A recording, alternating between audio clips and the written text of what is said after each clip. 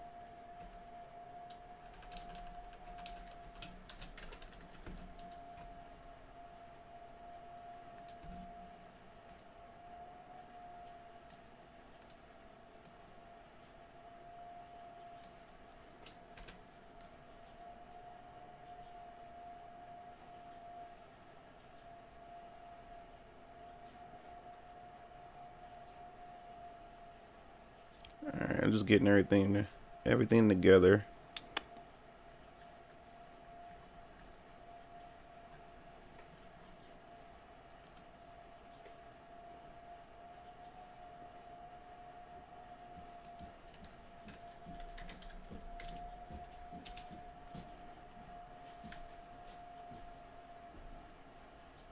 The heat of the moment, especially when you I knew I forgot to had update the title of this stream. Let's pause this. So let me edit that real quick.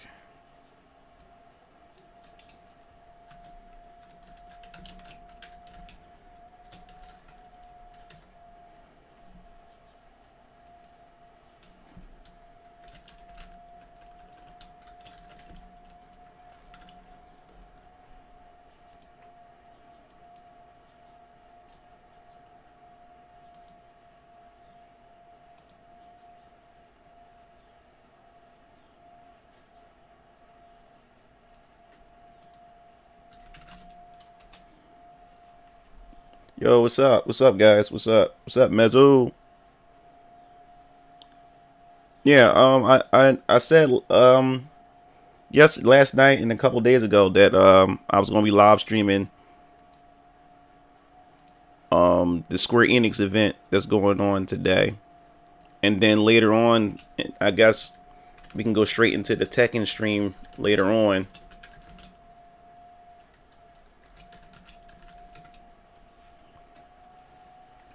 So I'm just getting everything together. Let's save that.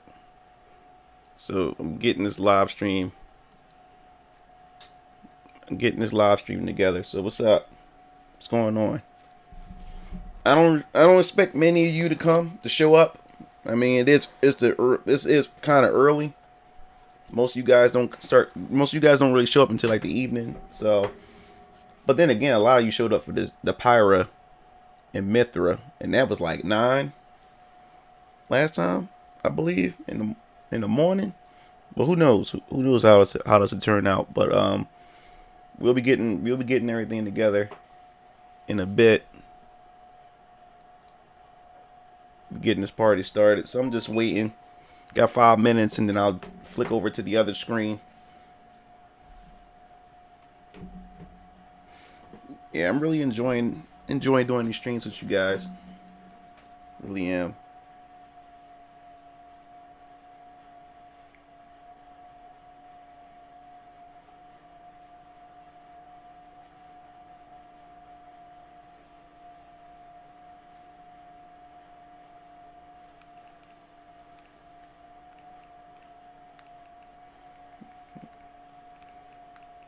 All right, let me. They gave us a schedule, or I guess you could say, what to expect, but they haven't given us a full lowdown of what other stuff they're gonna present to us in this live stream. So we just have to wait and see what these guys are going to show off.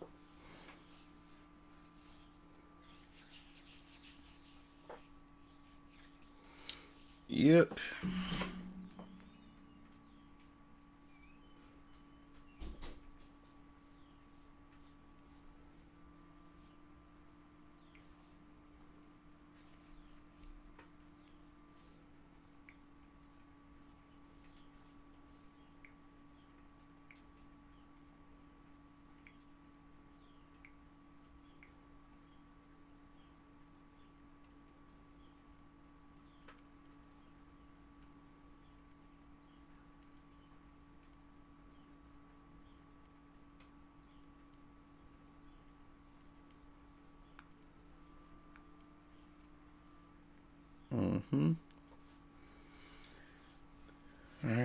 Let's go. Let's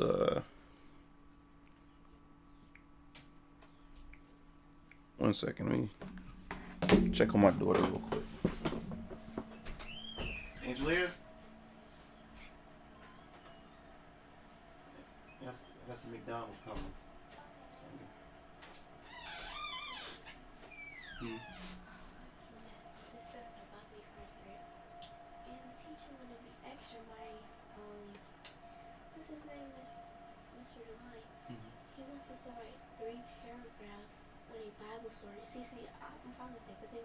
He wanted us to write about for I think Joseph's parents, his siblings, and himself.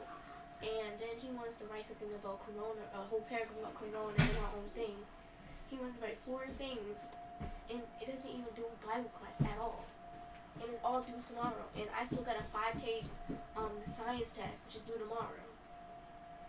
And I got math.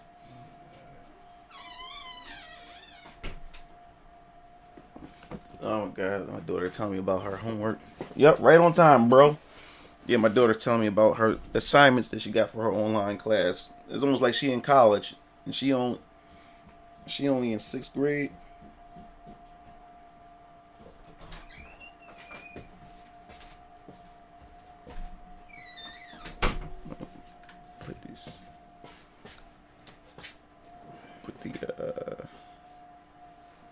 How to do this? Let me see. Yeah, hold on.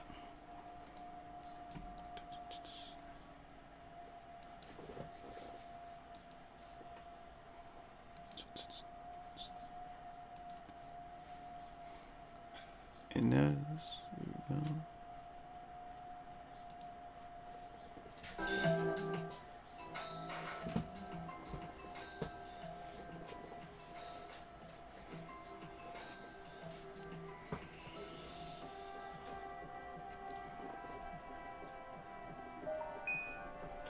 Yo, what's up, Tay? What's going on? About to get this thing started. You watching the drawing?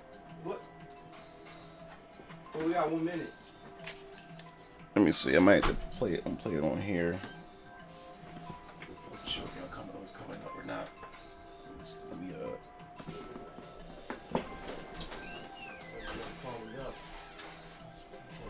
Yeah, I got it running on here, but I want to try to hurry up and get it started over here. I wasn't sure if y'all was coming up or not, so let me I said it was.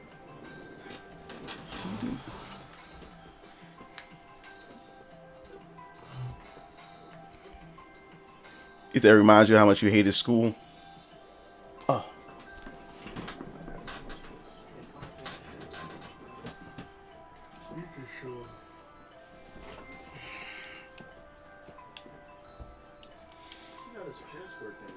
I hate that. I messed up. Man, crap. I'm trying to do it again. I'm trying to do it.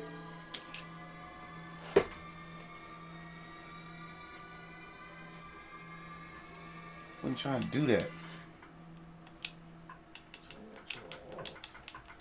Yeah, I told him I don't know you got it on me. Only niggas gonna be using it.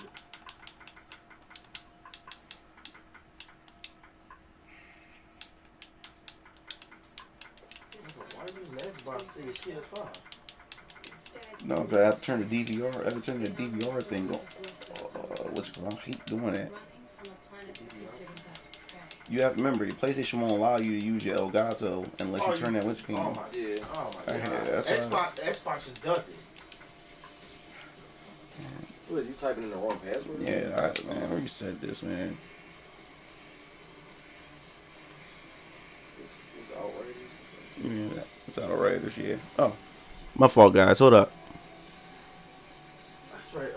What Square's doing? No, Square's not doing Outriders, are they? Yeah, that's theirs. So not only are they doing Outriders, they got the No, remember they're the publisher. The publisher, but it's still under their banner. Really them doing and you got 2 games under their banner. That's why this joint trash, because Square Enix is not actually doing it. Same thing with Avengers. Crystal Dynamics doing it, but Square Enix is the publisher. Showing that chick, man. Ugly as shit. Yeah, she's an outrider. She looked disgusting. I thought it was a man.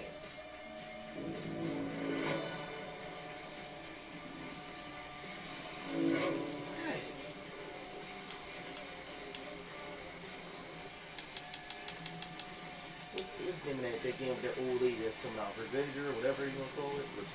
Returnal. They come out like what? This week? Next week? One second, guys. I'm gonna fix this. Okay, cool.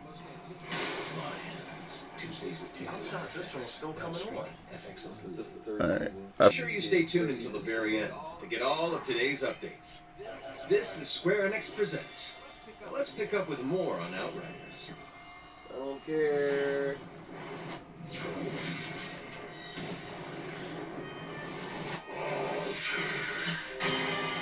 You want to talk about that messed up demo? Hold up, guys. Hold up. I'm fixing this. Hold up. 1 second. Cause I got it.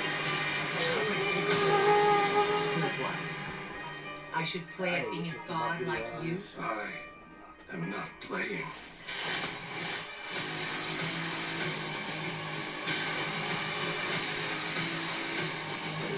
1 second. I'm fixing everything, guys. Hold up. Let me get everything.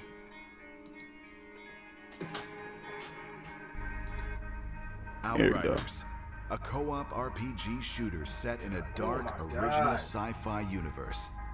There you go. So Created by over People here, Can and then- Fly.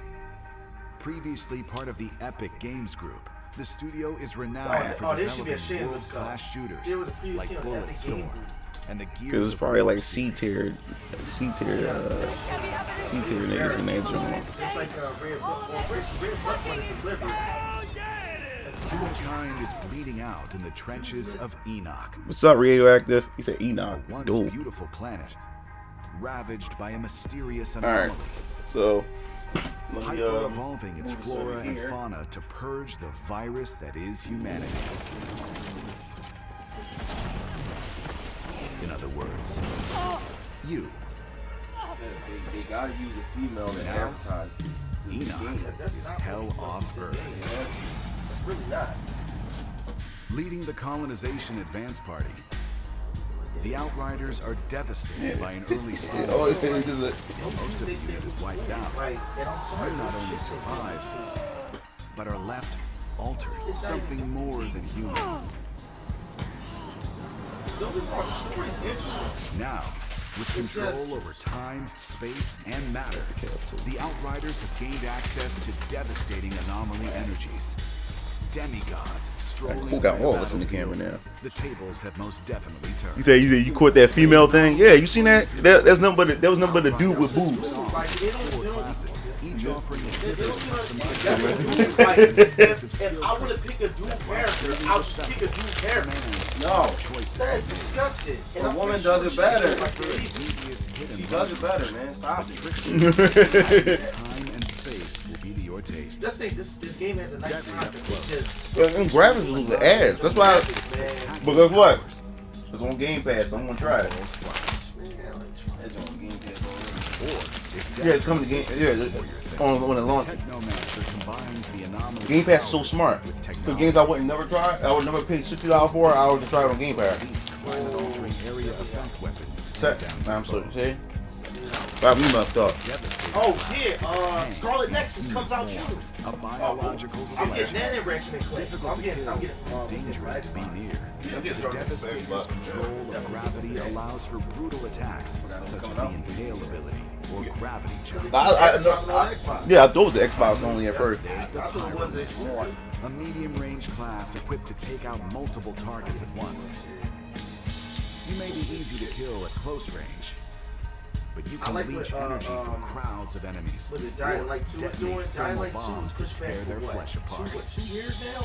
I thought it was more than 2 years. I forgot all about that damn game. Dead Island, Battlegrounds was it of the Enoch. company that did Dead Island, right? They just shut that game down. Oh, they did. They never. So, yeah, never remember. They showed at the beginning of Xbox One. Yeah, So the people that did Dead Island is doing Get out of that. cover. they're the same people. Throw yourself mentioned head it in the first into the Oh, fray. I thought they was like No, but they just so they're not doing it. Dead Island This 2, journey like, will they take just them canceled beyond it. Yeah, human. because I said it remember. was Never different companies. exploration of Never Enoch. came out. Yeah. Fight to They discover were the saying we source hope of a the same mysterious thing signal. with Dying Light 2 don't Snow-capped have same heights thing of with Eagle the Peaks, Island. the dense jungle, Boy, the wild Royal deserts, deadly enemies that have adapted to their environment ways. Don't care. Oh no, expect some bullshit. Cause they didn't give us a schedule, not everything. They just gave us some things they're gonna be covering. So expect some bullshit. And they ain't seen what all the other things last. They didn't reveal. So we don't know. Yo, we already know about this. Outriders, We already know about Avengers. this. But Des, they got this game come out next month. They gotta keep pushing We it. already know about this game. No, we don't know enough. We don't know enough about this The game. goddamn demo came out. Like, It's that dude right there. These That's what it is. these graphics is fucking horrible. I for this played the game. demo. I didn't get a chance. I didn't get a chance to do a video. Fight The live. frame rate, like how are they getting away with even did I releasing play this shit? on It's not a Xbox finished Series game, X? dog. It's not a finished game. I played on Xbox Series X. It should not look like a that. bit better frame rate wise. But it didn't even look any better on PC. Dog, how many? PC was way better, bro. I mean, it's still like. Yeah, I'm just saying like I know it looks better, but it still don't look like you know what I'm saying. It's still like a The console. game has potential, but it'll never reach it. It'll never reach it. They Not this year. This shit should have been pushed When back they a first whole. showed it, it looked like a way better game. Considered a So that wasn't the real shit. This shit Your journey through the hellscape of Enoch is made possible thanks to the Outriders Convoy, I like the name. a mobile hub which moves through the world, which can be customized I for still body kits, paint jobs, and It's like one oh of yeah, the the Blades. skull. Yeah. Wait, you can customize your car? Aren't worth much if they can't be shown off. Everybody's trying to be a Destiny clone Your now. convoy will accompany you And, as you join and he the said Thanksgiving Anthem is better than this. with your achievements. Well, the sad thing, No, this joint is was last. This is all just the not tip last of the iceberg. the Remnant of Remnant that. of the The Ashes. Outriders travel further beyond. Well, they canceled Anthem. They decided to scrap it, I don't know why they didn't come to that conclusion already. and they had the motherfuckers put a whole year into showing the new what they was doing with it, and them is X Yeah. like. They showed. They'll- They probably showed what they had. Was like, nah. Just make a sequel. At this point, just make a sequel and just do it right. Niggas gonna buy this? Just do it right. The iconic female action hero burst onto the video game scene 25 years ago. With guns blazing and pickaxe in hand, she continues Yes, it was to some Tomb inspire Raider stuff. new They said it was generations all on the today. schedule that they was This gonna. year marks the 25th anniversary of Tomb Raider, and we are so excited Oh, to celebrate same age as alongside the- fans throughout right? 2021. No, man, he like Over the 28. years, Lara has uncovered 27. lost 27 tombs, was solved old. ingenious Goddamn. puzzles, survived treacherous traps, and saved the world many times. Alright, I also over. got that game She's too. also become a pop culture icon who has inspired countless fans around the world to embrace their adventurous side and to just keep moving through challenging times. We have some exciting partnership news to celebrate Lara's 25th, including the recent reveal of a Tomb Raider anime series in collaboration with Netflix and Legendary Television, and talent updates for the next big screen installment of Tomb Raider featuring Alicia Vikander. Lara's also all over the game garbage. space, and we're That's working with garbage. talented teams on crossovers for Tom Clancy's Ghost Recon Breakpoint and War of the Visions Final Fantasy Brave Exvius. But I ain't gonna lie. Whereas the Lost Valley statue is also I'll progressing watch that, but extremely well, expect and we can't wait to share the final paint with you in the coming months. That joint's still And we're thrilled to announce that a Tomb Raider cookbook classic is Lara coming right later this there. year from Insight Editions, which will allow fans to bring recipes from Lara's global Before adventures back feminism home. got a hold of We're her. also announcing today a The new new digital Lara's not bundle bad. that will give the world a chance to play Lara's reboot adventure in its entirety. The Tomb Raider Definitive Survivor Trilogy follows Lara's origin from a survivor to the modern-day Tomb Raider. We've only just kicked off Lara's 25-year festivities, so keep an eye on our social Like, channels for more I gotta nostalgic say, content like, well, and during the celebrations time the and remake of exciting her came surprises out, they throughout the wasn't year. pushing that. If I don't shit, survive, like, heavy female shit. none So of like, us I was able will. to play the whole trilogy without me cringing. Yeah. She was well developed. She wasn't like. People didn't really like the third one too much though. I've come only so because it far. wasn't too much different from other ones. I'm not turning back. But yeah, but she was still a female. Get ready. You know what I'm saying? She was vulnerable. She was a badass too. But it wasn't no like girl power shit. It was like a lead up to why. Yeah, it wasn't like it was well written. And on our way out, we Said have when one said when last it's surprise. Uncharted You've seen that across Lara Tomb Croft Raider is now cool alive happening. in People Fortnite. want that for a But minute. that's not Yeah, the that end of joint our fire. epic Yeah, it collaboration. will be. Croft Manor is coming to Fortnite Creative as a playable adventure on March 23rd. Alliance Studios has been hard at work on the hub, and we can't wait for you to play it next week. Oh, Be yeah, sure to 'cause check Lara out Croft Fortnite is in, Creative and Fortnite. Fortnite.com on March 23rd to learn more. So that's funny, like I said. When you're on the go, you don't lose your passion for gaming. So we're bringing some of our most popular characters and brands to mobile. Here's a look. Oh, it Just Cause. That was on the schedule. Just Cause mobile, wasn't it? Just Cause. Yeah, that don't make no sense. You said it like twice. Yeah. Not because you can, just because I can. That's basically what you said. That don't make sense. Whack. Probably just call it wrong.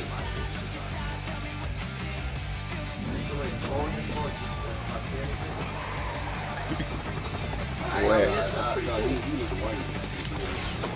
This is whack.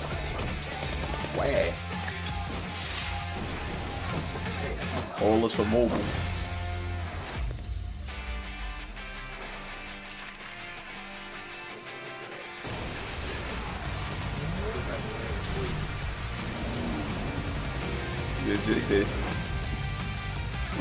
He said Just Cause is garbage. Yeah, it's garbage. He's done. He killed that. Yo, killed him. Yep, mobile. All that just for mobile. I hate when they do that. Especially, yeah. You put a lot of detail in the trailer and everything. Then you always, as soon as you see Apple or Google Play, you like. Oh, they're going to announce they're coming to America. Greetings, 426. Oh my God. This is a unique Why would I want to opportunity. hit me on a mobile? You've large shoes to fill. To succeed, you will need to work together and strike from the shadows. Proceed at your discretion. Good luck.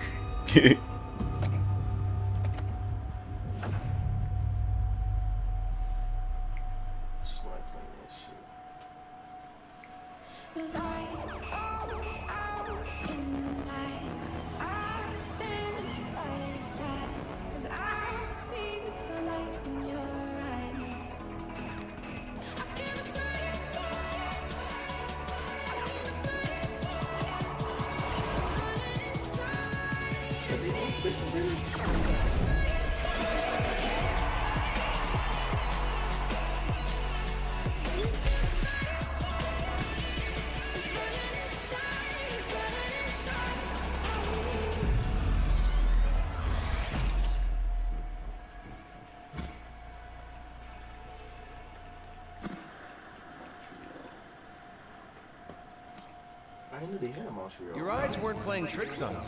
Square Enix Montreal and Taito are collaborating on a new vision for the Space Invaders brand. All that hype for nothing. Mobile games on innovative AR technology. And now let's take a look at a few delightful games from Taito. That's Marquise? King Kuma, yeah, that's Marquise. Oh wow! And he jumped in here a few times. I didn't know that was him.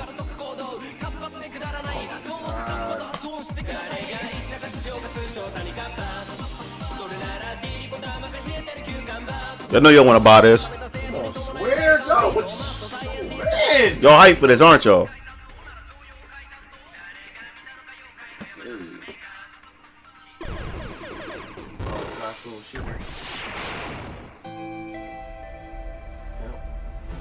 What's this? In Hinder.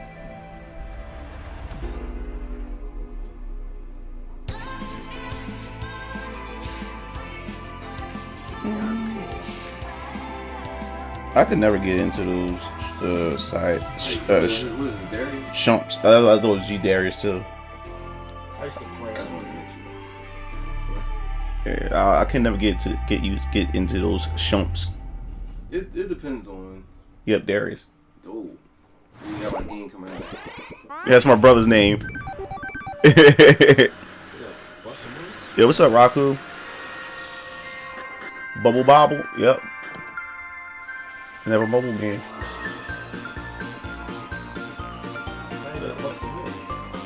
Oh, they battling it out now. But they still busting the moves.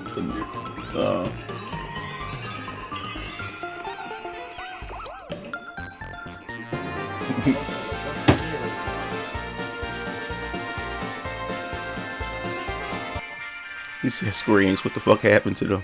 Exactly. I want to see this bullshit. Because they ain't got much to tell us. That's Bubble. Let's shift our Yeah, a attention lot to of Marvel's televisions. Avengers. We've come a long way since launch, and today, Earth's mightiest heroes are launching on Bling. PlayStation 5, Xbox Series X Bling, and bling, S, bling, and the bling, team's bling, roster is bling, growing. bling. Now the real Hawkeye is out. Yeah. The real Hawkeye.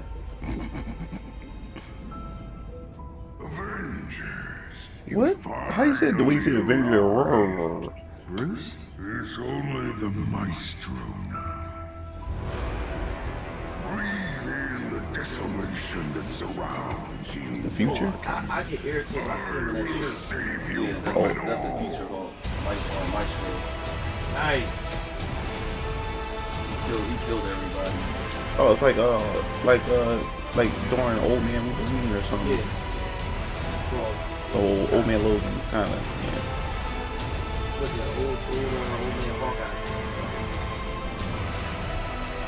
Is he missing the arm? No, I'm thinking about what you call him. Whack. He just looks so whack. Like what? That design, it looks so whack. That's what I'm talking about. T-shirts and jeans. Like these are not superhero costumes. That's why I'm getting tired of these new designs for stuff. Yo, he has a costume, but he's not. Heroes don't look like heroes no more. Video game characters don't look like video game characters no more. This motherfucker got a T-shirt and jeans. Right. Then when he put that on though, because I think he don't get his costume. I don't care. Like it's so I know it's stupid. whack. I know it's whack. It's pissing me off. Man, they should have given her that outfit to start with. It looks so stupid. That outfit you get when you get her is fucking trash. Thinking what I'm thinking? This gun's flying. She's not funny at all. Yeah, she's funny in the comics. I just don't know why. So yeah, jeans and chucks. Yeah, my physics teacher, Mr. Murphy. Whack.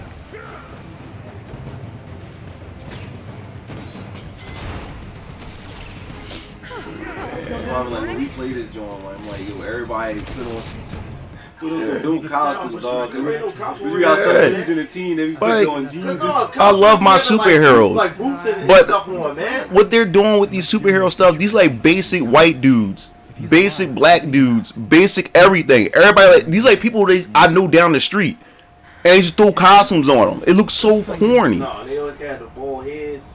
Yeah, this is a basic white dude with chucks on and jeans. They did. Come on, make them look like comic book characters. Look, man, look. They saying the fans. Like this dude work at like GameStop or Starbucks or something. No, he work at Planet Fitness. They messing my superheroes up, man. Like yo, yo, he don't really look believable with the. Yeah, I'm not convinced by this dude. Like yo, it's just burning me up. Why does these companies do that? Marquis out, he's using that outfit. Exactly, he always doing that, man. Like yo, he had Thor with the Timberland boots on with a rocket shirt. That yo, Marquis already played this game like that anyway, so we don't gotta worry about playing with him. Yeah, matter of fact, he ain't playing anyway, so it doesn't matter. He's far behind. Yeah, this game is garbage. All my characters they at the cap level and stuff. So. Live in a world like this. A memorial. I guess they wanted to give him a Nathan Drake vibe. Shut up. He said a stay at home dad outfit. Yeah, you do like a dad. You think the Supreme Leader hadn't noticed you? Yo, I'm tired of fighting him. I'm tired of fighting him. They got the character model already. You might as well keep This is the reusing most them. laziest thing I've ever seen. She actually looks attractive. No, she don't. She's like somebody. She's like a teacher that I know. Oh, compared to that other costume, man, no, she actually looks kind of attractive right there. When she had her hair up in a bun, I was like, yo, that was And the rats run out of their hole. You're making this far too easy. Yeah, you do like he belong in Infamous. Yeah, you do. You got the Infamous 2 attire. Yo, the gameplay is garbage. Like no amount of DLC is going to change how the game functions. I play it because it's Marvel. Yeah, that's the only reason people will play it, because they just love their character, love to see their characters. That's why this game will survive a bit. Not it would barely survive because people just want to play their Marvel characters. But like, if you took Marvel characters out of this shit would have been dead. And now, let's take a glimpse into some upcoming content.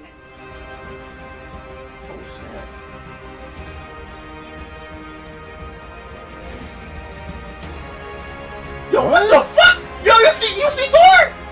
Yo, dog, his costume is trash. Yo, are you kidding me?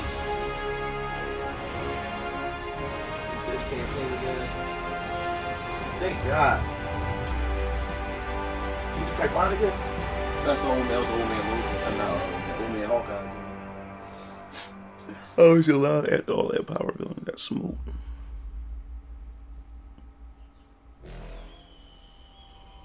Dr. Rappaccini, I read your proposal, and I must admit, oh my God, Black Panther? disappointed. You have the men. Didn't I tell you? Didn't I tell you they was going to reveal this nigga? Full And guess what? We ain't getting up to like June. That's in 2 months. Or 3 months. Man. Part to begin with. Yeah. Wait. Sincerely, Hey! Cut the man started with a gift. Hey! Alright, now that's dope for Hey!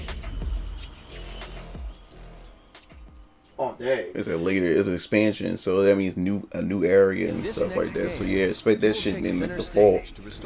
Yo, niggas is trashing this joint, dog. They say gonna do like a day 1 patch, but it's not gonna fix. They can't really change it. Yeah. I'm disappointed, man. See how this game looks? They don't look like that. That's SPC. No, the game looks. No, game good. It's just it's not the looks. It's the gameplay. The gameplay is empty. It's dry. Every button does jump. Yeah, every button does the same. And the boy said something that made sense. He said they had to do it that way is because this thing had like 90 abilities, so they had to keep it consistent. The buttons consistent, so they can be able to make as many abilities. But each ability does this almost literally the same thing.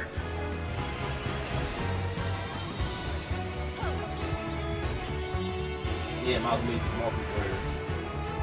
Yeah, that probably adds some sort of difference. No, it is multiplayer. Oh, co-op? Yeah. What's the other player right there? Oh, okay. No, this looks too good.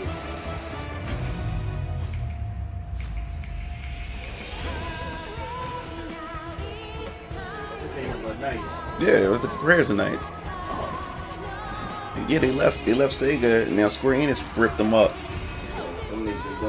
Like this stuff like this doesn't suffice. It doesn't suffice anymore. You have to do a bit more ingenuity and stuff to it. It's more so the gameplay. They just have to fix. They just need to add more. True happiness. Like, it's lacking. Yeah, it's a very simple game. Every button is to jump. Every button is to jump. It doesn't do anything else. Simple. It's simple as hell. Oh, it didn't even come out Next yet. up, Come out this month. World premiere of the next major Life is Strange game. Wow. I don't care for Life is Strange. I don't You care. Well, I can't say it on stream. So. It's not good. Wait. You already know what type of story we get. You know that haircut. Is that Yeah, they But you know the haircut. Yep. So you already know what this is. Just look at her haircut. Yeah, we know what we get. You know what we get. Look at the haircut Ever since and the outfit. Ever since the second one, they've been doing. I think. I don't know. Okay, I don't keep up with this. Look at Here we go. yeah. Look at the haircut. Yeah, in the denim jacket. Yeah, in the denim jacket. Yo, you already know what this is. I really let myself believe. Welcome home. I don't know what to believe now, except Gabe is dead. There was a point in time where that haircut didn't mean that, man. Yeah. Like, Yeah. you see Asian Jones wear that, you didn't think that, you know what I mean? My ex used to wear that. Now when you see it, you know what to The do. haircut, the nail polish, the jean jacket. She got a I lost the chance to have that. her shirt her shirt is bigger than her. So you already know where this is going. Just like this stream. That was not. Definitely ain't normal. And then your side character, Frank, I had the beanie on her head. No. They're definitely hiding something. Then yeah, it was part 2. Part 2 started. What happened here? Haven's a community. We help each other. Alex, be careful. There's something you should know. Nova's stupid. It keeps stupid too. I know what other people are feeling. I can see these auras around them. If they're angry, sad, or afraid, I feel it too. When I focus, I can even understand why they're feeling it. And if somebody's feeling something, it infects me, and I lose control. I've never told anyone. But now I can find out what's really This going is so on. whack. Move on. Leave this series alone. You gotta use colors. Welcome to the world premiere of the next major game in the Life is Strange series, developed by Deck 9 Games. I'm Maya, also known as MXM2, and I'm a musician and a huge Life is Strange fan, so I'm super excited to be your host for today's show. If you're not familiar with the games, Life is Strange is a series of standalone adventures that explore dramatic, emotional stories about regular people, but with a stunning twist of the supernatural. Life is Strange True Colors features a brand new cast, power. He said Life is Strange, Scissor Sisters. To jump in if you're new to the series. Now let's turn the spotlight over to Deck 9 Games director Zach Harris and Eric Lee, the actor behind our brand new lead, Alex Chen, for more. Life is Strange True Colors is a game we at Deck 9 have been working on since 2017. It has been a real labor of love for us.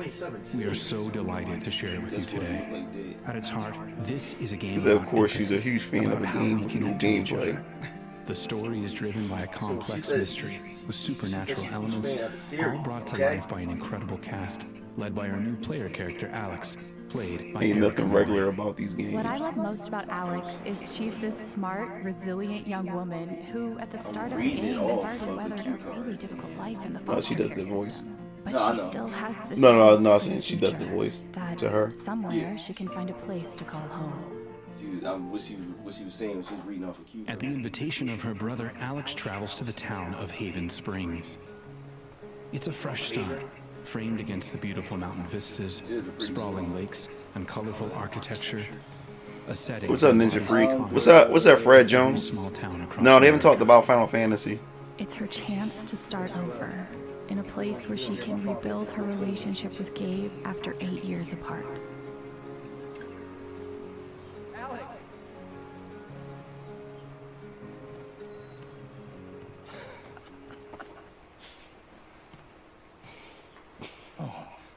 What's the protocol for reuniting with your long-lost sister after 8 years?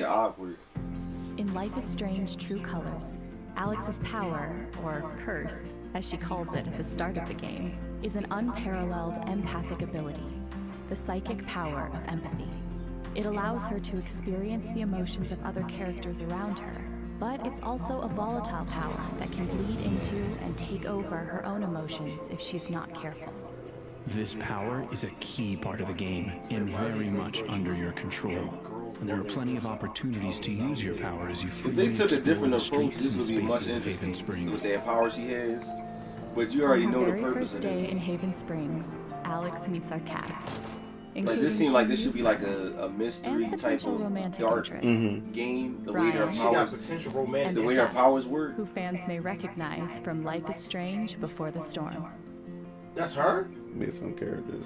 That's probably that's the extensive cast of characters is at the heart no, of every Before the moment of Storm. the I think game. it's like the And for the first time, they're like, rendered it's using like after full 2, but it's not a performance capture sequel technology, to 2. captured and animated here in-house at Deck 9. Making this the most visually advanced entry in the series, and the true next generation of Life is Strange. In Life is Strange True Colors, the Why they mystery got the crowd? surrounding Gabe's death is what ties everything together. After Alex's brother dies in what appears to be an accident, Alex quickly realizes there's a larger story behind what happened to him, and she's determined to get to the truth. So she It got becomes two clear romantic that love interests only that you can Alex, choose from. using her psychic power of empathy, can She uncover gonna be what with really this happened. dude right here, which you already know why they doing that. We can't wait for you to And then- experience Alex's journey. I just know I see what they doing, right? And then the chick is the same. Thanks, guys. That's And crazy. there's Nobody one more thing. sees this. I'm excited to reveal that I'm providing Alex Chen's in-game singing voice. As a longtime fan of Life is Strange being even a small part of this universe, and of Alex means the absolute world to me. Here's a short clip of Alex feeling uncertain after having a rocky start to her first day in Haven Springs. No, she know Amanda in real life. Yeah, shut up. So you gonna listen to a track now? I don't care the game. Oh man, come on, swear like they know they showed the beginning trash first. Dog, it's 34 minutes went by. 34. We got 30 with not 30 minutes left, but we got a little bit of time left. The last couple minutes, last minutes of this show better be good. We got like what, 14 minutes left? No, it was a whole hour. It's a whole hour? Yeah. You're so very special, but I'm a creep. Just so mad I can't type properly. What the hell am I doing here? I don't belong. So she just comes to this town and then right as her brother dies, so now she here now. What, the Asian boy? I am so excited for this game, and I So hope now that she you're gotta feeling the figure exact out, same way after use this her power to first find out what and what now, caused the it and big stuff. news that you've been waiting for. I'm absolutely thrilled to announce that the full game is coming out in September. That's right, the full game. How was we waiting for this? We didn't even know this was coming out. And also, yo, you know how long? Or use the chapter breaks to take a much-needed emotional breather. Yo. You can pre-order Life is Strange True Colors. I'm tired of this right now. pre-order shit, man. Everything don't need a deluxe edition. It's a single player game. Just put the fucking game out. How much more content do you get with the game? With a game like this, what do you need a deluxe edition for? We've yet to reveal. A deluxe edition in every damn To thing. announce that Life is Strange and Life is Strange Before the Storm return in an all-new remastered collection featuring enhanced visuals and animations. I don't care. Pack the game as full as possible and release it. Like, it's all these damn editions and shit. Like, Oh, Dad, this girl can get this game. I'm pretty sure. Yo, nobody was. let's let it go. Yo, wow, it's a good girl. And all the different games. They just forgot about the boy with the superhero powers. Or That's the remastered collection. they didn't add that one in there. Because he's not a Life is Strange game, right? Yeah. The Life is Strange remastered collection will be Oh, what, available it came as Yo, what's up, part Shadow? of the Life is Strange True Colors Ultimate Edition, and also available standalone later on this year. And that's it for today. Thank you so much for watching. He said and this. make He sure said to this keep an chick eye looked like on the Life is protagonist to the Strange next channel Life is Strange game herself. That's how the chick is talking. She do.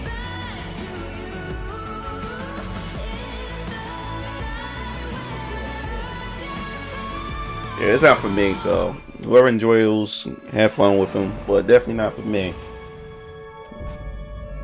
It's crazy, like how those are our only options. The haircut and like a boy. True colors. That's our only. That's funny because that's our only options in the game. Said they need to And our final update today. He said they need to rename this. This shit is ass. They said shit, this shit life is ass.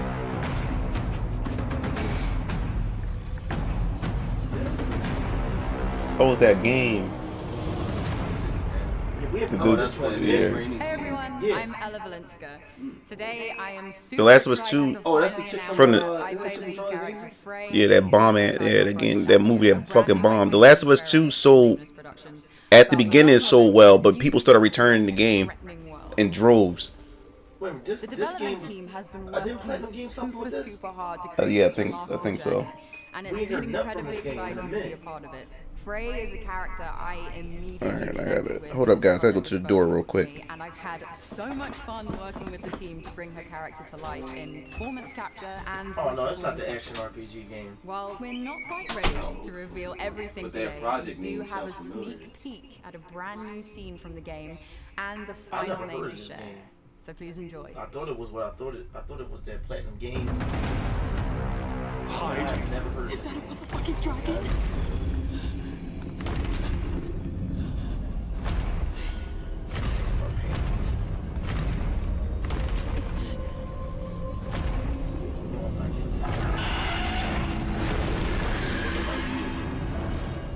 Is it gone? Yes, and we should leave this place as well. With that thing out there?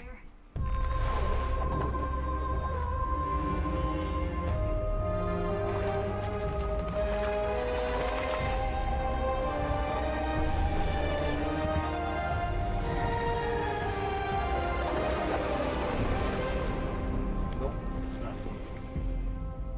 Remember, they didn't have a name last time. Yeah, this is this game. Yeah, that was a white chick. Remember, we never fully seen what she looked like. She was always running. Yeah, it's the same thing. I don't know, man. You had fun.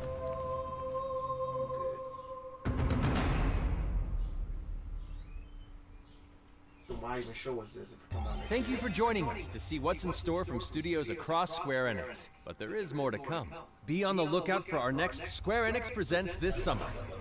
Oh, never mind. Wow. I'm not even doing a video on this. I'm not. This was all waste of time. What? That's it. No, that can't be it. They showed us that project that they was doing. That was the joint. It's about lecture. But that screen is joint. Like, remember that chick was jumping on the mountains? Yeah. Yeah, that was the same game. It said that was her before she looked like a woman. They look at different characters, wasn't it? Like, No, we never actually seen what she looked like. We just seen her from behind. It's the same game. Like, the game looks good, but like the graphics and stuff and the action and all that. But you know the deal.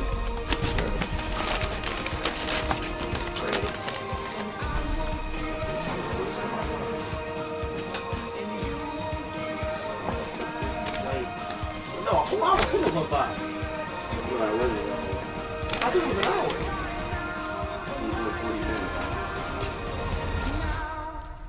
Moose said that shit was taken up by fucking Outriders and Life is Strange. Square wasted everybody's time. Outriders and Life is Strange.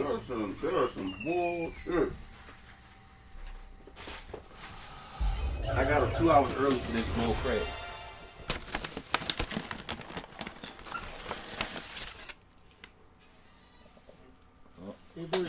They was never going to show nothing Final Fantasy related. No nothing.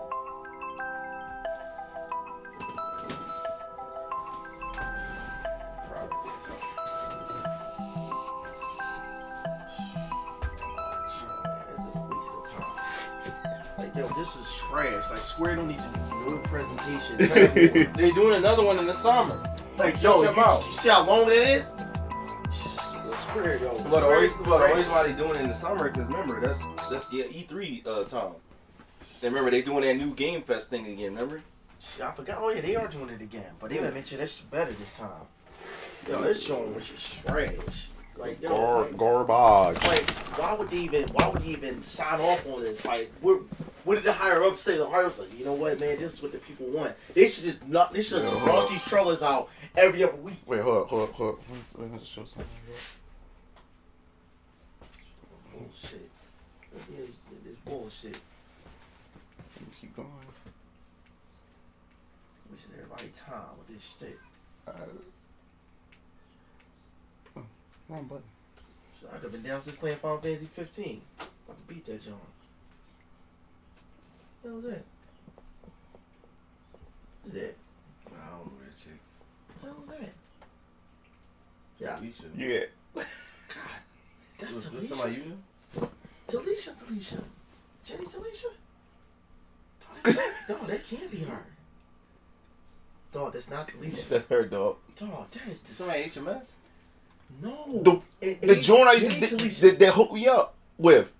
Jenny Talisha? That you went to school with. That's not her. That's not her. She was light skinned. That's her. No, let me see her, dog. That's her. No. Let me see That's her, not dog. her. I don't know. Dog, that's not her, bro. That's not her. I'm telling you. Dog, I look. She had buck teeth and she was light skinned. And she had bumps all over her face. That's not her, dog. I'm telling you. She got burnt by ultraviolet rays and something like that. No, I'm telling you. She popped up in my. She also popped up in my recommend people you may know. Well, do some more investigation.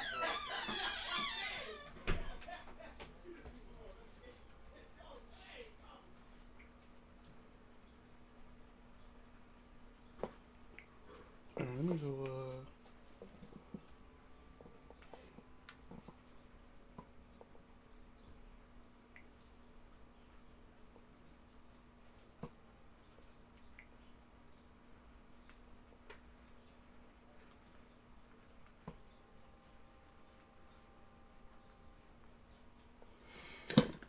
All right.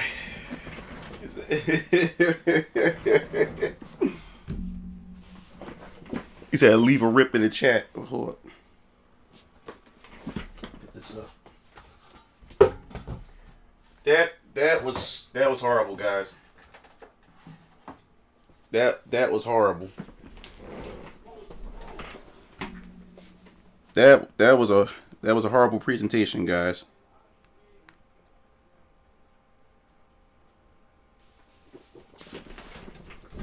Yeah, Darius. That's her. Said went to Mastery Charter.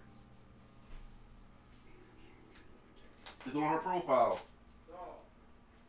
What happened to her skin? Dog. Did she get plastic surgery or something? Not, dog. That don't look like the same chick. Dog. Went to There's Mastery. nobody else named Talisha at school. But when it said went to Mastery Charter, Is Jenny on her list? I don't know. I wouldn't know if she, especially if she blocked me. I wouldn't know.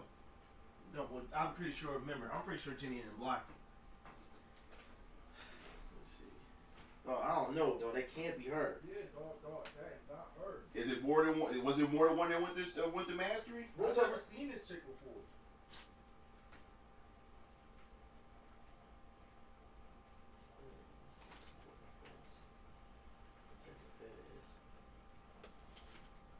The only way they can prove it is go to her previous old photos, like back in the day. Let's see. You have to be our friend in order to see it.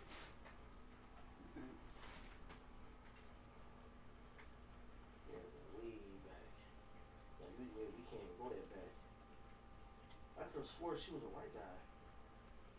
Yeah, this definitely not her. Oh, she ugly as shit, though. Whoever was messing with that, them niggas is nasty as fuck. Them niggas is foul. Them niggas is foul.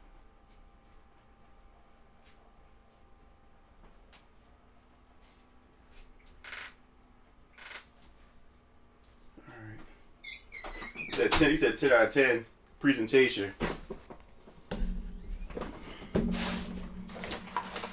Yeah, that sucked, guys. That really sucked.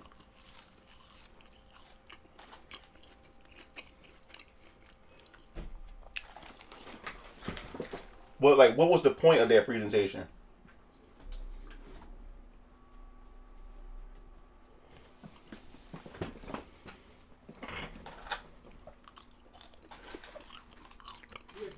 Yo. She went to Mastery Charter Shoemaker campus. Okay. Thomas campus.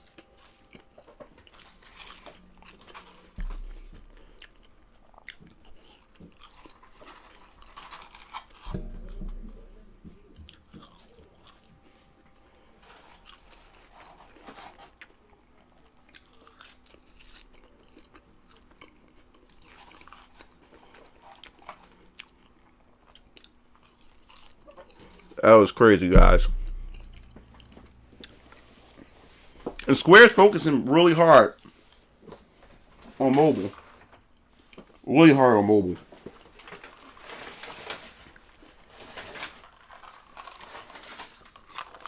I just couldn't believe it.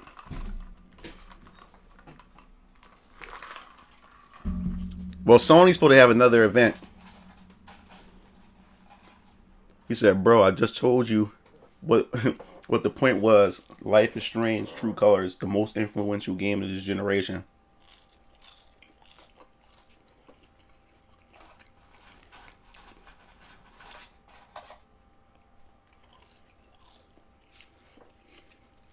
Worse. He says Square Phoenix. This Square Phoenix does it again.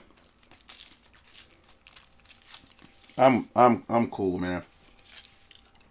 Well, Sony's supposed to have an event, a full hour event in, I think, in Japan. So hopefully they'll show off some stuff.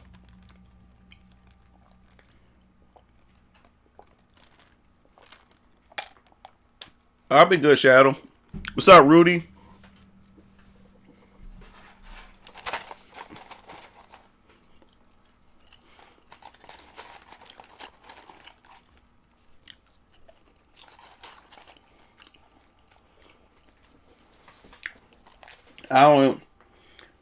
As far as this year of gaming, I don't know what's going to happen this year.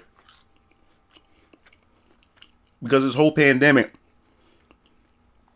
really screwed up a lot of game development and stuff like that. We still not even sure if you're going to get an E3. And if E3 goes online, what's the point? Why would developers want to go pay or to be hosted, you know what I'm saying, on an online event when they can do it themselves? What's up, DJ? What's going on? We just got finished watching the Square Enix event.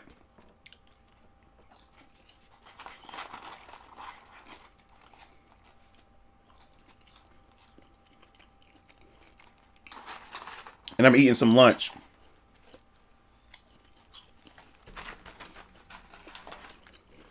Alright, we're going to check out some stuff. Hold up. Give me a second. Give me a second. We'll check out some stuff on the internet, on the YouTube, on the tubes.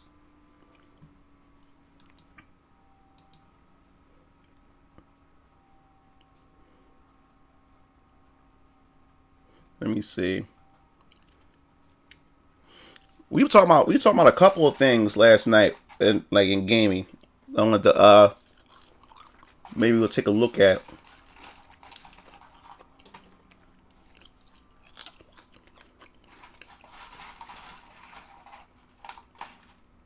We'll check out.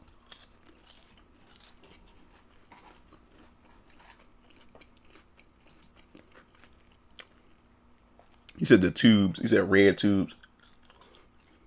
He said we got some bangers in the work, like Life is Strange, Bubble Bobble.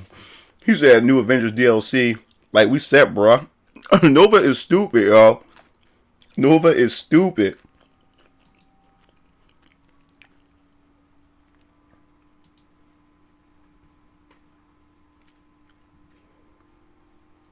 Man, what the hell, man?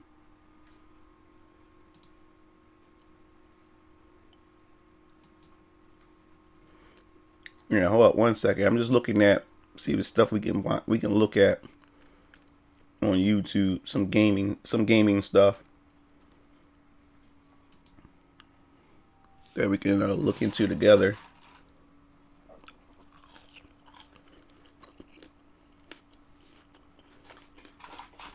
Oh yeah, I forgot. We look at this. Hold up.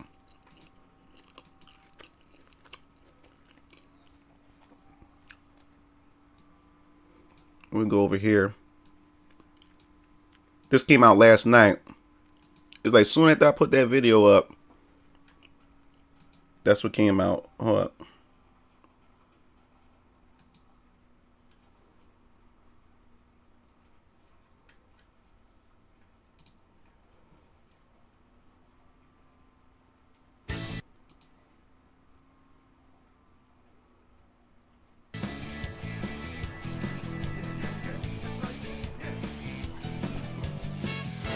Terry Bogard.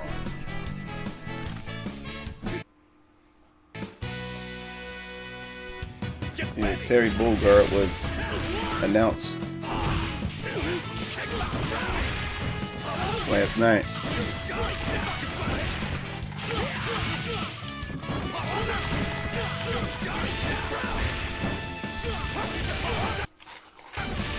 I don't like some of the. That's another gripe that I have. I don't like some of the music, especially this song. Like, what the hell?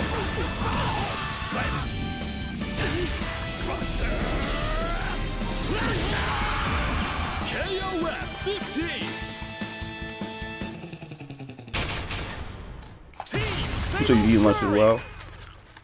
Set all expectations.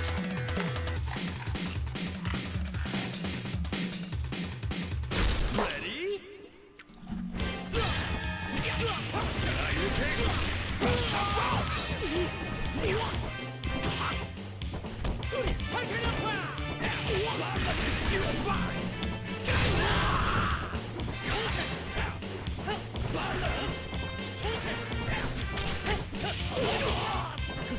Yeah, I can't wait to give this game a try, especially knowing that that rollback netcode is going to be in this. Definitely looking forward to it now. But some of the music though, not a fan of.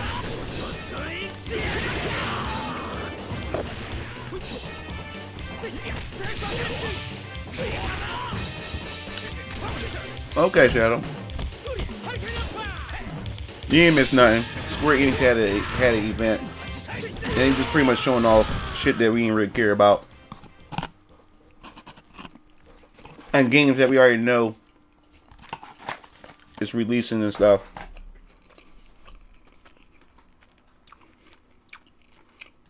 Pretty much a waste in the event. Pretty much a waste.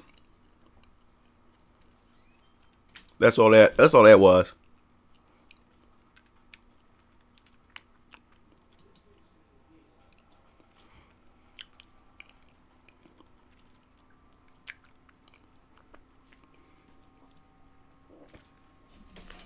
Anybody see that?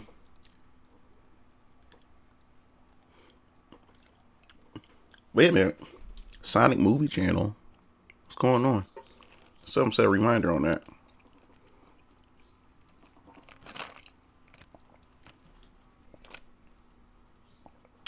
Yeah. It's Afraid of Heights. Yeah, so what do y'all think about the anybody see the Zack Snyder cut of the Justice League?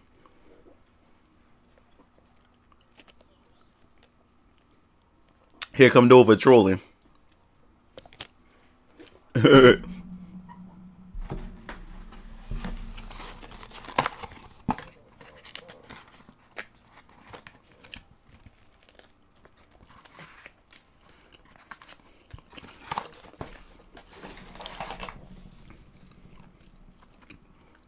Yo,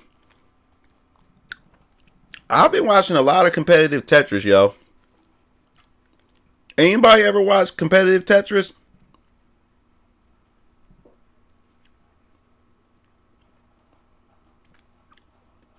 He said first soldier.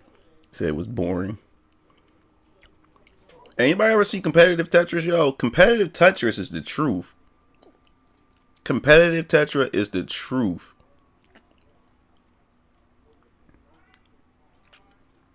Like, them dudes are fiends. Alright, let me see. Tomato Cyclone. Them Puyo Puyo boys be getting active. Yeah, man, competitive Tetris. Like, I didn't know James Shin from the FGC, he also commentates that John too. Like, competitive Tetris is the truth. Like, these dudes gets it in.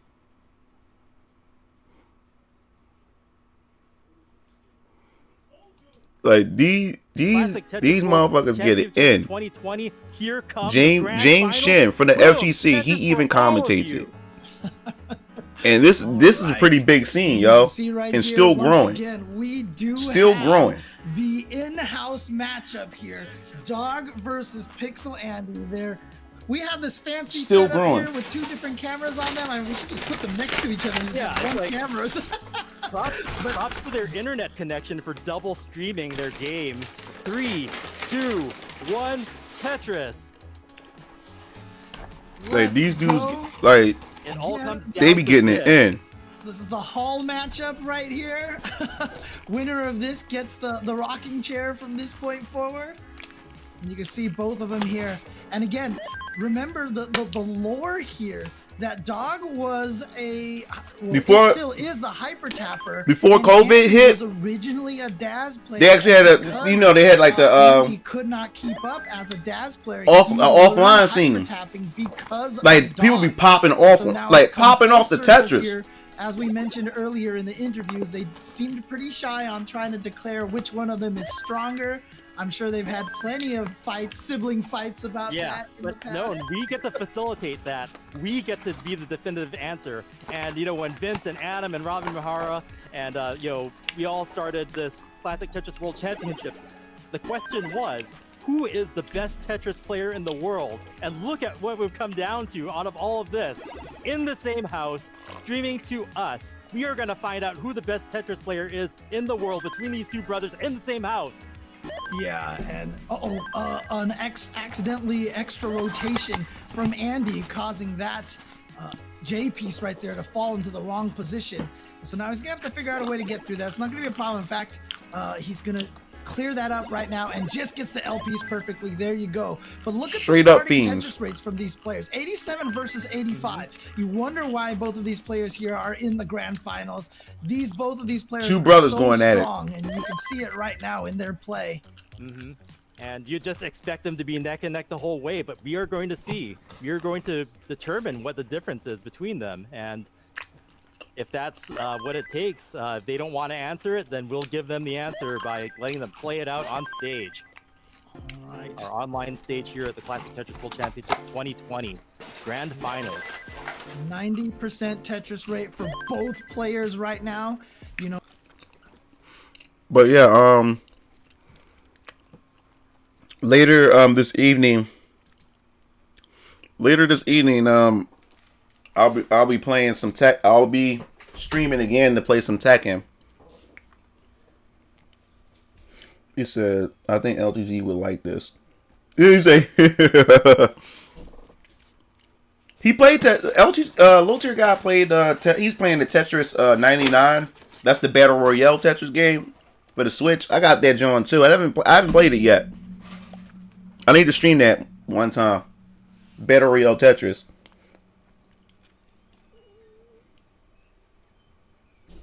Nah, I love 2D. I love 2D fighters more than 3D fighters. I love the 2D more than 3D. Like, because Tekken's a 3D fighter is, to me, is more complex, because you also gotta watch, like, you have moves that track. So even though you sidestep, you have to know what moves track. So even when you sidestep, that move can. It's a 3-dimensional space. So that move, a kick can swipe all in all angles. So if you sidestep, it can track and hit you. You know, and it's harder to detect like a high and a low at times when it's 3D. And 3D fighters, there's a lot more engaged and involved in 3D fighters and stuff like that. It's much more technical. And just because a game is technical doesn't mean a game is good, you know. But Tekken is good. But there's a lot to Tekken. There's a lot to Dead or Alive. I enjoy Dead or Alive more than I enjoy Tekken, because even though Dead or Alive does have in-depth combos, it's a little bit easier to jump in and play Dead or Alive compared to playing Tekken. You really can't jump in and just play and mash and have a good time. Like really have a good time. Dead or Alive, you can pretty much do that a bit because of how the implementation of the combo system and stuff is.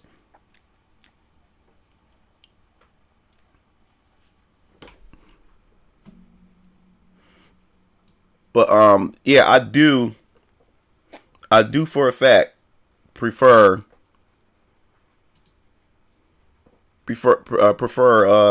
2D over 3D. He said they going to the grave with this shit. DOA girls are superior to Tekken girls. That I do agree with. Radio. Yeah, DOA is simpler. That's what I said. That DOA is simpler. You can jump right into it, and you can pretty much have a good time if you're a person. Like I said, we also tend to forget that the competitive community for fighting games is a minority. So when these games are created, it's not created for like the hardcore. I love the FGC. I guess you could say I'm in the FGC, but I'm not like a competitive, like a deep hardcore competitive player. I love watching FGC tournaments. I competed in a few FGC tournaments. Didn't do too well. I was in pools and stuff like that, but I still enjoy it and stuff. But these games are not specifically designed for us, for the FGC. They design for everybody. Try to design for everybody because the overall consumers or the ones who aren't in the competitive community, they are the ones that makes these games money. We're a small fraction. We are a small fraction. So they can't just rely on us. They have to rely on the simple players, the players that just want to buy a fighting game, want to play it, and maybe put it down later. They need those people. We the ones that just keep the game, going, and they the ones that we're the ones that they'll provide the DLC to, and the patches to keep the game going, so they can just keep the game alive while they work on the sequel or whatever like that. But they need those initial sales, like when the game first dropped. So they need everybody. But yeah, Dead or Alive is easier to get into. You can get in there and mash and pretty much have a good time. Tekken, if as a scrub player or just a person that just want to pick up and play, you can't get up on Tekken and pick up and play. That's why, besides, the things that I like about, I love Tekken. Nostalgia is more so play a factor in Tekken for me. I love Tekken. Tekken is a fun game once you actually get down and actually learn the mechanics and how the game works and stuff like that, and you find the character that best suits you and stuff. And there's a lot of thinking, critical thinking when it comes to Tekken. But for me, it's always been Dead or Alive. Dead or Alive games always look visually stunning. I love Dead or Alive games, how beautiful they look. They always push the boundaries for fighting games in the visual department. But they really dropped the ball with Dead or Alive 6. But Dead or Alive always pushed the visuals. Also, what I liked about Dead or Alive, the environments played more of a role in fighting games. I know a lot of people disagree with having environments and I guess you say obstacles and things in your way that can really make the game feel a bit more random and stuff like that. But I like the fact is that the environment was a character itself. It had such an impact on how you play the game, where you knock them into like the walls, or you knock them through the windows and stuff, knock them down staircases. Some have electrical floors, so you're able to, it pops them off the ground. You can juggle them. So I love that little stuff, and it made the fights look much more entertaining. It adds more entertainment value from a spectator point of view for me in Dead or Alive. And then it had of course the tag team feature that it had. Like I said, the character models, the chicks, all kinds of stuff. That's why I love Dead or Alive. I can get on there and just play and have a really, really good time. Tekken is like I'm taking a college course. In order for me to get the full effect, of Tekken, in my opinion, it's like I had to take a college class. I had to sit down, I had to figure out how everything works, And that's the only way to get the real enjoyment out of Tekken. I have to actually sit down and study the fucking game in order for me to even have fun with it. So that's where the barrier to entry is at when it comes to Tekken for a lot of non-Tekken players or beginning fighting game players. You have to get past that barrier first, and a lot of players don't get past that barrier because they get on there and get bodied by a lot of players and stuff like that. And they get discouraged, or they figure out a little gimmick, and the gimmick, because they use that gimmick on their best friend, so they think they're good at the game, go online and get sweeped and find out they're not really that good at the game, and then they end up quitting.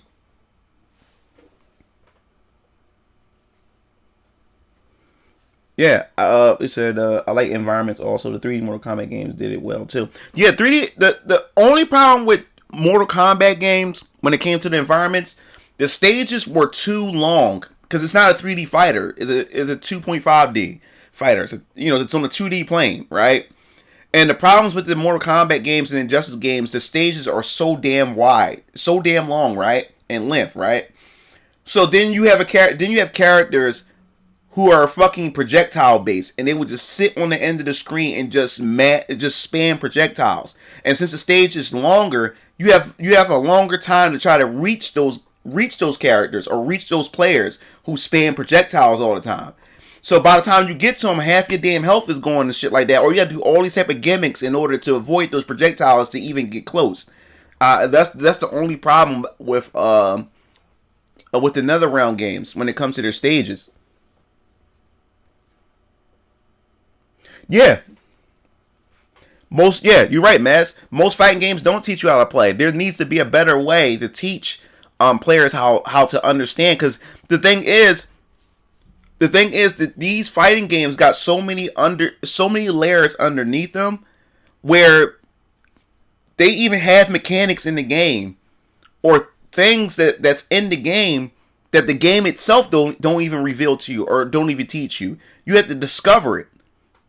You have to sit down and discover some of these things, these underlying things, So you get in there and you're like, wait a minute, this is not even on the move list, or wait a minute, this is not even in the tutorial. You start finding all these other extra shit, you know what I'm saying?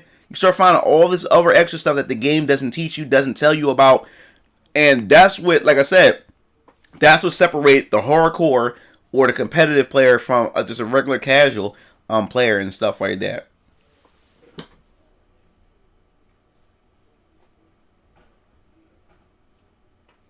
He said, you say Street Fighter 5 doesn't tell you what any V triggers do. He said, yeah, you're right. I had to learn how to play TVC and Marvel vs. Capcom 3 online. Yeah, so most of my learning comes from going online, getting bodied every time.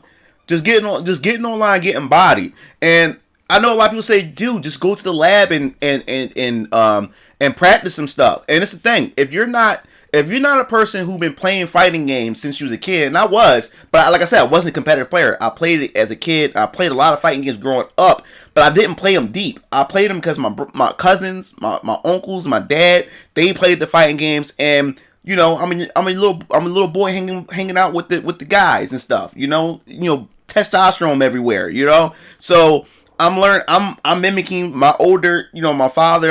I'm mimicking my uncles and my older cousins and stuff. This is my way to bond with all the fellas and stuff like that. So I didn't really care too much. I was more of an RPG kid at the time than a fighting game kid. But I played them and loved the characters and stuff like that.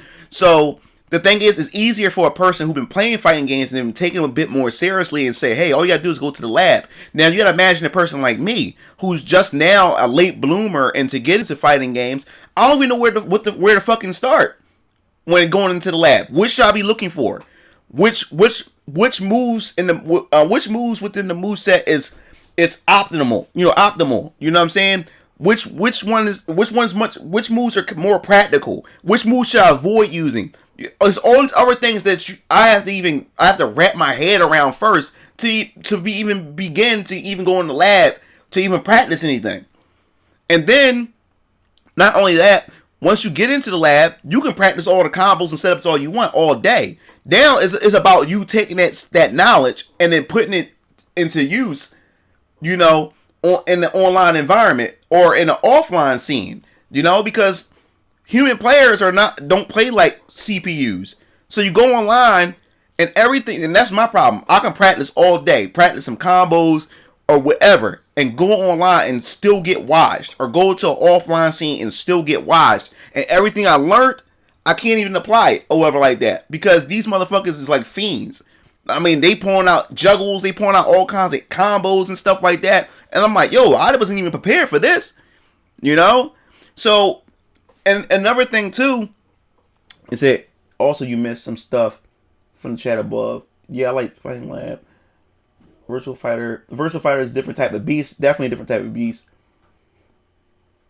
It says zoners abuse stage hazards. Of course. Yup. He said, got Dare Alive 1 through 5, stopped at 5, just not the same anymore. Yeah, Dare Alive, like I said, 5 is dope. I played 5 a whole lot. Dare Alive 6, I wish they would have did better with that. They really screwed everybody over with 6. But yeah, like with fighting games, man, like you have to really sit down and spend time with these fighting games.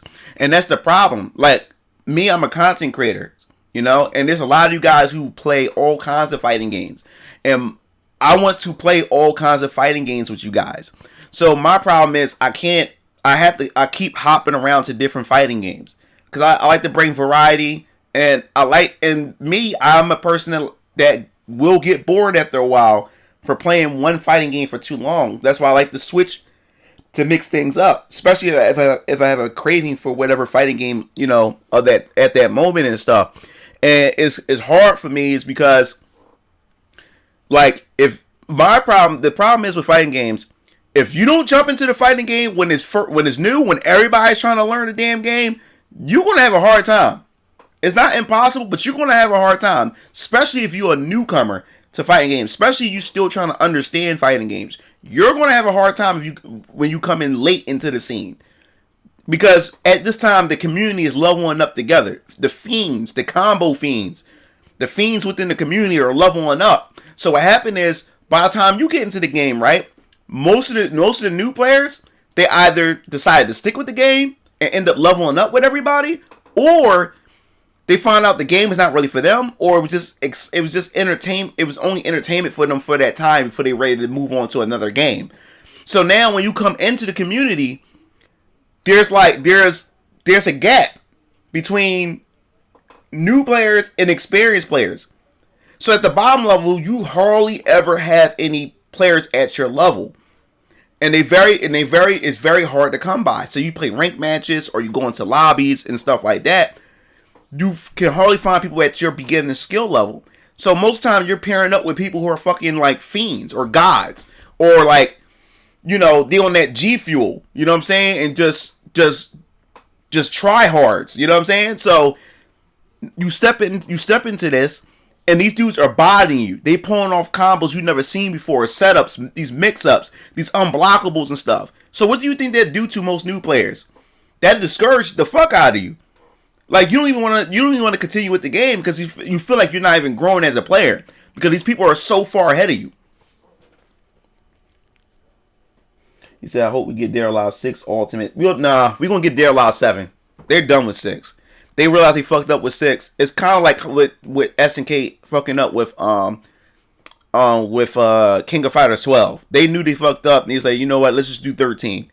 let's just do 13 and do it right. That's what I think they're gonna do with Dare Alive 6. They fucked up. That's why they quiet. They just suddenly just ended support. They pulled the plug instantly on Dare Alive 6.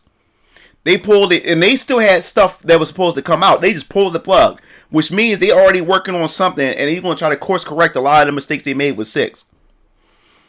So they're going to go straight to 7. Okay, Chris.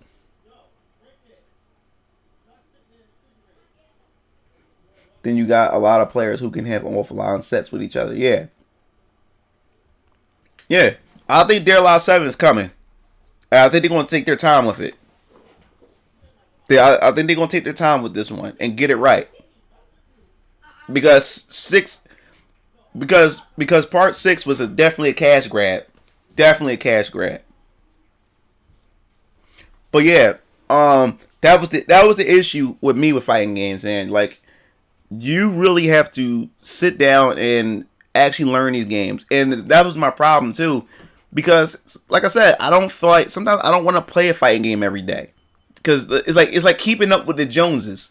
You have to keep up with everybody, because if you slow down or you stop, people are going to surpass you. If you have a rival, you definitely have to keep playing, because you don't want your rival to outclass you and destroy you, and to the point where you can't catch up. You know, so that's the thing, and that's the problem. Like I I'll take like a week off or whatever like that, and then come back, everybody dies in the game. Like I don't have the patience. I don't have the patience for it.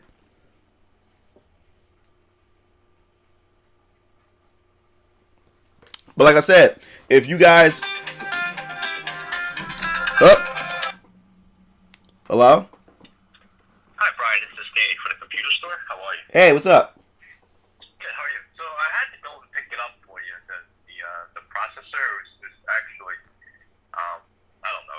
It's in the FedEx distribution center, so I had to go pick it up. Mm-hmm. So can you bring the computer tomorrow and I'll put it in for you? Yeah, most definitely. Thanks. Okay. All right. So I'll give you a call. Whenever you want to bring it in, probably after 1 o'clock or something. Oh, okay. A couple hours. So put it. Yeah, that'll work. Okay. Okay, thanks. All right. All right. All right. You're welcome. All right.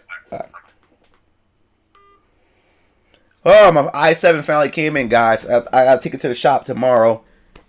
But yeah, like I said, if you like some people with fighting games, it's a natural talent. They can just pick it up and play. And then others, you actually have to grind it out. And like I said, if you've been playing fighting games for years, you can pick up any fighting game after that because you know what to look for. You know what how you're so rooted in fighting games. You can just pick it up. Like I'm always amazed at Justin Wong. I'm amazed at Maximilian. Like this dude.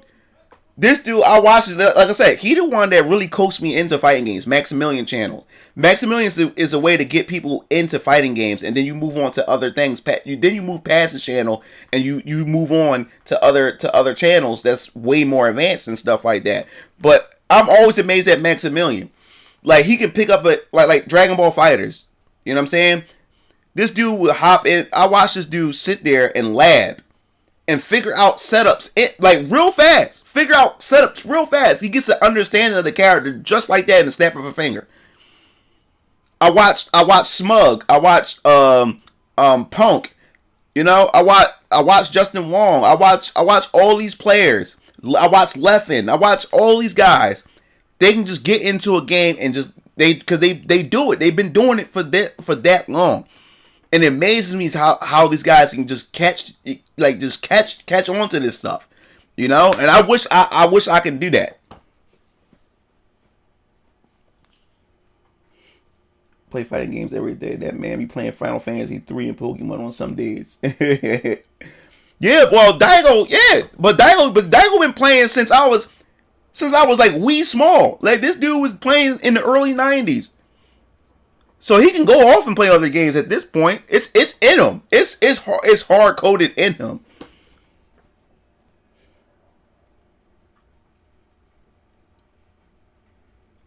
Yeah, I got Sonic Fox. Sonic Fox is another one. He can pick up a game just like that. Multi games. Chris G. All these these dudes are like mutants, you know? These dudes can do it. Like these dudes play these games. They get on it. They know the fundamental, like you said, fundamentals. All you gotta do is get the fundamentals down pat, and then you learn from there. Like me, I still haven't gotten to that point where I can like the fundamental aspect of fighting games. I still haven't like rooted myself in it like that yet. Where I can just sit down, play a fighting game like, oh, okay. And that's how you know like these dudes are good. Cause they'll sit down, play a new game, and they're like, oh, wait a minute. So if I do this, oh, and the next thing you know, these dudes doing touch of death combos and stuff. Just like that. Just like that. I'm nowhere near that point. And it's going to take me a long time. You know? It's going to take me a long time before I'll be able to get to that point. And if I can get to that point. Because like I said, I don't just play fighting games. I like to do all kinds of other things. That's why I will never be able to compete at a high level. Because I don't have the time. I do so many other things. I got so many other hobbies.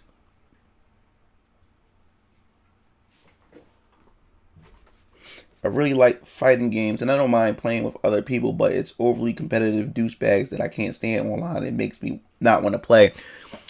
All right, this is another fun topic about fighting games. The type of players that I hate. I hate these are the type of players I hate. I hate sore losers. I hate people who rage quit. I know people say, well, they rage quit. You should feel good about that. You made them rage quit. No, I hate rage quitters. Play me. I want you to fight me to the very end. Don't quit on me. I hate people who rage quit. That really pisses me off. Play me. Don't be such a sore loser. Because guess what? I will get my ass bust 100 times over and over, and I'll still play. I will still play because I'm trying. One, I want to get the experience. I want to know the matchups and stuff like that. And like I said, like losing is a learning experience. You know what I'm saying? So I don't mind. I do not mind getting my ass bust. You know what I'm saying? In a fighting game. But I hate rage quitters. And then on the opposite end of the spectrum, I hate people who fucking taunt you. I hate people who taunt, especially if I don't taunt you. Even if I'm beating you, I won't taunt you. You know, I won't taunt you at all. To me, that's just being a dick. I hate people that taunt.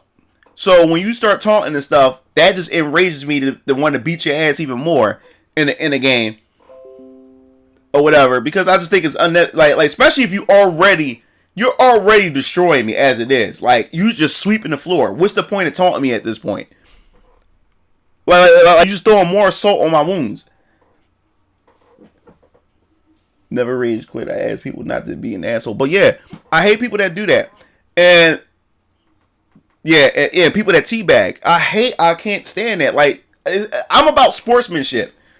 I won't teabag you. Only way I teabag is if you initiated it, then I will do it. But other than that, I won't taunt you. I won't teabag you. I won't do none of that. I look, like I said, I'm all about sportsmanship, and I have an honor thing to me. You know what I'm saying? I have an honorable system to me when it comes to competitiveness. You know what I'm saying? So those type of players, I do not like those type of players. And then the type of player, another player that I hate, who will beat you 100 games straight. I mean, they sweep you. It's to the point where you're not even a competition to them at all. And then when they beat you, right, they would say like, GG, good games, man. That was some intense matches. And you just look at them like, because you already know that statement right there, they fucking trolling you. They know that they bodied the fuck out of you. They know that they swept you to the point where you was literally no competition to them, and they gonna give you the GG. You know what I'm saying? And say, yo, that was some good matches. How? It was one-sided. How were they good matches? He said I used to get accused of that in Marvel 3 for wave dashing. Yeah, I hate when don't. I don't want a GG from you. You sweat me. It was no competition. It was no competition at all. You sweat me. Don't say GG. Don't say GG good matches, because they weren't good matches. It was a one-sided set. How were they good? You didn't break not one sweat. You didn't break a sweat playing me. You sweat me all the way through. You won every round. I got not one round. You beat every match. I ain't win not one match. I couldn't even take 50% of your health. How was that a good game? That shit boils my fucking blood. Just beat my ass. You know what I'm saying? I don't mind you. Look, you want to shake hands? Fine, I'll shake hands. But don't say GG. Don't say good games. They weren't good games. They were one-sided games. I don't mind. Shake my hand. I'll shake your hand. You know, sportsmanship. I'm all about sportsmanship. All right, you beat me. Shake hands, and we get up and go about our business. But don't tell me good games. Yo, that was some intense matches, knowing damn well it wasn't. Now you're fucking trolling me. But if you win, they don't say shit. Yeah, and if you win, they don't say shit. Yo, it pisses me off. Like, no. If I will say it. Now, don't get me wrong. The only way I will say good game after getting bodied is, like I said, if that person is not being a troll, then I will say good game, because I learned something from it. I learned something from that player. You know what I'm saying? That player whooped my ass, but I will say good games. You know what I'm saying? especially if that person's not is trolling and shit like that, I will say good games because I learned, especially if I learned something from that match. You know what I'm saying? Especially if that player opened my eyes to my to my flaws and opened my eyes to things that I never saw before and stuff like that. And I did literally fight my hardest. Like I got close every time to beating this person. Yeah, that was definitely good games because I had this person on the ropes. You know what I'm saying?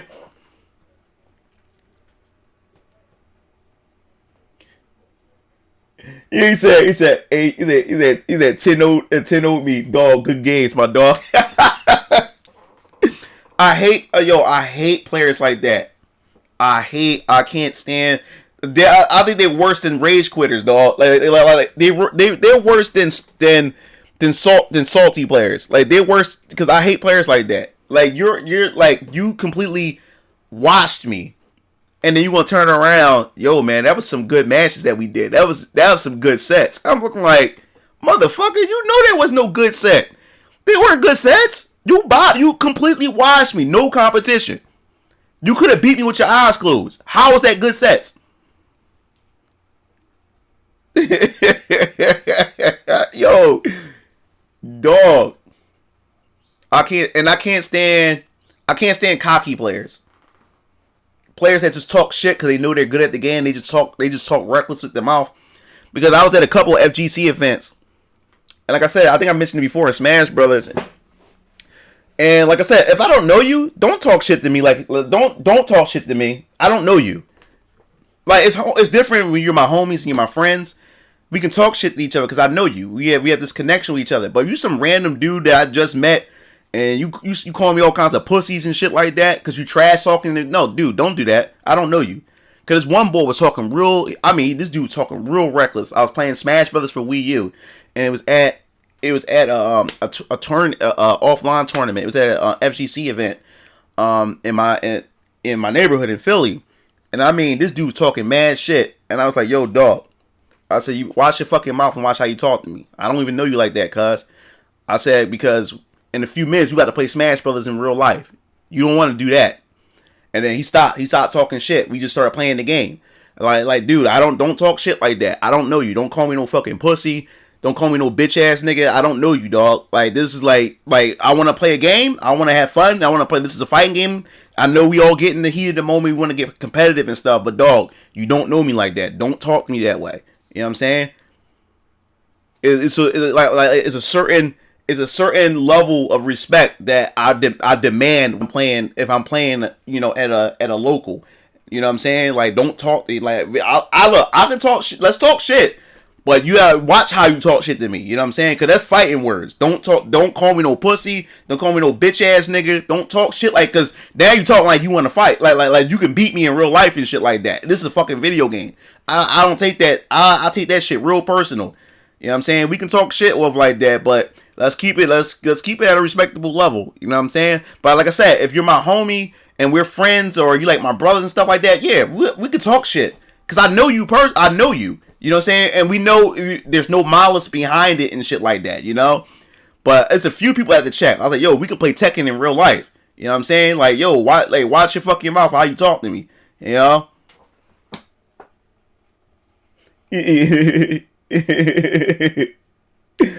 Yeah, man. You said it's nice when you trash talk and end up getting washed up. That's kind of similar to how SNK messed up on Samurai Showdown to correct their mistakes with the last topic about the gaming. Sat quiet. Hate the guys who trash talk after getting wiped. Oh yeah, because that's because the guys that trash talk after you wipe them, that's just salt. That's just salt pouring out. They just salt. Super salt. Like me, when I'm salty, I'm super quiet. I keep my salt to myself. Don't say shit to me when I'm salty. Let the salt levels go down. Once the salt levels go down, then I'm back to talking and having fun and shit like that. But when I'm salty, don't say shit to me. Don't put your arm on my shoulder saying shit gonna be like, yo man, everything gonna be nah. Let me be salty. Can I be salty for a little bit? Let my sodium levels go down first. You know? But yeah, I hate motherfuckers that talk shit though. It's funny, they talk shit even after you destroy them, they still talking shit. Like, that's just salt. That's just the salt talking at that point. The salt just took over.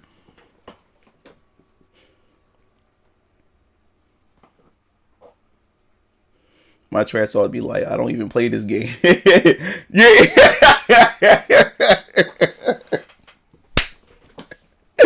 Yeah.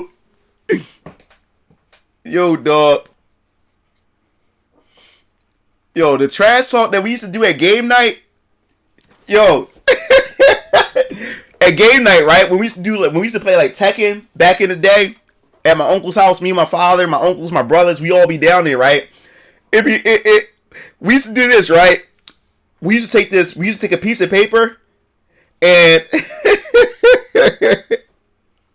and we used to put on a piece of paper, we used to write shut the fuck up, right? And we used to put it on top of the television, right? And then when you beat, right? And when you beat the person, and the person be like this, oh, come on, man, that was it. Yo, I got gagged. And then we'll look at them and point at the piece of paper that says shut the fuck up on it. We just put it at the paper. Which Tekken? Oh, like Tekken 3. We didn't do Tekken. We didn't do Tekken 5 or 6. We stopped really doing Tekken around Tekken 4. But we used to play Tekken around Tekken 1, 2, and 3, but more so 3. When the motherfucker lost, we used to point at the piece of paper that says shut the fuck up. Or the paper would say shh. So when they start bitching and complaining why they lost, the controller, we just point at the paper.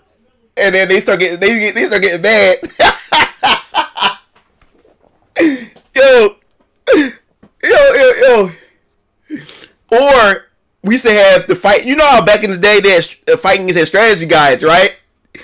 And when a motherfucker lost, right, they always just sit in the back of the room and sit on the bed, right? And we used to take this strategy guy and say, "Yo, here, nigga, take this." We used to throw the strategy guide at him. Yo, stay that for a bit. And that's the type of stuff we used to do. Game night was funny, dog. Game night is funny. If I was sitting next to you and you say, and you were salty because I beat you in the multiple sets, I would keep backing away from you every time I win a match. Oh shit. Dog.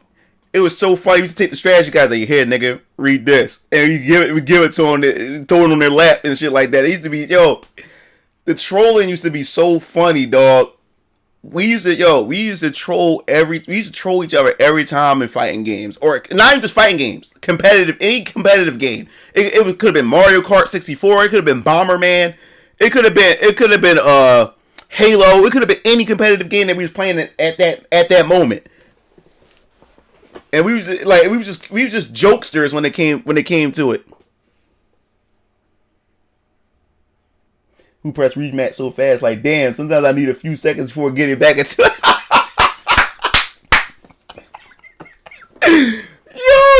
Yo, that's how you know when somebody's pissed. When you beat, or even when you play online, when they press that fucking rematch button so fast before the victory screen go up, you know they heated. Oh yeah. When no one's talking to each other, you know it's intense. Yeah. When no one's talking, everybody quiet and shit. Like, yo, dog. Competitive spirits, I tell you, man, it can be fucking hilarious. It can be fucking hilarious. Oh man, that shit is funny, man. I love fight. I love the competitive spirit, man. Like it some fun moments come out of it, man. Some fun moments. Yo, like, and it be sometimes at game night, like some niggas was literally crying. Like when you beat them so bad, and you beat them so bad, like their eyes get watery and shit like that. And one time, one of the dudes at game night got beat so bad, he sat in the back of the room and he was sniffing. He like, and then my cousin came over. He like, nigga, I know you ain't crying. Hey, yo, you see the tear drop. Yo, dog, like we used to clown each other, yo.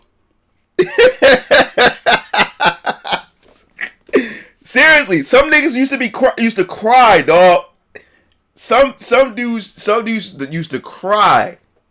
Like the tears, they be crying. They be real quiet. They just sit in the back. And how you knew a nigga was crying? They would sit in the back and they would put their fillet over their head and they used to slouch like that. That's how you knew a nigga was crying. Or they had their hoodie over their head.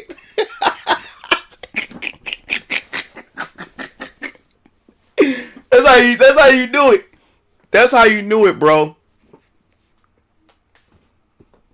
That's how you knew it.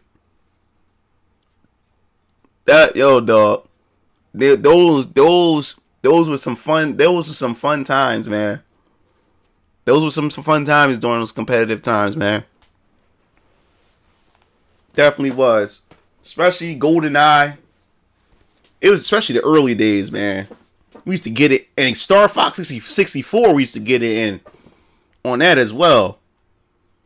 Man, but mainly it was the WCW versus NWO World Tour on 64, and then it was WCW versus NWO Revenge, and then that's when AKI and THQ did the WWF games.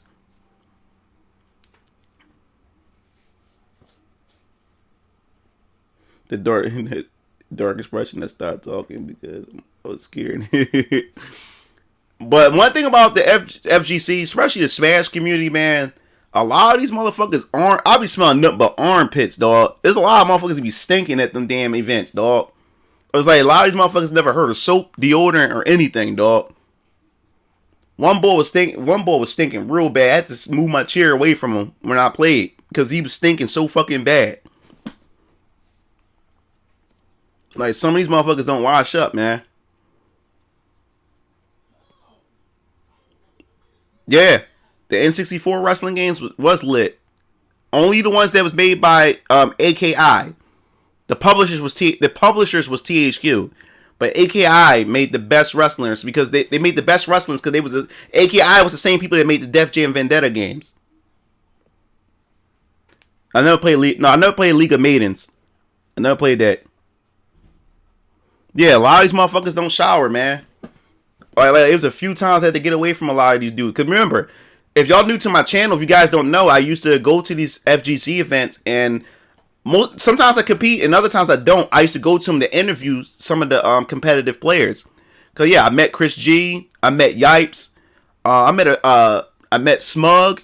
I remember I didn't get a chance to interview Sonic Fox at the time. This is when Sonic Fox was rising up to be a good player during Summer Jam and all these other events that I went to. But I used to go to a lot of these, and you can go to my channel. I have some of the interviews with like Chris G and the rest of the other players and stuff like that. You can go to my channel. But yeah, man, I used to go to a lot of these events and there'd be a lot of motherfuckers stinking, dog. A lot of these motherfuckers be stinking, cuz. I'm like, yo, man, like, yo, what the fuck?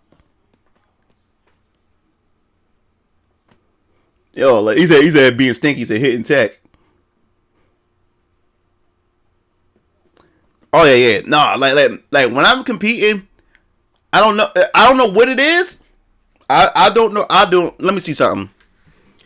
Even though I lost, I made it to semifinals in the losers bracket in Smash Wii U during the time I was competing in that. I don't know what it is. I play at my best when I'm competing. I think maybe because it's the adrenaline. I don't know what it is, or maybe because people are watching. But I'll even pull off setups that I never thought I can pull off in fighting games or anything that's competitive. When I'm at a local or something like that, I actually do better performing at a local at a tournament than I do playing with you, playing home and streaming with you guys. I don't know what it is. Let me see. Let me go to my channel real quick.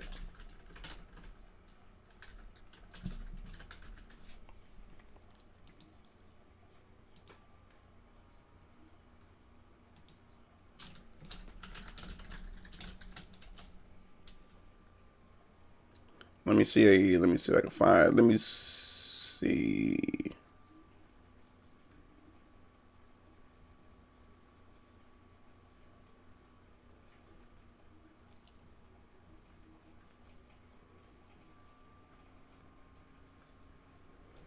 One second, guys.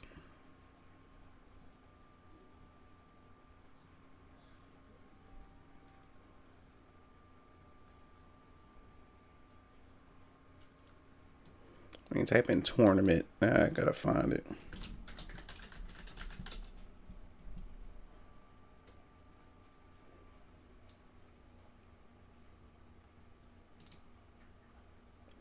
Because this player right here was arrogant. Because he was a good player. And this player picked Rosalina. And, you know, this is bad for Link. Because she can take all your items and stuff like that. I'm barely in the frame. Hold on. We won't right here. I know. Big ass Akir always blocking the way, dog. There you go. We fine. But we got a Link versus a Rosalina. I don't know this one.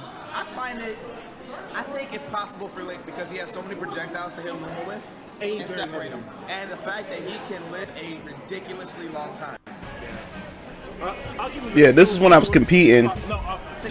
What about Ultimate Muscle? Yeah, that was AKI. Yeah, it played just like those wrestling games. Because she does have down B that can neutralize all of them. But yeah, this is when I was competing in the Wii U Smash at my local. From what I've noticed so far, yeah, she has the single shot. I wonder which Luma, does she have Luma Warp or she does the Lunas? I don't know. I don't think they even have customs. And his Rosalina was like he won. He won most locals with Rosalina. I was surprised how well, and he didn't expect it. It pissed him off the second round. He had to change his character because he thought it was going to be an easy win. See, there you go. He's had Morion playing Smash. Shut up. I think these Link players need to be a bit more aggressive, like coming in. I know. But yeah, let me fast forward. And then now we down to one stop. Because he thought it was going to be an easy swipe. That he was going to just take all my weapons, take all my items from me, my bombs and stuff like that. He didn't expect me to play the way I did. Even the commentators didn't expect me to win this. If Link has his bomb, just in case, just as a recovery. Nope, you're not supposed to do that. Oh. So this shit was like crazy. Rosalina Luma is a really tough match, really tough like character to play against overall. What's up, Damien? My bad. I didn't recognize you by your name. Oh. Ooh, nice up smash. Ooh, just barely lives. Link is so heavy. That's the one smash attack from Link kills Rosalina. I was nervous as hell.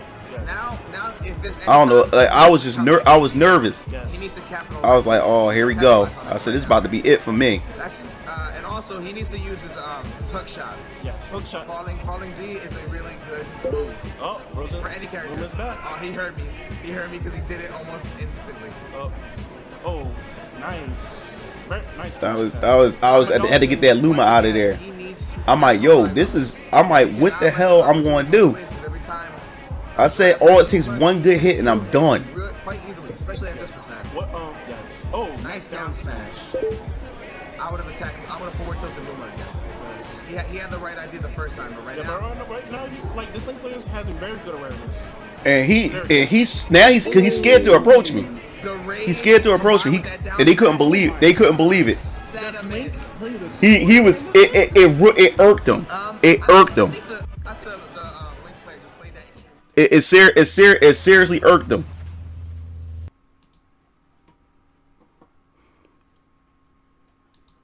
But I don't know what it is. With no shower. It was fucking stupid. But yeah, man, like, I don't know what it was, but it seemed like when I do play competitively, or when I play when everybody's watching, that I don't know what it was, dude. I was pulling off mix-ups and shit that I could never pull off when I'm home playing the game. I don't know what it was, but there's a lot of situations like that where I actually, like, my performance was like on top of his game for a bit, you know, it was like Ultra Instincts for a second. And you know, like at the Ultra Instincts after the tournament, then Goku forgot how to do it. That's how it seems like. Like I'll play at this crazy level for what I can do, and then come home and then can't do none of that shit. You said you want to play your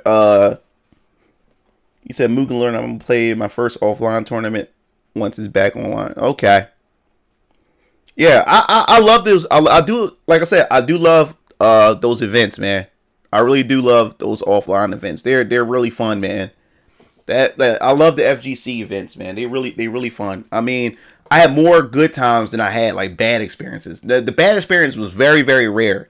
Very rare. So I'm not gonna make it like it's like really like that toxic and stuff like that. It, like you do have assholes, but to me, these asshole situations they're not as expansive or as big as people make them out to be. Because let me tell you something, most motherfuckers in the FGC are bitches. Most motherfuckers can't. Most of them motherfuckers are nerds. Most of them can't fucking fight anyway. So most of the trash talk you will see on the internet or send you hate mail, you know, through your PSN or your Xbox Live and shit like that.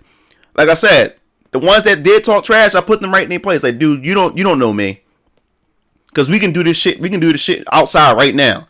You know what I'm saying? And they shut the fuck up. You know what I'm saying? So a lot of these motherfuckers not tough guys. A lot more fucking nerds. You know what I'm saying? A lot more socially awkward and shit like that. And the reason why they shit talk is because that's the only thing that they're really good at in life. So they feel as though that since it's the only thing that they actually good at in life, they feel as though they feel like they up there now. You know what I'm saying?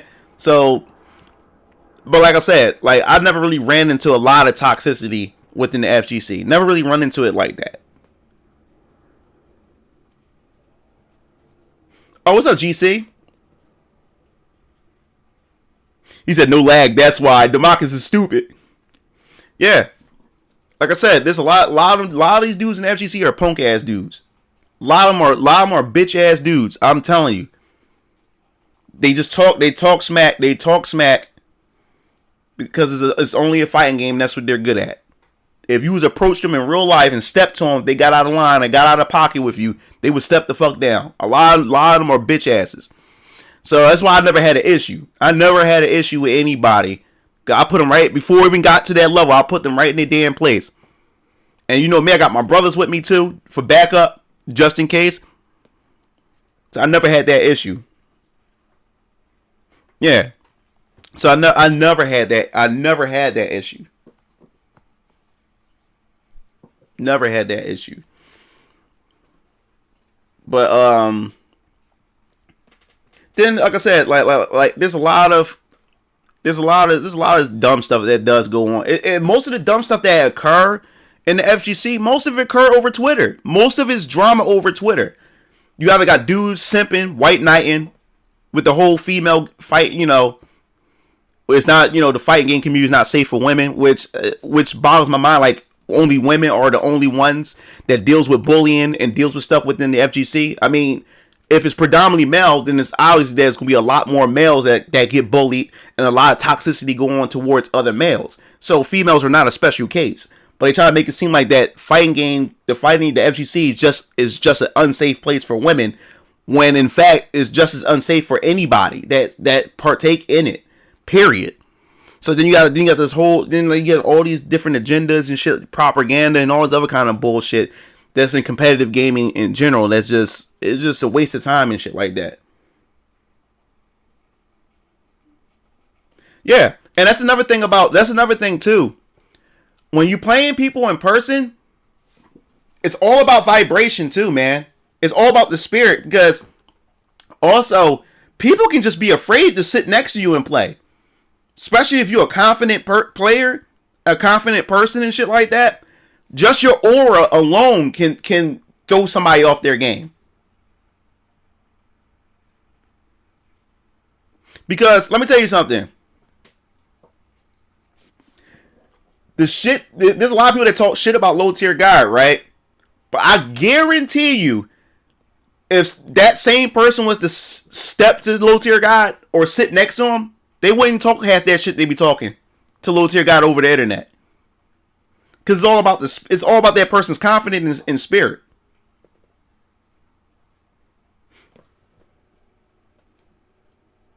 Over Twitter beef, yeah. Like people talk, like I'm telling you, it's all about that person that is all about your confidence and shit that radiates. Cause you don't like. There's a lot of people that talk shit, and then if you play them in person or you see them in person, fucking cowards. But like I said, all like people talk shit, make videos about low tier guy, but when he shows up in person and shit like that, none, all that shit talk just disappear all of a sudden. They quiet next to him. They don't say nothing when they sit next to him. None of that. So it's all about the spirit and shit like that of that individual. Okay, Shadow. So yeah, man. Like, so I would ask low tier guy why such an asshole if people. No, see, that's the thing. That's the thing about low tier guy, and I said this in the past, like years ago about low tier guy. He's a completely. I'm guarantee you that if you talk to him and meet him in person, he's a totally different person than what he portrays himself on the internet. The only way he would be an asshole towards you in person, I believe, is if you're an asshole towards him. Because like I said, from some of the stuff that he talks about, like I said, you know my real talk shit on my streams. And even though every once in a while I'll visit his streams or people would make fake like channels dedicated to his stuff, he says a lot of real shit. And that's what I believe is the real him. The stuff that like the person that he really is the person that talks that real shit. You know what I'm saying? That's the real him. And I like I said before, I said if I met him in person, I think me and him would be able to vibe real well and just talk and shit like that. But I believe if most people met him in person, they'll get a different perception of him compared to what they see over the internet and shit like that. That's why a lot of the players was shocked on that reality TV show. They was expecting him to come on the show and just be an asshole. I mean, he's not a stupid dude. Like he knows what he can and how to behave in his environment and shit like that. But I can guarantee you right now that the way he acts on the internet is not how he would treat you in person unless you try to step to him that way. Then he would act that way. Yeah. I believe it. Like I knew that about him, and I don't even know a low tier guy. I knew that he'd probably a chill bull if you got to know him in person, because I picked that up when watching some of his streams when he get into his real talk conversations and shit like that. That like he do got a head up there, but like I said, he still has he does has his issues. He does has his issues. You know what I'm saying? But I like I said before, if you in person, I guarantee you that he's a chill bull.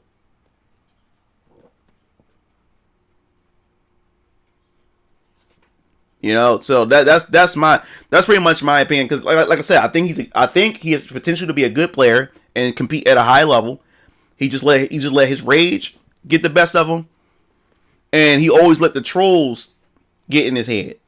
You know, because he always complains about people taking his stuff, his content, and putting it on, you know, making fake accounts and just ripping his streams and stuff like that. And he spends more time trying to go after these people, and all it does is it emboldens these people to do it even more. And like I said before, I deal with trolls every once in a while. Matter of fact, it's rare that I get trolls. I got more chill people that come to my stream more than anything. You know, all you dudes are chill dudes. So I know it's rare that a troll would come into my channel, and when they do come into my channel, I ignore them. And I even start telling you guys, ignore the trolls, because when you ignore the trolls and you don't feed the trolls and you don't give the trolls attention, the trolls leave. They leave. It's because the moment you notice a troll, that makes their day. Because like there's people in life who have no life and have nothing else better to do with themselves but to sit there and try to make other people's days really miserable. That's the highlight of their days. They they have nothing else better to do. They have no life. They have no job. They have nothing going on. They probably depressed. Like shit just probably falling apart in their own life. So what they do is they go on the internet and try to fuck up other people's good time. So when you respond to people like that, those people, it makes their day. It makes them feel good. and emboldens them and encourages them to keep coming back to your streams and keep fucking with you. And that's what low tier God does. He gives them ammunition. Like I said, he spends too much time. He spends too much time going after trolls, and he shouldn't do that. Like I keep telling people, good or bad publicity is always going to be good publicity for you. I talked about this on my stream a couple days ago. Remember I told you how I became Mugen Lord? All these Mugen forums kept attacking me. They kept throwing slander at me. They came after my girlfriend. They came after everybody that knew me. And all they did was kept making bad shit and then making up these fake accounts and stuff like that. And all it did was bring more subscribers to me. That's all it did. Because people start to find, because what happens is people want to know what the fuss is about. People came to my channel saying, yo, this Mugen Lord dude ain't bad at all. Like, what the fuck are they talking about? Actually, I agree with the bull. So they subscribed to me. And it's the same thing with Low Tier God. I didn't know who the fuck Low Tier God was. I had no idea who this motherfucker was. But I was part of the Street Fighter 5 Facebook group because I just bought Street Fighter 5, and I just bought me a PS4 arcade stick 3 years ago or 4 years ago or something like that. And I was in the group, and people kept saying, yo, I just got finished playing LTG. Because I didn't know what LTG was. He said, yo, like, just like always, he always fucking, like, rage quit. And then everybody had a whole page in the comment section just talking shit about this dude. So, and people would refer to him, people didn't refer to him as Low Tier God, they just call him LTG. So I'm like, who the fuck is LTG? Like, who the fuck is this person? So I asked in the comment section, I said, what does LTG mean? Who the fuck is LTG? And he said, oh, is this scrub named Low Tier God, this, that, and the other. And people was just talking shit about him. So I'm like, Low Tier God. So I'm like, all right, let me go on YouTube and find out who this motherfucker is. I typed in Low Tier God and found all these different channels with compilations of them. And they were entertaining. They were funny as shit. So after that, I said, let me find his actual channel. Because it made me more curious. I wanted to find his actual channel. So when I actually watched his channel, he don't rage all the time. You know what I'm saying? Some streams he just chill. So and then when I sat down during his chill stream where he just vibing with everybody, I said he's a cool ball. I said I do enjoy when his raging it's fun entertainment for me. You know what I'm saying? But he's a chill boy. I said, yo, I guarantee you that if you meet this dude in person, he ain't nothing like what he is on these streams. I can guarantee you that. I know this thing about people, vibes with people and stuff like that. I guarantee you that he's a chill boy. So that's what made me discover Low Tier God because of the negative publicity that this guy have. And that's why I don't understand why this dude, Low Tier God, spend most of his energy trying to flag people's channels. It makes no sense. They're the ones that's bringing him subscribers. Like I said, I didn't know who the fuck he was if it wasn't for those damn troll accounts. I wouldn't have never known he was. Like I'm also on his friends list on Facebook. Together and pathetically watch Low Tier. He said there's a Discord where people come together and pathetically watch Low Tier God. Yo, what's up, Derp? What's up, Derpy? He said that raging LTG is his character. His character is raging and other stuff. So, like, to me, his rage is him being passionate about what he does, like him playing fighting games. That's him being passionate. It's a mixture of him being passionate, and it's a mixture of it also being a gimmick. It's also a gimmick, and I'm pretty sure that he knows that. And if Low Tier God is smart, and which I know he already does, but he need to do more of it. He need to take his own and make fun of himself. He need to make more rage compilations on his channel. That's what he should. He should have a bunch of those. I know he started doing it about a year or two ago, but he needs to capitalize on it more, because then people will be like, it's like, why the fuck should I look at these troll accounts when I can just go to his channel and just, watch him rage? That would cut out the trolls altogether. He need to capitalize on that more. I know he's doing it, but I think he need to do more of it. Make more of those compilations himself. He needs to make fun of himself more. And that would get rid of the trolls a whole lot. Because if you become part of the joke of who you are and become part of the joke, that would destroy a lot of the trolls. I heard he laughed at someone killing himself. I don't know. Like I said, I don't even know about that. That is fucked up if that's the case. But I don't know nothing about that. So I can't comment on that. But I would have to find that. I would have to find a stream when he said that. I can't just go by somebody's word or whatever like that. So I would have to find that out myself. But if he did laugh at somebody who killed themselves, that's fucked up. But I don't know that. So I can't just go off of what other people say. Derpy. But yeah, but other than that, man, like, he has potential to be a good fighting game player. Yeah. Yeah, so, but yeah, man. And when I played him on Smash Brothers, that was funny. That was funny. Like, he didn't even try to play me. Like, after he killed himself, SD, he's like, fuck it. Like, and then when I threw the bomb at him, he just walked off the stage. I was like, dude, I like, come on, bro. Like, stop doing this, man. Just play the damn game, bro. Stop doing this, bro.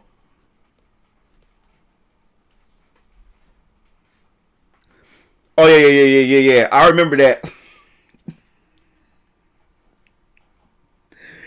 That was fucked up. That was fucked up. Yo. And then he called Smug a hammerhead shark. But this is the thing. The funny part was, I said Smug looked like a shark. When I first seen him, I said he looked like a shark. And then what made me laugh is he called him a hammerhead shark. I was like, this dude. And like I said, he called me a tranny. When he came to my channel, when he saw my my Smash Brothers video, he called me RuPaul. RuPaul is a cross-dresser and stuff like that. And then then when I responded back to it, and the other people started to respond back to his comment, he got rid of it. He removed the comment. Yeah, he called me a tranny. And the thing was, like, I didn't get offended by it. Cause I know who I am. I know my sexual identity. So I didn't get offended by it at all. I'm confident in myself, so it didn't bother me. Like when he said it, it was expected. I more so laughed at it. Yeah, he called me RuPaul. He called me a cross-dresser. He called me RuPaul. Called me a tranny and shit. Left it on my page, and when I saw it, I commented back or whatever. And then he just removed the comment. He removed it instantly. He removed it instantly. So I didn't get offended by that. Like you need to throw a lot more insults at me for me to feel some type of way. Like I'm not a snowflake. My feelings don't get hurt just because you call me something. You know what I'm saying? Yeah. So I didn't get mad. That's why I'm like, yo, why do people get caught up what he says and stuff like that? Like, y'all gotta have tough skin. You know what I'm saying? Like, let him talk his shit. You know, when it, like, keep that shit over there. Let him talk his shit. You know what I'm saying? So, like, like, he's that predictable. So, it's to be expected. He said, my man said Brian's a Brianna. Yeah. He literally called me RuPaul. He literally called me a tranny. And the thing was, because he said, oh, for real? Like, you recorded our match? Like, you really did that? Like, that's what pissed him off. So that goes to show that he was either somebody told him that I made a video about him, I put our match up, or he was doing what he normally does, look and see who's talking about him on Facebook, on YouTube. He either did one of those two. Either his fan base went over there and said, "Yo, Mugen Lord uploaded a video about you, or your match and shit like that," or he was on YouTube looking to see, looking for troll accounts, and then he just saw me. He saw me and my video up there with our match. Either those two things happen. And the thing is, I don't even type my own name like that on. It's been a long time since I typed myself up on YouTube. This dude spends time typing himself up. I guarantee you that's what he does. What was the exact comment? Because he was coming at my channel and stuff like that. And my reply was, dude, like, I don't need, because he was coming at, that I was trying to use him for clout. And I said to him, like, dude, I don't need, it said, dude, you base your success off of your YouTube channel. I said, I don't need this YouTube channel. I don't even need you to boost my YouTube channel. I'm doing fine. I don't need YouTube. My life is doing good. Everything you see here, I earned without YouTube. Like, I don't need YouTube to get me anywhere in life or to make me feel big or feel bad and stuff. Like, he needs that. He needs his YouTube. Because, trust me, he got nothing else going on for him. I guarantee you that. He has nothing else. Like, he can pretend or say what he want. He got nothing else going on for him. All he has is that fucking YouTube channel and merchandise. He got nothing else going for him. So, every time he always tried to belittle somebody, always talks about somebody trying to get clout off of him and how little their channel is. That goes to show that he gauges his success, or he gauges his status by how many subscribers or what he's making off of YouTube. I don't need YouTube. So when he made that comment and called me RuPaul pretty much, and called me like pretty much a tranny and shit like that, and then the next thing he said that he didn't like the fact that I used his image in the thumbnail. So I'm trying to get clout off of him, this, that, and the other. I don't need clout on YouTube. Like you already know my YouTube channel is small. I don't give a fuck. I ain't trying to build like if I happen to become successful over YouTube, that's fine. But all my success, and I'm just getting started. None of this came from fucking YouTube. None of this came from YouTube support. Everything I earned by all my other businesses, and I'm still making businesses. So that's why. So that was pretty much my response when I replied to him. The moment I left that reply, he took it right up. He erased his comment.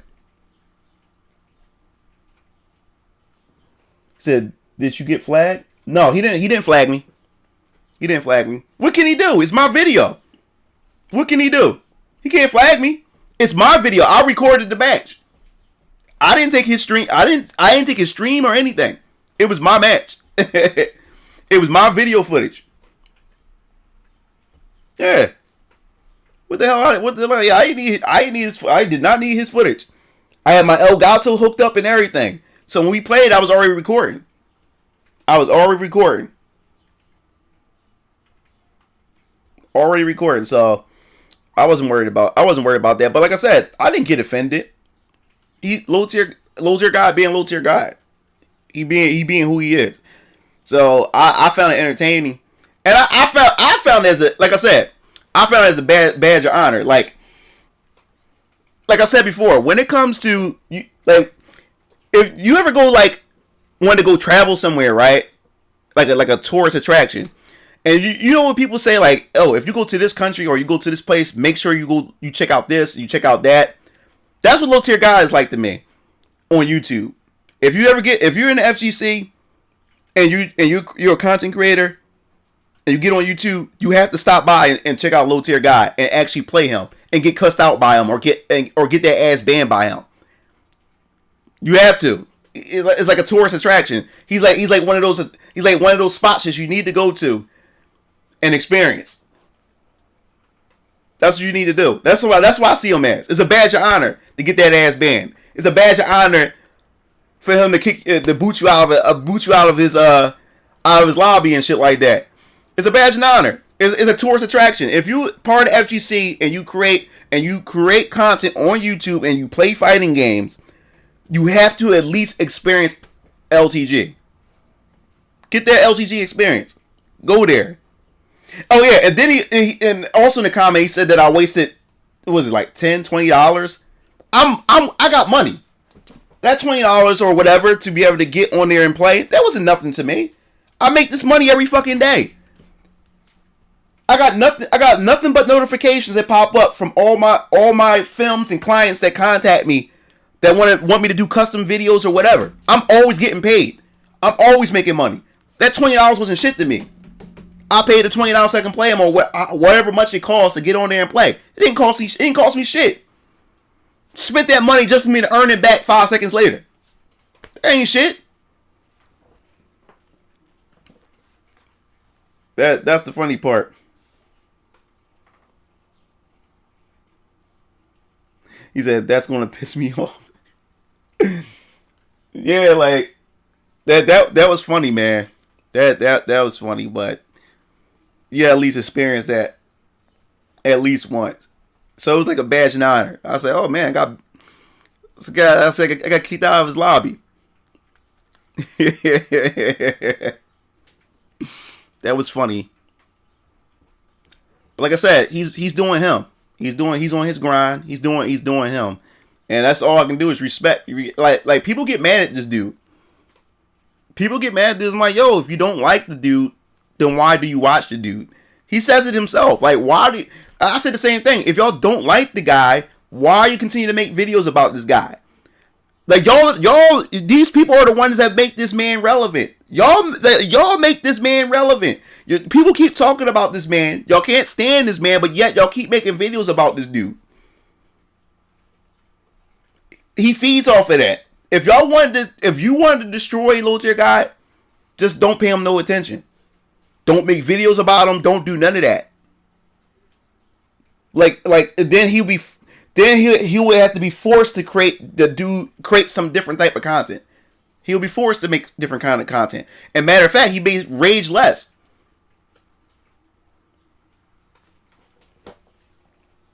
Oh yeah, there's all kinds of ways you can make money without actually getting a 9 to 5. You just gotta spend time to figure out what it is that you can do to make money without getting a 9 to 5. You know what I'm saying? It's money out there, man. Money is out there. You gotta find what it is to get you out there to make that money. You gotta find what it is. But the only way to find what it is, to find what it is, man, you gotta sit down, you gotta spend time, and you gotta focus. You gotta meditate. You gotta focus yourself. You can't have any distractions. You gotta remove distractions out of your life. Get away from negative people. That's the only way you better find a way to become prosperous and lucrative in life. Because, dude, like I said, I make my own money. I don't work no 9 to 5. I do not work no 9 to 5. I got my own. I made my own job. Able to pay bills, get my daughter through private school. This is my work. I get up, make sure my daughter is settled for her to do her online school. I go to the gym, come home, and work with clients, work on new content, for my animations and stuff like that. And since I got a bunch of clip stores everywhere, I'm just constantly making money. Different porn sites are hitting me up saying that, yo, we want your content on our sites. We will automatically, we'll bypass, because you have to sign up for members. You have to sign up, like, you know how YouTube, you have to get like the partnerships and stuff like that. A lot of these porn sites, they make me skip through the process because they want my 3D hentai content on their platform, because like there's not a lot of it at all. Like they call my kind of like, yo man, like we want something like this on our platform. That's how I got to mini-vids. I skipped the whole, like even with Pornhubs, with my 3D hentai, I skipped the entire membership process. They just put me right into it because they wanted my content there. A lot of places. So that's a blessing. I thank God for that or whatever. You know what I'm saying? And like I said, I got the t-shirt business with my brothers and stuff like that. We're making money. Your goal is to come up with concoct different ideas to generate you money. That shit supposed to come full circle like a fucking wheel. Yeah, it's passive revenue. Like I said, my phone is always out of power. It's because I'm always getting notifications. Somebody bought this, and the stimmy came. Dude, the stimulus check came for everybody. So my sales just quadrupled. Everybody is just throwing money. Like all my clip stores are doing 4 times even better because that stimulus check came in. And it's still not even counting income tax time. This is just stimmy. That stimmy check. People are spending money on that spending that stimmy check on porn. So yeah, that's what I have. This is all this is, passive revenue. Every day I make sure that I'm working, that I'm doing stuff to keep it going. When you're your own boss, you gotta see. This is the thing. Yeah, I'm not working a 9 to 5, but I'm working every fucking day. Every day I'm fucking working. That's when you're your own boss. You work every day. Every day you're on the clock. You're on the clock every day. I'm on the clock every fucking day.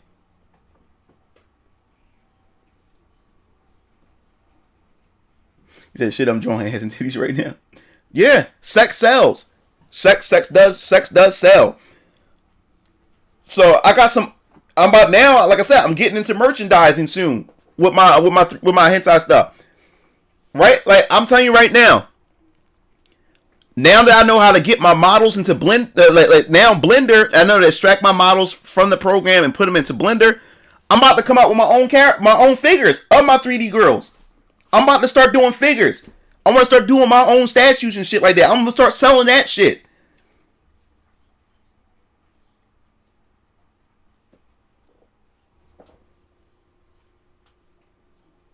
He's overwhelmed. Oh, my stimmy came in, but I still haven't spent my stimmy. Them 3 stimmies, the first stimmy that came, then the $600, and then this one. Still haven't spent it. It's just sitting in my account. Never spent it. Just sitting there. I have no reason to spend it. I have no reason to spend it. There's nothing for me to spend it on. So it just sit there. It's just sitting there.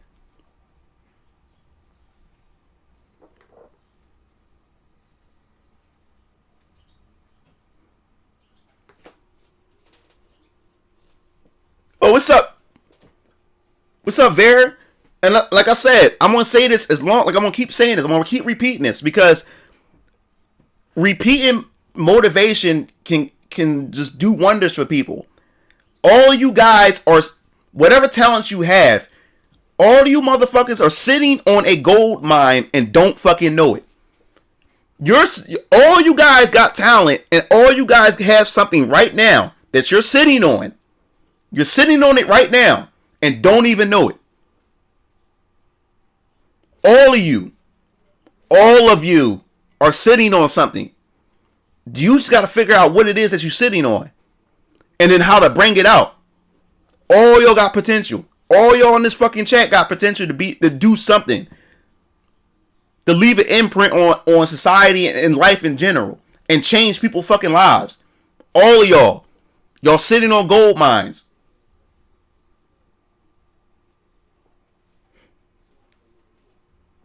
And who's makes 6-figure from her creativity. And y'all can do the same thing. Create Patreons. You gotta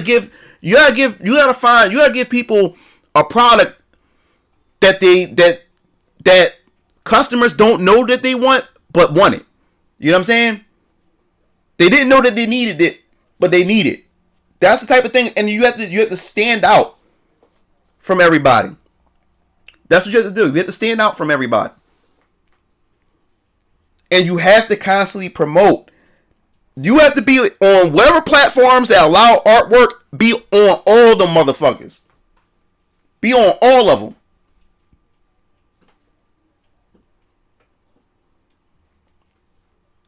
If people look every day, look. I'm in the 3D hentai. I'm in the hentai community, right? There's every day on Twitter. There's every day there's people who's looking for somebody to.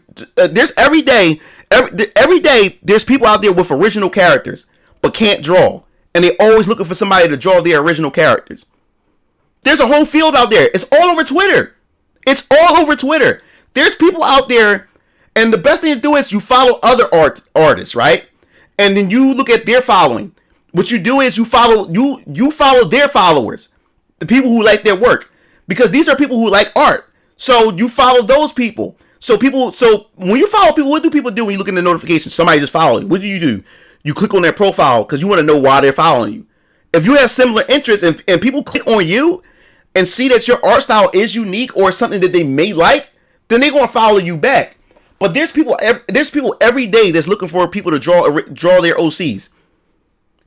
Why not draw OCs for people? There's people every day that need logos done. You know, for their own companies and stuff like that. Why not make logos for people? Charge people to make their logos. There's a lot of shit out there that you can do.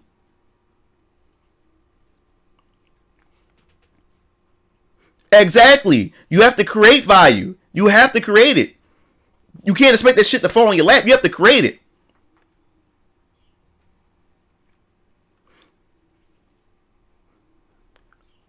He said, bro, someone needs to create BBW hentai. Well, guess what? If you was an artist, why don't you make it? Why don't you, look, dude? I ain't know how to do this shit. I ain't know how to do this shit at all. But I got tired of people. I got tired of not being able to find actual foot fetish content, like hentai content, like animations and stuff that's really good. I mean, really good animations and stuff. I got tired of it. And then, like I said before, I asked one person to create it for me. They didn't want to create it because they wasn't into foot fetish. So, if people won't do it for you, you do it your damn self. That's how I learned. That's how I've been my whole life. I got tired of I don't like waiting on people to do shit for me. I do it my damn self. And to me, I can only trust myself to get it done. I don't like relying on other people. That's the thing. That's why I always took on a lot of baggage and stuff. Because I always try to take on everything myself. That can be a bad thing at times. It depends on what it is, the situation is. But when it comes to trying to push my life forward, you can't wait on other people to do that. You can't wait on other people to get you to where you need to be. That's your responsibility. So I need to find a way to make money. I need to find a way to be able to provide for my daughter and stuff. I couldn't wait on anybody to do that shit for me. I'm a man. I had to figure that shit out myself. And I made it happen. And this is another thing. Another thing too about people who claim to have passions, claim to have dreams. Another thing I found out about a lot of these people, a lot of people have dreams but don't want to spend the money to make their dreams become a reality. A lot of people don't want to spend their money. No one wants to spend their fucking money. Cause like I said, I just don't do hentai. I have a studio. People hire us to film. People hire us to take pictures. We do club events, weddings, we do all kinds of shit. And the thing that pisses me off, people see my success, right? Then people come to me and say, hey, I had this idea, right? And then they come to me with this idea, and yet they don't want to spend the money to make this idea come to life. They just expect that they want me to do this either for free, or they're willing to pay me, but they want me to come up with the ideas. They want me to do the work for them. I'm like, no. Like, somebody would have an idea for a script or something like that. And one person came with a script. They wanted to hire us to film like a short, like YouTube webisodes and stuff like that. So I said, all right, cool. I like to have, that's a good thing to have on my portfolio. That we can film I film webisodes, because maybe other people would like to hire us to do webisodes, right? But this motherfucker, he wanted us to write the scripts. He wanted us to do all. I'm like, wait. This is your idea. Like, you pretty much want us to create your idea, like to come up with your story, come up with the characters. Then this is not your idea. This pretty much would be mine.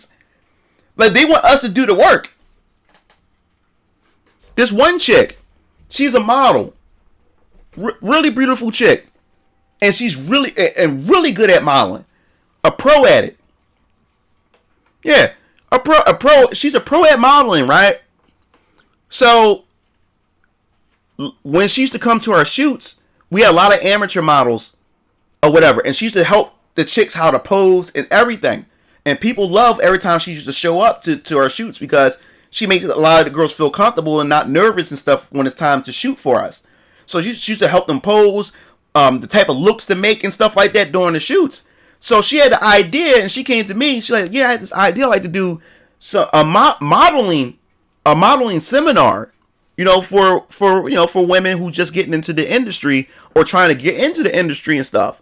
And that was a good idea, but the thing was, she wanted me to put everything together. She just had the idea, but she wanted me to do all the work. I'm like, yo, I have other responsibilities. I have other dreams and other goals and stuff like that. Like this is, you do this. Like, I got the camera and the equipment. I don't mind filming and doing all this stuff. I'm just like whatever you need, I'll be there to film and stuff. I'm getting paid. You paying me, so. But she wanted me to do the whole thing. He said, "What's BBW? Big Beautiful Women." Derby. That's what BBW is. Yeah, they want me to do the work, but they want to get the credit for it. Exactly. Perfect, Shadow. The best way to do it. The best way to say it. They want me to put their whole dream together. They want me to come up with the ideas. They want me to come up with everything. I'm like, so this is not really your dream then. If you want me to do to think up everything and stuff like that, because they see my success or whatever, they just want to use me. They don't really believe in what they believe in. They just want to use me to push whatever it is. He said, not knowing what BBW is. Derpy didn't know what BBW was. Yeah, big beautiful women. Yeah. Yeah, I mean, there's dudes out there. BBW is a big genre. I'm not really into big women. I'm really not. But there's a lot of fellas out there who's into big women. That's why I don't believe in the bullshit that this whole body positivity or that there's no love for big women, because there's a lot of motherfuckers out there that like big women. That's why I say fuck the bullshit about women between the dynamic between men and women when it comes to mating. Even big women get love. There's a lot of big women out there that's getting fucked and got children and shit like that. Yeah. So I don't want to hear that bullshit about, how bad big women got it. Man, there's a lot of people out there there's a lot of fellas out there that love big women. That's why that shit is propaganda. I know plenty of I know plenty of big women. I know plenty of big women who got men, got children and shit like that, and getting fucked. Like big women are getting fucked. You don't see a lot of big dudes getting fucked. They're considered incels and shit like that, and unattractive. But big women are getting fucked.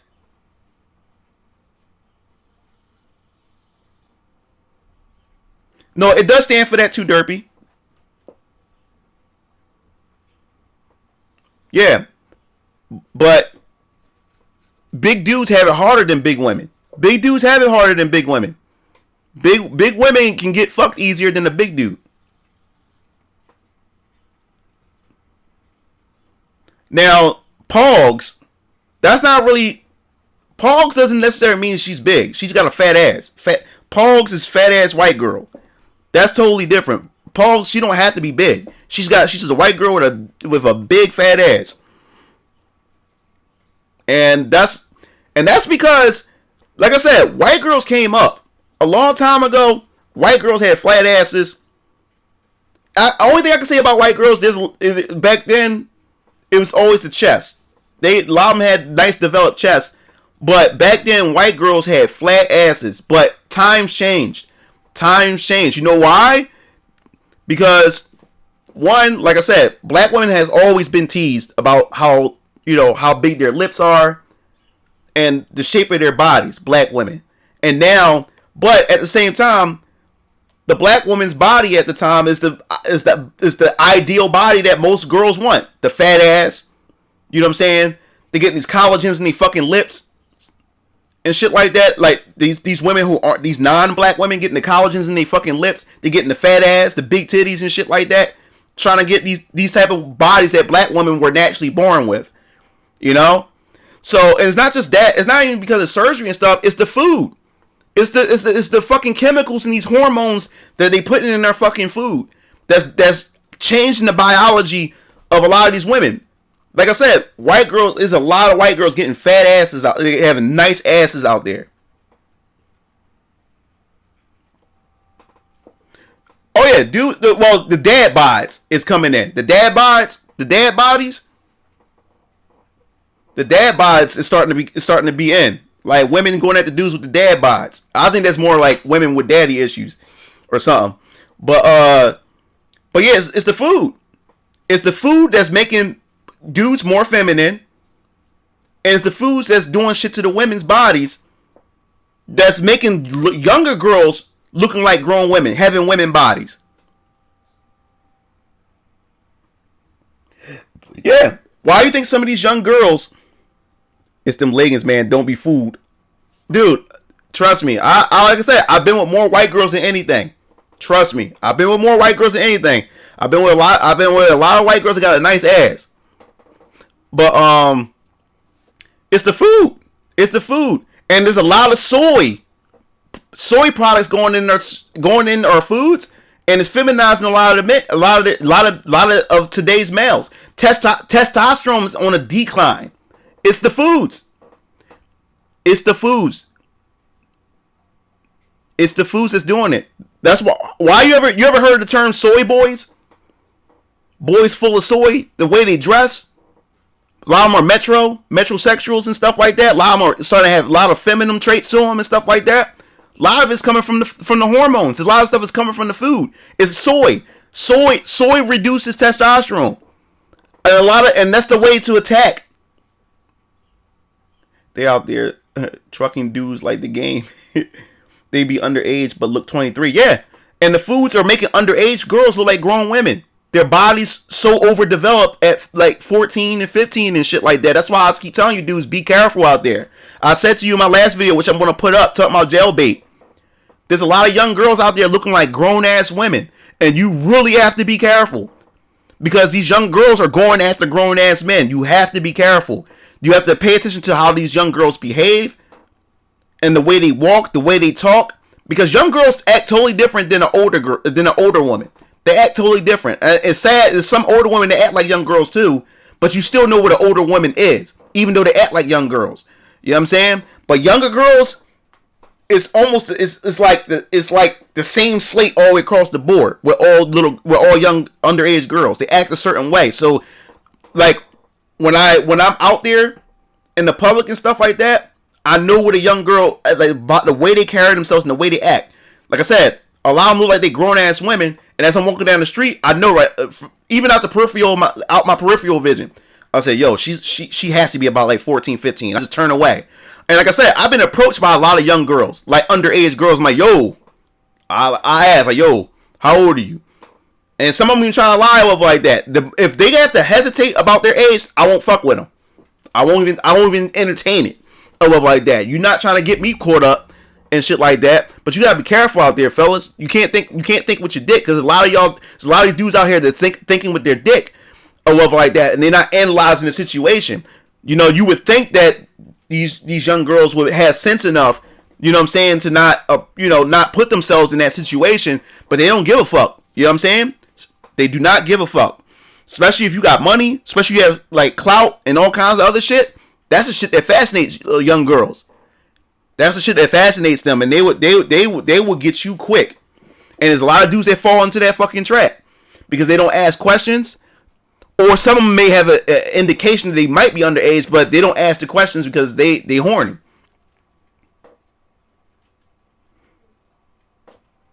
He said, real shit. Make one of these soy boys play a Yakuza game and watch that testosterone come back in waves. Yeah. Yeah.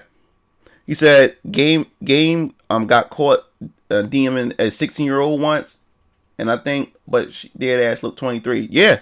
Dude, please be careful. I'm telling you guys, it's easy for this shit to happen, especially we live in this Me Too situation, and the fact that society just, women can't do no wrong. Be careful, man. Be careful out there. Be careful. That's why even grown-ass women, I'm starting to get chicks to sign consent forms. I'm getting chicks to sign consent forms now. Because like today or tomorrow, validation is so easy for women to get today. Validation is so easy for women to get on the internet. And I learned, and it was a woman, it was a video I was watching that a woman came out and said it herself in the article. She made an article talking about why women flake. And she was explaining why women flake on men. And she was saying, one, she said us women are selfish.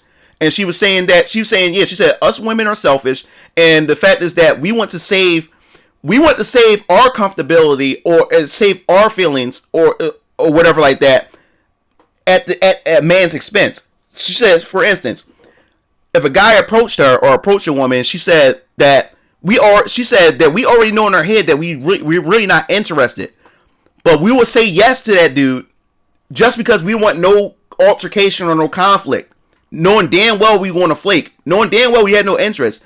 And then when the guy calls or like that, we don't answer his phone. We don't do none of those things just to protect ourselves or just to protect our feelings and stuff like that. Because we don't want to look like the bitch. So for us not to look like a bitch or whatever like that, and I keep saying, like, I tell women too, you're more of a bitch you're more of it like me. I'm a grown ass man. I can take rejection. If you're not interested, just tell me. Just tell me. I'm a grown ass man. You know what I'm saying? I've been, like I said, I dated plenty of women, and I know, and I've been rejected numerous of times. Every guy know what rejection feel like. I'm fine. I'm a grown ass man with a daughter, with a child, with a kid. I'm a single father. Like, I have better things to do with my life than to sit there and get mad and frustrated because a woman rejected me. Like, you're not a woman is not the center of my universe. You know what I'm saying? So be a grown ass woman. Tell me that you're not interested in shit. Don't play fucking games with me. Because in my opinion, you're more of a bitch for sitting there accepting my invitation, knowing damn well you have no interest. So then you all of a sudden you have me on the runaround when you're clearly not interested. Then you don't answer the phone. You don't do none of those things. That makes you a bitch. Or whatever like that. You telling me no, you're being honest. I respect that. Yo, what's up, GC? Yeah. So that's the thing. That's what I'm saying, fellas. Like, you have to be careful out here, man. You have to be careful out there. Like, it's so easy to get caught up when dealing with women and stuff like that. It's so easy. Don't think with your dick, man. Do not think with your dick, because it's so easy. Even if it's innocence, even out of innocence, they can flip that shit on you, and it may not be that exact day. Like I said, chicks can come back to you years later when you thought everything was cool. They can come back to you years later and throw your ass under the bus. Because like I said, women only look out for their best interest and look out for themselves. If they got caught being a hoe or doing some hoe shit, and their boyfriend or their husband or their parents found out about it, guess what they're going to do? To make themselves look like the victim, they would throw your ass under a bus and make up a lie. And say they were either raped or some other type of shit. Saying it was assaulted, knowing damn well it was consensual. But to make themselves not look like a hoe, they will ruin your fucking life.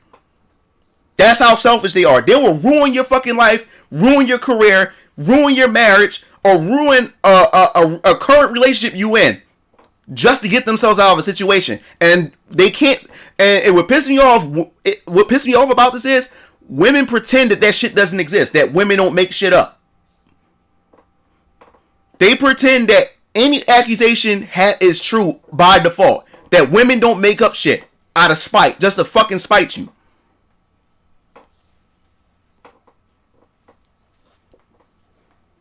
That's the thing that pisses me off. Look. Let me tell you something. And there was one time, right? This chick in our neighborhood, she was the neighborhood fucking hoe. Every dude in the neighborhood had this chick. Every dude fucked this chick, right? So what happened was, one day she was fucking with this one boy, and she wanted to get wifed by it. She wanted to be his girlfriend, and he was like, "No, you fucked everybody in the neighborhood. Everybody in the neighborhood know that you suck dick."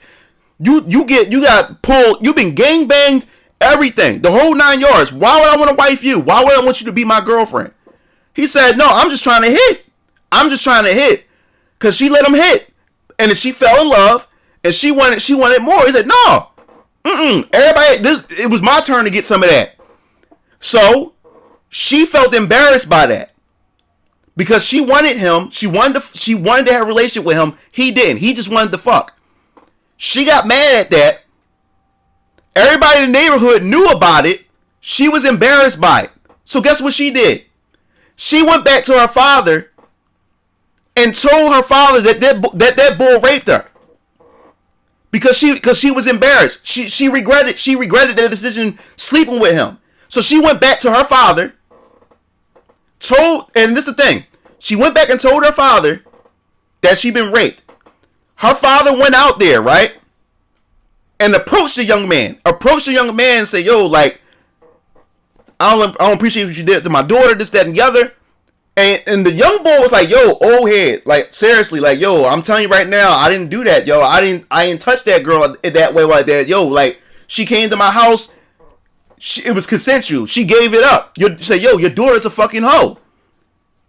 So the father went out there, got mad, And the sad part about it was the young boy knocked him the fuck out while her daughter, in front of his own daughter. Right in front of his own daughter. The young boy knocked the old head the fuck out. Her father got knocked the fuck out. You know what was embarrassing? All the dudes in the neighborhood was there and watched it and laughed at the father. Saying, like, your daughter's a fucking slut. She a fucking hoe. I just gunned her last night. I just nutted in her mouth last week. All the dudes was clowning the father. And come to find, then he found out that he didn't, that she wasn't raped. He was embarrassed. That's embarrassing to be a father. That's the worst. That's a father's nightmare. Finding out your daughter's a fucking hoe. And everybody in the neighborhood knows she a fucking hoe. The women know she a hoe. The women's calling her a whore. The dudes are calling her a whore. Everybody, every dude in the hood had her. That's a father's worst nightmare, to find out his fucking daughter's a fucking whore. And then get beat up. He got beat up defending her honor. He getting his daughter picking him up off the ground. And I'm in the car watching like, oh shit. I'm like, oh damn. You know what I'm saying? She picking him off the ground and he's upset. Bloody nose and everything. Bloody nose and everything. Embarrassed. His daughter embarrassed him in front of everybody. That's what I'm saying, man. You'd be surprised how many married women. Yeah, that's common. Grown women cheating. That's common. That ain't nothing new. That ain't nothing new at all. There's nothing new. Yeah, I'm in the car like, damn. You got played real hard. That's what I'm saying, fellas. Be careful. Be careful out there. It's not worth it, man. Not worth it. Watch out for these young girls. And don't be out here out in the streets acting like a madman for a chick. It's not worth it. Most of these men that go to jail is most of the time over a woman. A dude would take another man's life for over a woman. A dude, see, that's the thing. That's what's so dangerous about, see, an altercation. When women go at it and get violent with each other, yeah, it gets really violent. See, the dangerous thing about men, it would start with words. It'll start from 0 and go to 100 real quick. It goes from 0 to 100 real quick. It'll go from words, and fuck that. They'll skip the fighting with their hands. They go straight to the knives and the guns. And let's not talk about how black men are. Most black men in our communities, it's crazy of how we can't talk shit out. The first thing we ready to do is take each other's lives over the simplest shit. Over the simplest shit. We would take each other's lives over the simplest shit. We won't even go. We would go from, what the fuck did you say, pussy? Right to shooting and then right to shooting each other. Right to shooting each other. We don't even go to the fist. We go straight to killing each other. We'll kill each other so fast. I seen it. I lived in the hood. I live in the hood. I seen it. That's why I don't get in. That's why it's easy in the hood to get killed by your own. Easy. Okay, and it start from a simple argument, and next thing you know, your life got taken away over a fucking argument. And the crazy thing is, don't argue with a black woman. A black woman gets you fucking killed. A black woman gets you shot the fuck up because she running her mouth at you, and then you put her in her place, or you argue with her. She go back and get her cousins, get Rafiq in them, or Shafid in them, or Zaire from down the street. And next thing you know, you walking down the street, and next thing you know, they coming out the car lighting your ass the fuck up because you got into an argument with her because she don't know how to keep her damn mouth shut. I seen it. Just like in Philly, 5 years ago. 5 years ago, down in Philly, on SEPTA, this black chick, she's with her kids, and her kids was like crying and stuff like that. And I mean, this woman, when I say she was abusing her kids on the bus, I mean, she was smacking this. I mean, it was abusive. And it was on the SEPTA bus court the whole incident, right? Court the whole incident. So everybody ignored it. Everybody just turned. That's another thing about us black folks. We mind our business. And that can also be a detriment to our communities. So when black people are doing fucked up shit in our communities, we just turn our heads the other way. When we know who murdered somebody. We know who's selling drugs. We know all those things. We look the other way because we have this culture called no snitching. But then we get mad and upset. We get mad and upset when the killings are going on, or we get mad and upset when the cops come to our neighborhood and start locking motherfuckers up because they don't want to tell the cops anything because of snitching. So the cops have to do that. They have to go on a fucking monkey chase, running around trying to figure out who did what because no one is saying anything. So now if you do fit, so they go after anybody who fit that description, and the first thing they call is racial profiling. But the cops are asking like, yo, cooperate with us so we can get these people. You know what I'm saying? So what happened was, one of the black men got tired of it. Yeah, the bystander effect. But the thing was, everybody on that bus sat back and watched this woman abuse a child, right? So one black man got frustrated by it. This is all on camera. He gets up. Yeah, so he gets up, right? And he approached the woman saying like, yo, man, like, don't do that to your kids. Don't hit your kids like that. This, that, and the third. And here she go, motherfucker, who you talking to? How dare you talk to me like that? These my fucking kids. She started cussing him out. So he's like, yo, man, like, chill. Like, that's not even necessary. Like, I'm just saying, like, you shouldn't do that to your kids, and especially on the bus and this, that, and the other, you know, with people here and stuff like that, this, that, and the third. And she cussing this motherfucker out and shit like that, right? So now he gets mad and start arguing with her. And she like, you know what? I got something for you. I got something for you. She got on the phone while on the bus and called up her cousins, right? Soon as she got to the bus stop, her cousins was waiting at the bus stop. These motherfuckers, the dude literally, these dudes came up. Dude had an AK in his pants, and he's struggling to get it out. He pulls the AK out, and all these dudes had guns and started shooting at the bus. She gets off the bus with the kids, and they all start trying to kill that dude because of an argument. Because he's telling him not to abuse her kids like that. And if he had a fucking AK, shot it at the fucking bus. And luckily, no one got killed. Luckily, nobody got killed. So the cops got their asses because they was all on camera. And DHS took her kids. She lost her kids, she got locked up, and all her cousins got locked up. Dude, I've seen it so many times, man. I'm for real. I'm for real, yo. It's crazy. Fucking crazy.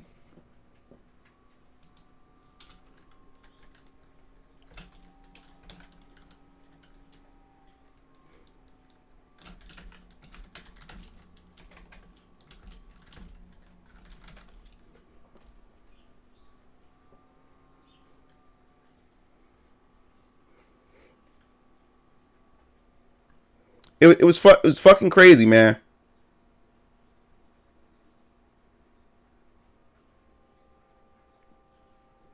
Trying to see if I can We're going to begin with the trial of 4.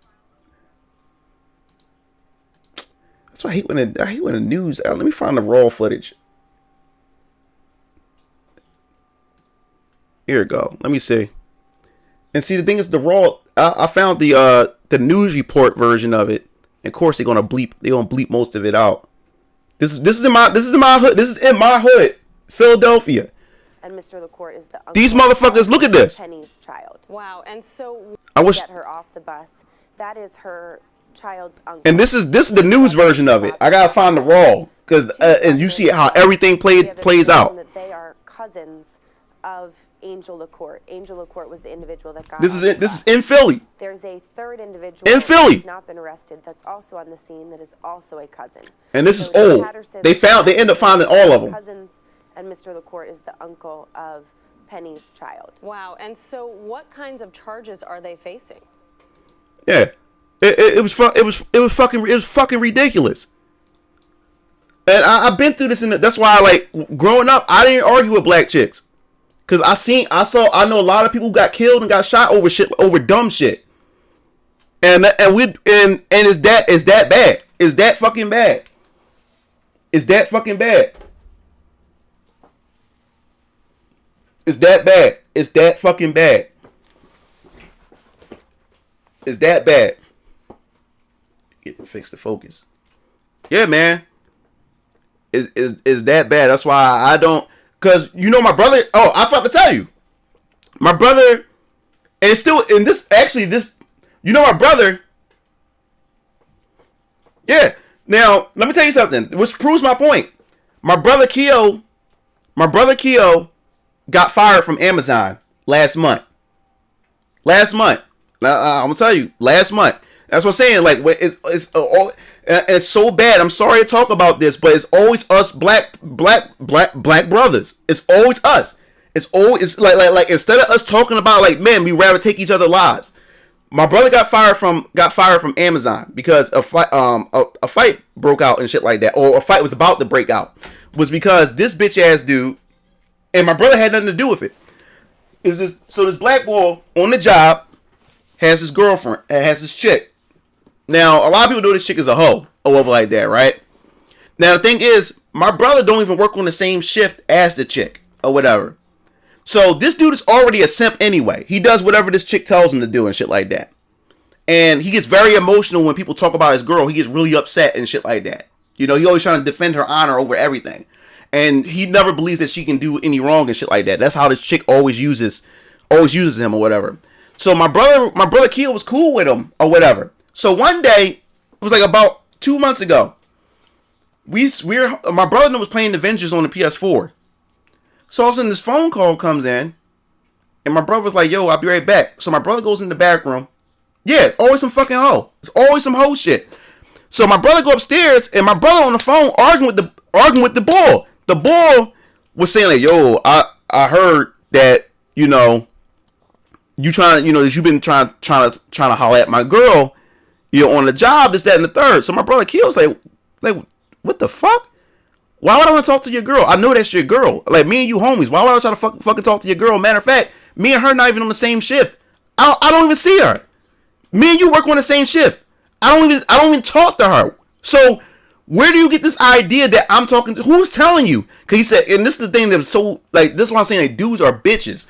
Because he was saying, well, I heard from somebody told me that you was talking to her and this, that, and the third. So my brother said, all right, tell me who said that. So I can step to them and tell them to keep my name out their fucking mouth. So I can put them in their fucking place. Because I'm fucking lying and like that. And then this bitch ass dude gonna be like, well, I don't want to start any drama. You know, I can't tell you. So my brother said, yo, you don't want to start any drama? Motherfucker, you call my house 2 a.m. over some punk ass shit saying that I'm saying shit to your woman? No. Who the motherfucker who going around passing those fucking rumors? Oh, yeah. So, this is what I said to my brother. I said, he ain't hear anybody. No one told him that shit. This motherfucker is only approaching you is because he thinks that he can take you. Because my brother Keo is chill. My brother Keo, he's the clown of the group. Keo's the funny brother. But my brother, he will fuck you up. But the thing is, my brother, he like to hide that thing about him. He's a funny person. He's kind. He laughs with everybody. So this dude thinks that he know that his bitch is fucking around with somebody, and he probably already has an idea. But he don't want to approach whoever he thinks it is because he know that if he does, there could be a chance that he may get knocked the fuck up or get knocked the fuck out or get shot. So he thinks my brother Keo's an easy target, and that's the wrong thing. Cause my brother Keo would knock you the fuck out. So that's the thing. Don't get the laughing. Don't let my brother do all. Don't let his laughing and joking get you confused, thinking that he's just sweet. My brother would knock you the fuck out. So he thinking that my brother's an easy target to approach, and it's also to make himself look big in front of his woman, or whatever. So, he said, man went to see if he was trying to fuck his girl or not. So he came up with some bullshit. So, you know this shit. He had some punk try me at work with that same shit. Exactly. Yeah, Veer knows. He knew it. He wanted to see. He wanted to see He wanted to see, and is also to investigate to find out if his woman is fucking around, cause he's insecure. So he thought approaching my brother was gonna be one to make him look big in front of her, but also to find out to see if she is fucking around. Yeah, that was some bitch ass shit. So my brother corrected him. My brother corrected him, and shit. My brother said, "Yo, motherfuckers ain't sweet. Motherfuckers ain't sweet. I already had to check 4 niggas on that job." And my brother started naming off all 4 of the niggas that he had to put in their place. And he said, "Yo, and you can tell them that I told them that I checked them, and then they won't do shit." So nigga, like just like I told all 4 of them, I'm telling you, you better come at me right. So. Yeah, so what happened was the boss said, "No, man, don't worry about it, bro. Don't worry about it. Don't worry about it." So my brother didn't hear from him after that. Didn't hear from the situation after that. So what happened was this dude started acting like a bitch. Was because when my brother Keo, cause I used to take my brothers in them to work. Keo and DX Strike worked at the same Amazon station. They only work 3 days a week. They work overnight. They work 3 days a week. So, and that was good side money while they did their business. So they was making good money on the side working at Amazon while they ran their business. So what happened was my brother then went to work. So DX Strike approached the bull because, like I said, they were friends. They were like homies on the job. So my brother DX Strike said hi to the bull. The bull walked past my brother like on some bitch shit. Didn't say nothing to my brother. Just walked past him. So my brother DX Strike said, "All right, I see that. So DX Strike said, "I ain't gonna fuck with him." So now, right after that, right? Couple days go by. Right? I drop my brother off. Both my brothers off at work. I get a text message from DX Strike saying, yo, bro, you might have to come up to the job. Because the bull had brought niggas up to the job with guns. He got niggas up there to go after my brother Keo. Over some shit. This is shit I'm talking about. This is the shit that I'm talking about. Over some bitch. Over some bitch. And the thing is, the bitch was ugly as shit. This is some ugly chick. Like this dude is sipping over this chick this night. She's not even hot. So now my brother and them like, yo, these dudes outside, waiting. These dudes outside waiting. These dudes got guns and shit like that. I said, yo, are you fucking serious? I said, yo, this is the shit that I'm talking about. Yeah. So what happened was, this what happened. The bull Shafiq come up to the job, right?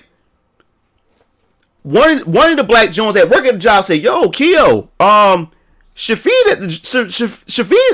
is at the job." Shafiq, what are you talking about? I'm talking about the Amazon joint. Oh yeah, Shafiq. Yeah, Shafiq. Yeah, Keo. That's what telling the story about. I'm like, yo, was this dude talking about? Yeah. You talking about when I got fired? Yeah. I'm talking about. Well, yeah, Shafiq come up to the job. Yeah, go ahead. Yeah, Shafiq comes up to the job and everything. Yeah, here. And my boy Deb was with me. He was standing outside, and I said, "Yo, man, watch my bag. I don't want you involved in it. Just make sure that there's nobody else around or whatever." So I walked to the bull, and he was like, "Yeah, man, I heard you been talking about me." So I said to him, "Yeah, I said it. I said everything that you thought that I said it." So he was like, "So you're going off of, what what's name says, so you sure?" Or you said, "Yeah, I literally told you what I said. Everything that Greg told you, I said it." So my boy Dad thought about it. He was like, "This dude, what the heck?" I ain't said it. Yeah. I was like, he was like, he started looking. He was like, "What the heck?" He's like, "Yo, he actually." Well, it does get straight to the point that he said it. So there's no longer talking anymore at this point. So he was like, "Yeah, well, the thing is," I said, "Yo, you got the burn on you?" He's like, No, I don't got the burn. Then I thought about it. Wait a minute. Why am I wasting my time with him if the person that's in the building that caused all this is right there? I said, "You know what? you don't even got a fucking job. Why am I wasting my time on you? When the real person's there, I literally said it. So I was like, man, fuck out of here, pussy. And I walked off and shit like that. He's like, yo, man, I was like, fuck out of here, man. Get a fucking job. Because I had seen him prior, like a few weeks ago before this happened. So I went back into the job. My boy Dev, he speeds off to go get Darius and stuff. And I wound up running to Darius before him with the DX Strike. I said, Darius, come here. So I walked to the boy Greg. I said, you brought that motherfucker up here for me? Huh?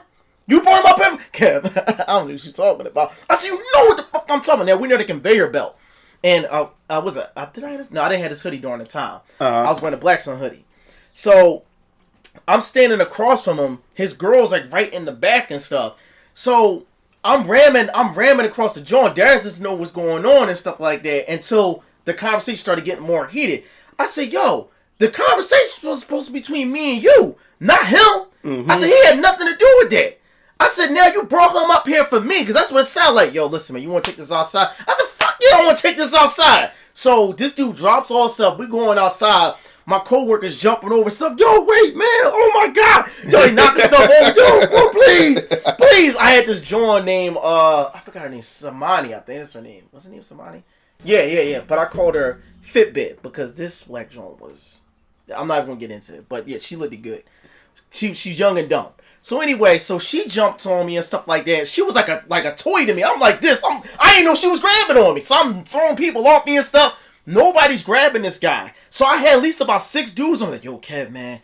Yo, man, Kev, you got to calm down. Blah, blah. I said, now I got to calm down now. Now I got to calm down. When this dude was being an asshole and shit like that, all I wanted to do was work. Always the case. And the crazy thing is, all this was over a woman that I don't even talk to. I don't even talk to this chick. I told you. I don't talk to her. You guys, bro. Like, the only conversation I ever had with her was when he was around and she was entering the conversation. Yeah. And I worked beside her and I helped her out from time to time. Exactly. But I never really talked to her like that. Peep this right here. During the summertime when she first came to the job, I didn't know that Greg started talking to her like within a few months. I seen her. She looked at me. She started looking at me and stuff like that. So I approached her. When a woman is looking at you, approach her. That's exactly what I did. So I walked up to her and stuff like that, and I started rapping to her. She was giving me rhythm. Now this is during the summertime. She was giving me rhythm. Greg comes out of nowhere. Before this incident even happened during the summer, Greg comes out of nowhere. Was like, whoa, Kev, whoa, Kev. Yeah. Listen, man. But this dude was acting like a nut. And I'm like, yo, what is he acting like that for? Like, I'm clearly having a conversation with the joint. He's like, listen, man, I'm talking to her, blah, blah. The moment he told me he was talking to her, that was it. There was no more conversation with her. That's the type of dude I am. If anybody's talking to a joint and I'm cool with the nigga, well, excuse my... No, go ahead. No, that's fine. But if I'm cool with the bull, I'm not talking to her. Unless me and you have vague conversations with each other. You're not my homie, we're not cool or any type of way, then I'm not going to, I'm pretty much going to talk to a joint. If we're not really cool like that, I'm going to talk to him because me and you have no ties. But I've known this dude for almost 2 to 3 years working at that job. Mm-hmm. So I was like, yo, he talking to her, there's no more conversation about it. That's it. Exactly. There's no conversation about it. I'm going about my business. I didn't talk to her, I didn't look at her, no conversations. The only time I ever had to interact with her. He said, I had to help her. He said, I said it earlier. Dude was mad because his girl was choosing. I'll tell you, like these dudes in my chat are real dudes. Like they know the game. They know the game. Like these dudes know the game. Like we know it. And peep this. Dick Strike has said this right here. He said, listen, she probably was saying something about you.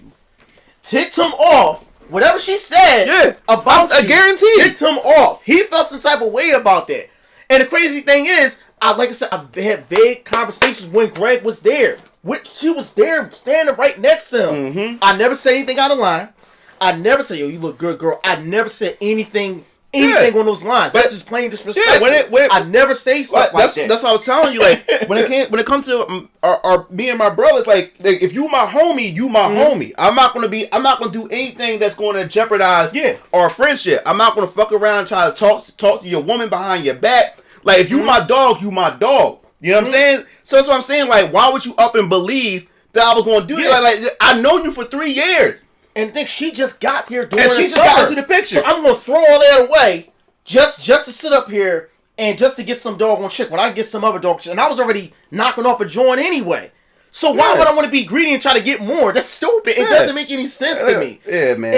It was just ridiculous. After all that stuff happened, eventually me and him was both let go. Mm-hmm. And the crazy thing is, to sum this up, I'm not gonna take all the moving Lord stream. His brother his cousin contacted me and wanted to squash the whole thing. He literally thought that I was about the gun life. I'm not about the gun life. Yeah. So I explained to him the situation, and he was like, "Yo, this is all over a chick." He said, "Yo, I told this dude something like this happened before. He was about to go deep into it. Yeah. So something like this occurred before over a woman." I'm like, "Come on, dog. Come on, man."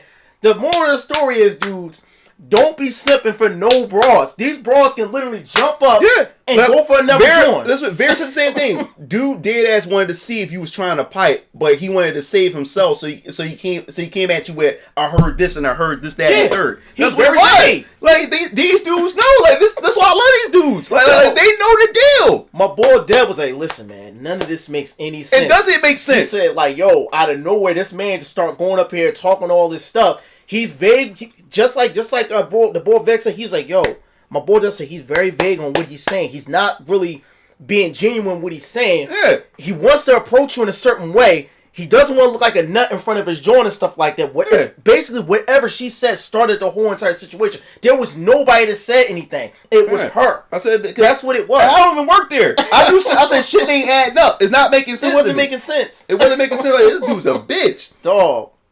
And the crazy thing is, I know this might be taking it far. I've never got graffiti on my studio at all. There's literally graffiti marks. His cousins live right next to the studio. And he said he really don't talk to him like that, but from time to time he walks by there and, he hangs out with them. I don't want to think on that level because that might be a little too far, but it's not far from it at the same time. It's not far. It's not far from it at the same time, too. And the thing is, like I said, I still got his number. I still got all that stuff. If he really wanted to contact me on some raw stuff and whatnot, it is what it is, But I'm gonna leave it right there. I want to give back. Yeah, dog. Yo, dog. Like I tell you, man, I'm definitely clipping this joint. That joint. I told you, like we don't like, dog. It's crazy. It got that heated, and Amazon got scared because they had to get security to watch the place because dudes came up in cars and stuff like that. So they had to let my brother go. But the blessing was. My brother, it was the best thing that happened. My brother been there for 3 years, and now he's collecting unemployment. So now he's doing his business full force while collecting his unemployment.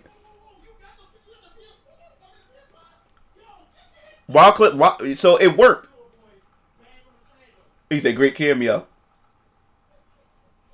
Yeah, she did tell him some cat. Yup, man. Come off his rumors from someone else. Yeah. Ver and radio. Y'all hit that shit. Y'all hit that shit on the fucking nose. And Baka. Y'all hit that shit. Y'all knew it. So I ain't had to explain the whole story. Y'all motherfuckers knew it. Y'all knew it. Yeah, man. Yeah, I'll tell you. And that's why I'm keep telling y'all fellas, man. Watch it, man. These chicks can start a lot of shit, man, and women can make brothers fight each other. Women can make fathers go against sons go against fathers, brothers against brothers, and friends against friends, man. You gotta watch this shit, man. He said, "Shout out Kiyodo. He's that dude." I love yeah, man. Like, you gotta watch out, man. Like, you really have to watch out for these chicks, man. Like, I'm not saying that all women are like that, but it's a good majority of them that will take it there. Or like I said, if you're not a man, a woman can smell when her own man is a bitch. She can smell when her own man is a bitch. So she uses his bitchness to pump him up to make irrational decisions and shit like that. Because now he has to prove to her that she's a man, that he's a man. So then he goes out there and make these dumbass decisions and shit, or end up stepping to his best friend when it was never really the case at all, and ruin a whole friendship because she was doing some hoe ass shit. Yeah, man. Be careful, Shadow. Be careful out there, dudes. It's really like I said, in today's society is not worth it taking a bullet for a woman, dog. It's not worth it. And the sad, what's so sad about it is I keep telling y'all, because I kept telling like this one boy, like I said, he died, and you know his girlfriend at his funeral, you know what I'm saying, getting all that validation, because you know, her boyfriend died or whatever like that. A month later, some other dude fucking her now, while he's in the grave dead. Like chicks can move on. Chicks moves on to one dick to the next. So why lose your life over that shit? She's gonna get fucked by somebody else eventually. He said, dudes be out here like, fuck E40, I'm gonna be Captain Save-A-Ho. Damn, he said you'll take the bullet and she'll fuck the shooter. Damn! Damn! Baka, stop! That's too real. That's too real, bro. Like, damn, it's too much. God damn. That hurt. That just fucked me up. That just seriously fucked me up. Damn. That was too damn real, bro.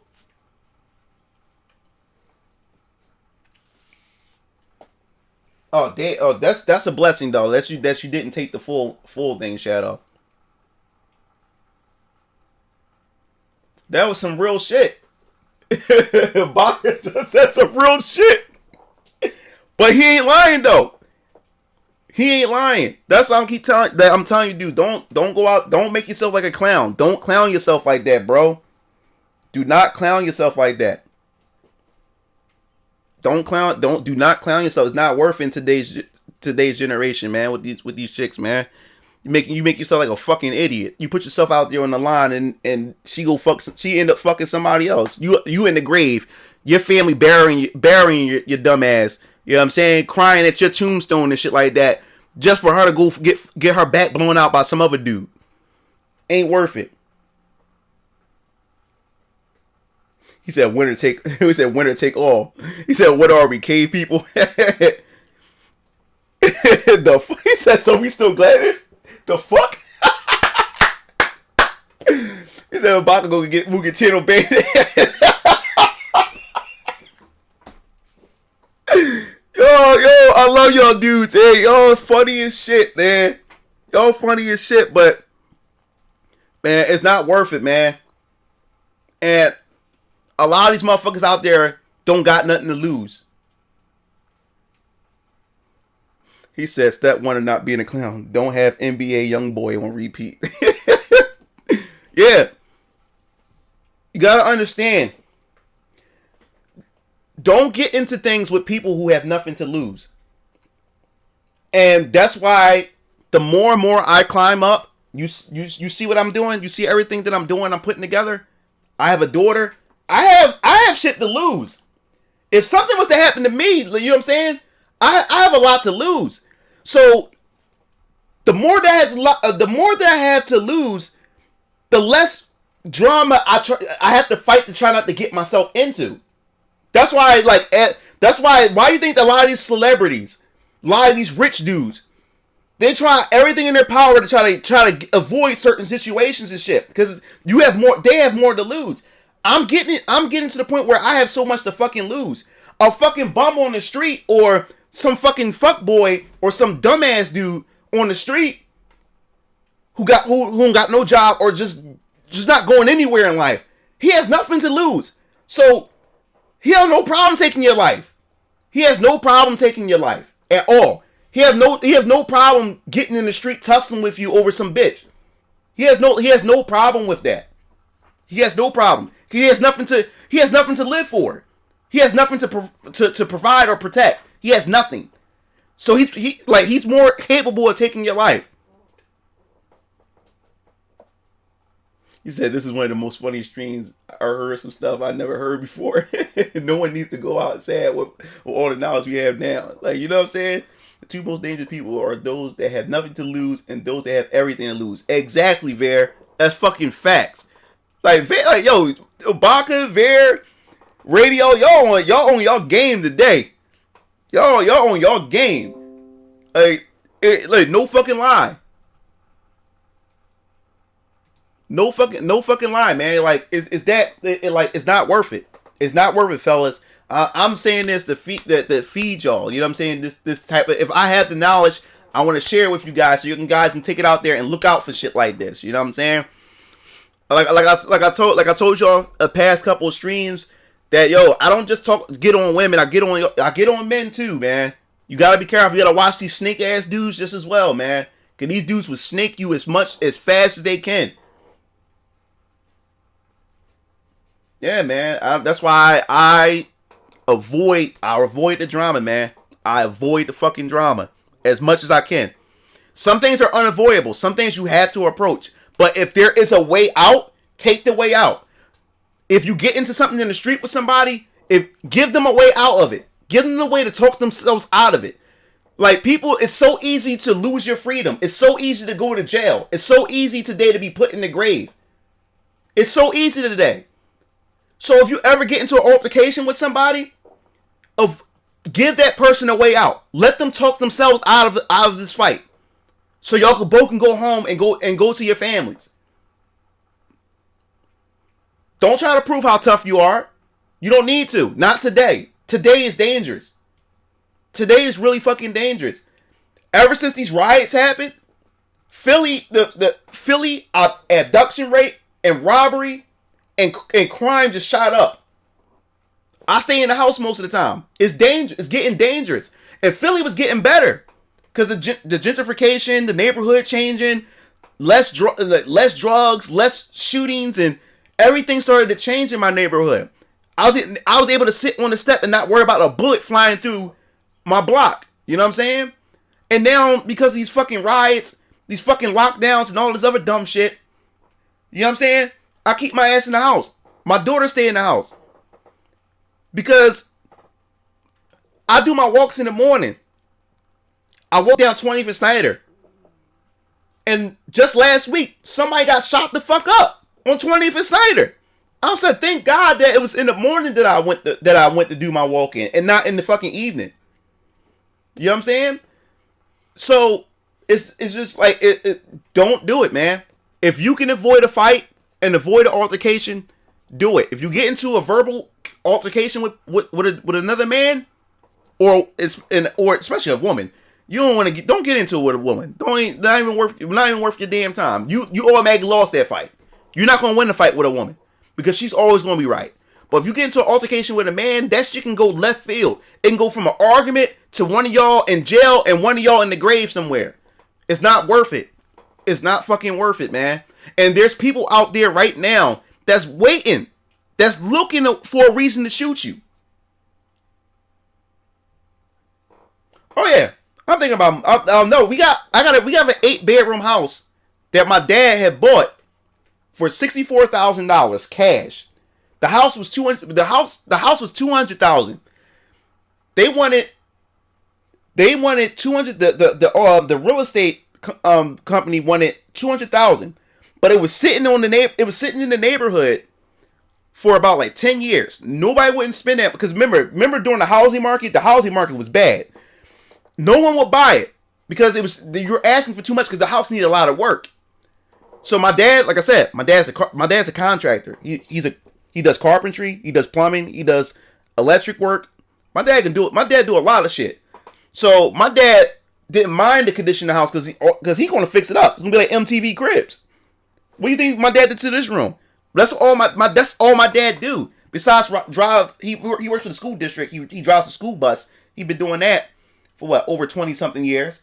He's been in the school district, but he's also a carpenter. He's a contractor. He does his shit for a living. So my dad, it doesn't matter how fucked the house is. Once he get done with it, that shit gonna be a fucking mansion. So what happened was, my dad bought a house for $60,000, right? It's an 8-bedroom house. We're gonna be moving into that house, but the house needs a lot of work. So that's why my dad been spending time in fixing this room, because we won't be here for at least another year. Because after he finished this, he's gonna go and he's gonna start getting work done on the 8-bedroom house. So, dog, I'm looking forward to that. I'm really looking forward to it. I'm really looking forward to that, man. But anyway, Yeah, and the thing is, like, I've been living here my whole life in Philly, and like, I never realized how dangerous my neighborhood was because I was so used to it. I grew up in this neighborhood. I've seen it as normal. People getting shot, people getting jumped, you know, drugs all over the damn place. You know what I'm saying? So I never realized how dangerous it was until now. When I started going back reflecting on it, was because, dude, you couldn't walk anywhere without getting into fights. You couldn't walk anywhere without finding out or hearing gunshots and shit like that. We was just killing each other left and fucking right. And that's because we had a big drug family, which I'm not gonna say their names because I have people who knows, you know, that it's actually friends with me and you know, from that side and stuff like that. So I don't want to say exactly who it is and whatever, but we had a big drug family that lived down the street from us. And I mean, this family was living ghetto fabulous. Dirt bikes, expensive cars, all kinds of shit. And they kept a bunch of trouble around them. Everybody riding on dirt bikes and four-wheelers. And his nephews was the ghetto princes. They was the ghetto prince. They got everything. Like they was hood rich. And everybody looked up to them. He was the big drug lord in our neighborhood. So a lot of people died because of him. Because he was hiring people for hits, to get people hit, all kinds of stuff in our neighborhood. And he controlled the drug traffic in our neighborhood. People looked up to him, people feared him. Oh, okay. People feared him and stuff. And how I realized when the moment he died, and it's crazy how he died, because we started finding out later what was going on. Well, it was in my senior year. It was my last week of high school. I'm about to graduate. And I remember coming home from graduation practice. And I remember it was quiet. And death is something. Death has a feeling to it. Because when death is in the atmosphere, it's like a moment of silence. I don't know what it is. It's like a moment of silence. It's like a chill in the area. It's like you can feel that vibration that someone died. You know, like death, you can just feel death. Because when I was coming down the block from my graduation practice, coming home from school, and I just got off the 29 and was on my way to my block. And it was so quiet that afternoon. It was like 3 p.m. It was so quiet. And before I even saw the cops, it's just something in the atmosphere, like it was just like death was in the area. So, exactly. So, I come from the bus stop, I walk down the street, and the whole fucking block, 19th Street is blocked off. Cops every fucking where. Cops everywhere. Now I see the nephews of the drug bull. They're crying. They're crying and everything. And they got blood over their t-shirt. They got blood over his hands and over their hands and shit like that. So I'm wondering what the fuck is going on. I see cops in everywhere. So that I found out, of course, you know, you always got your newsy neighbors. They know everything. You always got the neighbor that knows every fucking thing, knows everybody's business and shit. We got a couple of them on our block. So I asked my neighbor, like, yo, what happened? They said, down the street got killed. They took him out. I'm going to explain, and then they broke it down how this motherfucker died. So I found out the reason why this dude was able to do the things that he did in our neighborhood was because he was snitching to the police. As long as he was snitching out the big names and the big players, the cops would look the other way. The cops would literally look the other way. He was snitching motherfuckers out. That's why he was able to do his whatever drugs. He was able to do whatever he wanted to do in our neighborhood because he was snitching to the police, and the police wouldn't touch him or arrest him as long as he was giving out the bigger fish. So when I found that out, I was like, "Oh shit." I was like, "Oh shit, that's what was going on? That's why the cops would not touch this motherfucker? He was snitching. He was snitching out bigger drug dealers. He was snitching out bigger drug dealers so that they would let them. Pretty much, he would snitch out bigger drug dealers so the cops won't touch him as long as he was giving out bigger names. So this dude was able to do whatever he wanted in our neighborhoods. Let drug traffic, all kinds of stuff. So what happened was he snitched to the couple of police officers because they wanted to track down this guy because there was a shooting that happened. So they wanted to get information from him. He snitched him out. The cops tried to get the guy. The guy escaped and got away. The cops couldn't get him. The guy got away.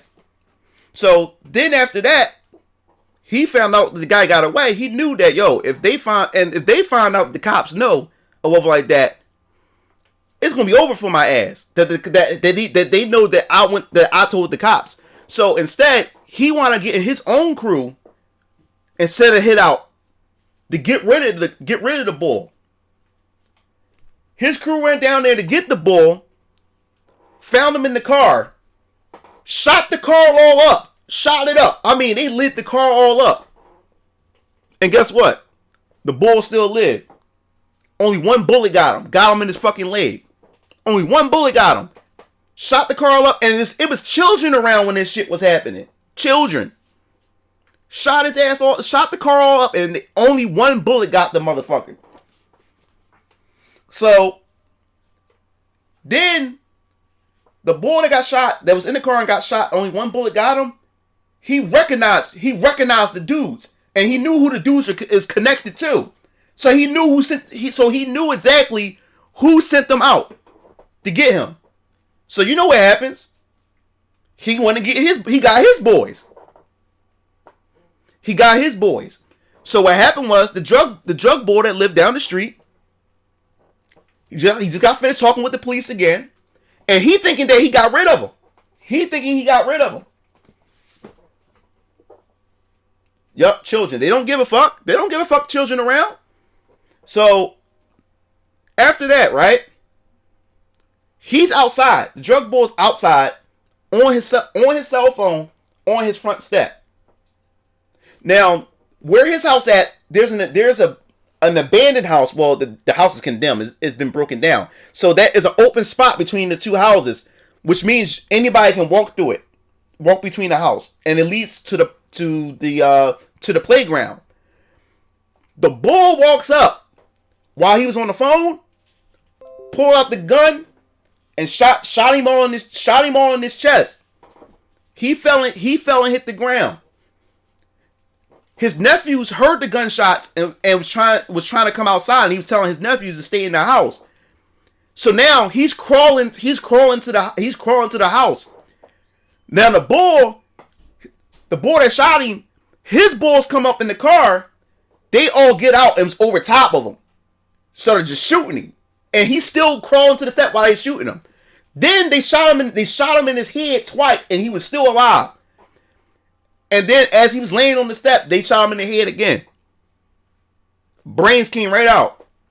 And when my neighbor was explaining what was going on, that's why I was wondering why his nephew had all his blood on him. They were saying that his nephew was picking him up as his brains was coming out. His nephew was trying to put his brains back in his head. Yup. Took him out. They took him out. And you know what's so crazy about it? Which pisses me off? They had a mural with his name and everything. I was like, what? They made a mural for this dude. I was just explaining how this drug dude died in our neighborhood. They had a mural of this dude.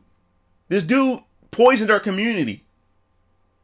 He poisoned our community with drugs and everything. And they had a mural for this man. Don't worry, I'm gonna archive this. So if you missed it, you'll definitely be able to see this. But they had a mural for this man. And this is what makes me mad about our community. We idolize these type of people. They made a mural for this man. This whole George Floyd thing and all this other type of stuff, we were protesting, and a lot of people had criminal records, did a lot of bad things that hurt our community and stuff, and we're sitting there making murals, doing marches, doing all kinds of shit. They had a mural for this man.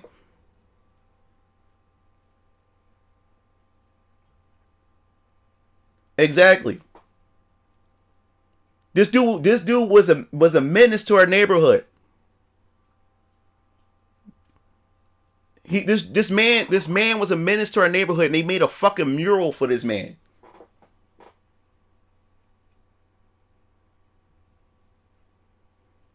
Yeah. And that's what's so sad. They made a mural for this fucking man. That's what boggled my mind. I said, yo, he poisoned our community. He hurt many. He had many of people killed in our community. You know, that's black young men who lost their fathers. That's black women who maybe lost their boyfriends, lost their husbands. And you have a mural of this man. That's why I say, black folks, we gotta get it together, man. We gotta get it the fucking together. But after he died, that's when the neighborhood got crazy. Because now it's free territory. It's free territory. That's when the violence got worse for a bit. Because now everybody's trying to claim that block. Everybody's trying to claim the strip. Because he's going down. It was dangerous. You had to watch out. You couldn't sit outside. Because you didn't know any time a bullet can come through your block. Or shoot you in the head while you on the step. Because you was just chilling, relaxing on your step. You had to wait. But after a while, and I know people would probably call me a sellout or call me whatever, gentrification was the best thing that fucking happened. It pushed a lot of that nonsense out of our fucking neighborhood. The moment we got a coffee shop in our neighborhood and white folks was coming down here, I knew it was over. I knew our neighborhood was about to change. When I start seeing white folks rollerblading, riding bikes down my neighborhood, I knew it was a wrap. I knew shit was about to change. Exactly, Multi Dave. Speaking that real shit. Yup. Like San Andreas. Yep, just like that shit. But it all started to change when when we got that coffee shop. Look for the coffee shop. Soon we got that coffee shop and white people started coming down there to go to that coffee shop. I knew shit was about to change. And because the thing is,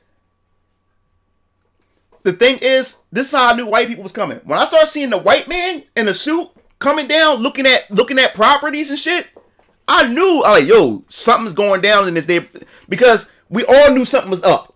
Because we started seeing a lot more white people in suits and shit like that, looking at properties. And we started seeing a lot of places closing down and getting destroyed, getting knocked down.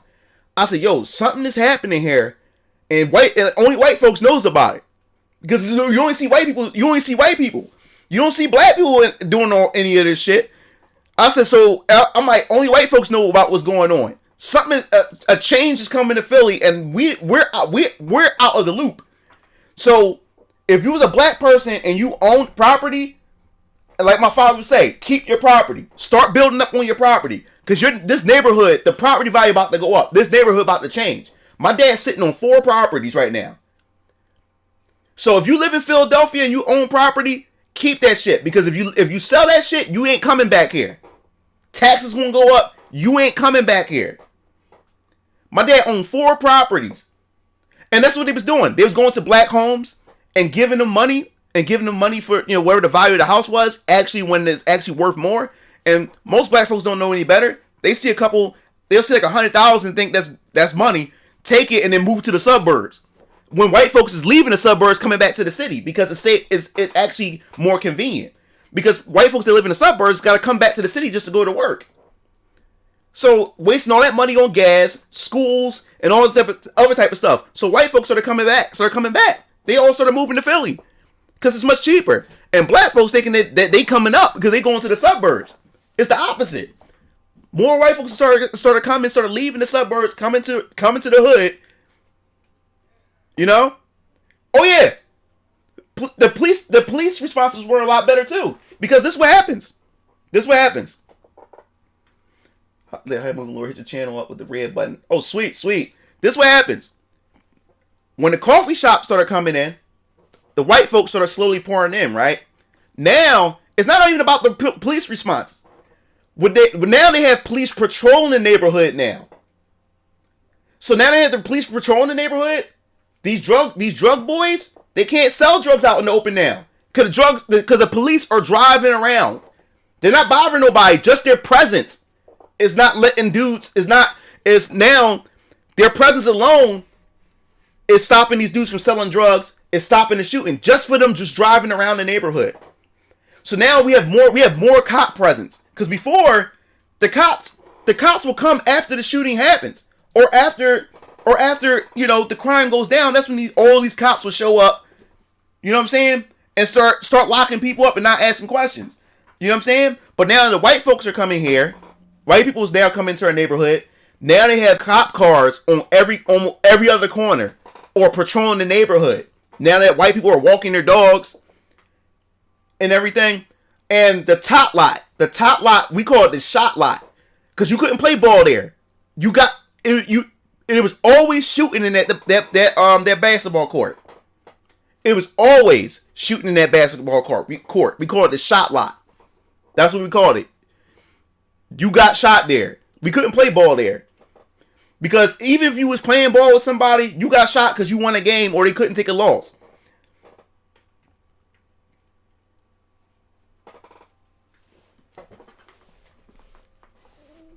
Yeah, so that's what happened. When the white people started coming in, cops started showing up. Now there's cops on every other corner. Now dudes can't sell drugs no more. Dudes can't shoot no more. So what happened is the drug dudes had to move to another neighborhood or move down a couple of blocks where the cop presence weren't. So they would take the drugs down there. So it got to the point as more white people started coming in, the cops' presence was stretched even farther. Now it condenses the drug traffic down to a smaller point. And then I definitely knew it was over because that's when the white folks came in and changed the shot lot and turned into an actual basketball court. Clean courts. They made a new playground. And then they had the mayor come down with the scissors and clip it. They had the news down there. That's how I knew it was over. That's how I knew the neighborhood changed after that. And guess what? The Koreans loved it. The Middle Eastern store, the Indians, and the Muslim stores, they loved it. They loved the neighborhood. They loved the neighborhood change. Because, like I said, it's a strip called Point Breeze where I live at. It's a strip. Yeah, exactly. So now the drug traffic stopped because now they're here now. Look, when I walked outside and when I do my walk in the morning, see nothing but snow bunnies in tights running doing their jogging. I've never seen so many snow bunnies in my neighborhood. I mean, bad snow bunnies. Bad white Jones running around in my neighborhood. Never. I'm like, yo, I said, is this my neighborhood? What's going on? When I seen white chicks and white dudes rollerblading, skateboarding, they had a whole rollerblade line in our neighborhood. A bunch of white people on rollerblades. I was like, what the fuck? And then they put those, those bikes that you rent? It's like one of those stations with all these bikes. Then they started putting them in my neighborhood. And all you do is swipe your car and you can rent a bike right there and then put the bike back. I said, yo, they took over. And I liked it. Because I was able to sit outside. No more shooting. The neighborhood got better. The neighborhood got fucking better. And I know some black folks may not like what I'm saying. Think I'm a sellout or a coon or whatever. I don't give a fuck. Because now my daughter can play outside and shit like that. She can ride her bike. She can do all kinds of shit in the neighborhood. I can. That's why I'm able to do my walks. But now because of this COVID shit got dangerous again. Because defund the fucking police. All that kind of bullshit. All that kind of bullshit. The riots are happening. You lock these people up, and then our own local government releases them, so they go out and do the same crime again. So it's the Wild West out here right now, and you have some white folks leaving our neighborhood because of how dangerous it is. It's crazy. And see, what's smart about the Asians? See, now when you go to these Chinese stores, their stores look run down and everything. You know why it looks run down? It's because the neighborhood is run down. Why would they spend all that money just for these motherfuckers to come and graffiti on new property or something that they spent money to fix it up? Like I said, a corner store. You ever see a moth? You ever see a flame? You see all these motherfucking moths flying around? That's how niggas is like that when it comes to corner store. When there's a corner store around, these niggas included, they all surround the corner store like fucking moths. They just sit around. They sit around in the corner. And the Asians, they're scared to say anything because if they say anything, they're going to get fucked up by these dudes. So now that it becoming gentrified, these Asians, they're fixing up their stores now. They're turning their corner stores into restaurants that you sit in. Because white people love that shit. They love to get there every Tuesday, Chinese food and shit. And sit outside and shit. They love that shit. So these Koreans, these Chinese, these Vietnamese, these people, they loving it. Because like I said, some of these stores, some of these Asian people that I've been going to in these stores, they love me and my family. Because they always say to me, and they always give me extra chicken wings and stuff. The Chinese woman named Miss Tina, you good boy. You nothing like the rest of them. You're different. And they always enjoy me because these ignorant ghetto motherfuckers would come in and cuss at these Asian people or spit at them. You know what I'm saying? Give me my shit. Where my shit at? This, that, and the third. So of course they'll start feeling a certain type of way about black people when you got ignorant motherfuckers coming in and shit like that. But they always, everywhere I go, when it comes to these Asian people and these other type of people, when I go into their stores, every once in a while I may get treated with, by some of these people like as if I'm like an ignorant person, stuff like that, because they don't know me and shit like that. But when I go into familiar places, they know my name, they know my family, and every time especially when I used to go to Miss Tina's store, Korean lady, just go in there, order a chicken wing platter or with some shrimp fried rice or stuff like that, she would throw me in 4 extra wings. Or she'll throw me a free soda of like that. Because they love us. Because they say you're much different. We treat them different. Or I say good morning. I ask them how their day. And that alone makes their day. That alone makes their day. And it shocks them. Because they're so used to these motherfuckers out here talking shit to them. Yeah, there's a difference between black people and niggas. Exactly. And the Muslim guys. The Muslim guys at Crown Chicken, and I think they from Pakistan. I can't remember. Them dudes love us to death every time. What's up, my brother? You know what I'm saying? They'll come in. They will throw me extra wings. They will throw me extra fries. Throw me an extra drink and shit like that. And he said, "Your father's a good man." I said, "I watched y'all grow up." This is a dude. This is a Muslim man who loves my dad. You know what I'm saying? And he said, "Y'all some good young men." Unlike a lot of these people that come into our store. And he's saying that this neighborhood is changing. It's for the best. We're going to get a different crowd of people. And now they changing their store. They're making their store look more welcoming now because of these white folks coming in. I wouldn't even just say white folks. These Asian folks coming in with businesses and got money. Exactly, Ver. Yeah, exactly, Tay. So the neighborhood is changing, and these Asian people are smart as fuck. They know what's going on. Now they're fixing their stores to match to the changes of the neighborhood. They're adapting. Cause they couldn't do it before, because all these niggas would do is come to these stores, spit, throw trash, graffiti and shit. And The Middle Eastern boy at Crown Chicken, he had his nephew. His nephew was the one that didn't really like black people because he was just as young as the black bulls that was living in the neighborhood. So he had to go to school and be around these dudes, and they used to bully him. And not just that, one of the black bulls, young bulls, robbed him, took his bike. And you know what the crazy thing was? Not only did he rob him, because he used to ride his bike down to Planet Fitness. He robbed him at Planet Fitness, took his bike. Not only did the young boy rob the Muslim kid, he also rode the bike to his store and ordered food with his bike. And he said, "Yo, that's my bike. You the one that stole my bike." He said, "I don't know what you talking about, cuz. This is my bike, cuz. What are you talking about?" So his homies come in. He didn't take you bike. This was like, you racist motherfucker, this and the other. He said, "Dude, that's my bike." He said that chain that's on there, he had left stuff on the bike. He marked his bike, so he knew that was his bike. He said, and they got quiet. "That's my fucking bike. Give me back my fucking bike." And they all started laughing and jumped on the bike and then took off.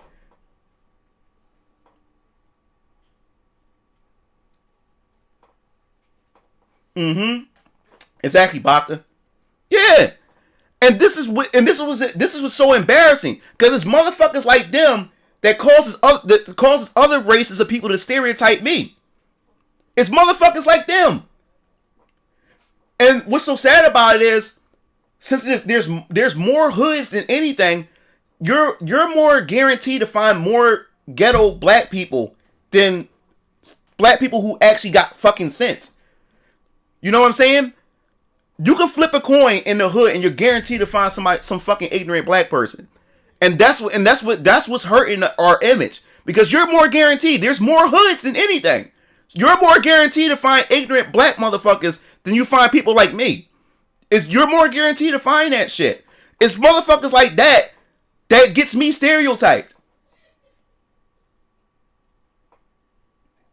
He said, "I put a photo of me inside the bike seat, robbed that motherfucker." It does. So if you're a black person with fucking sense, you're gonna get labeled like with the rest of these motherfuckers, because this shit happens every day. Don't let the media fool you. This shit, if you live in the hood, and that's what makes me so mad, is that it's so much dishonesty going on. A lot of us live in the hood. We see the ignorant shit that goes on. And all we talk about is how white supremacy all the time, but we don't correct and fix our own shit. That's the thing that pisses me off. We turn our heads the other way and allow ignorant shit to keep going and fester and destroy our communities. Yeah, and that's what pisses me off. I'm like, yo, stop blaming all these other people. We can fix this shit. We can fix this. Let's get rid of these bad apples. Let's start getting together. Let's start getting, like, you can buy a building. I said, black folks, we have a lot of single moms in our community. Let's get together. Get some property. Start putting single moms in these homes. You know what I'm saying? So they can go out and get jobs and stuff like that. Let's start getting together. Build our own daycares to take care of these children and stuff like that. We can do this shit. We can. But what made me stop doing this, and I explained this before, my dad tried doing this shit, and guess what happened? My dad ended up getting shot in return. The same people we helped raise is the same people that got my fucking dad shot. You know what I'm saying? So that's why we stepped out. Hold on, I gotta pee. I gotta pee real quick.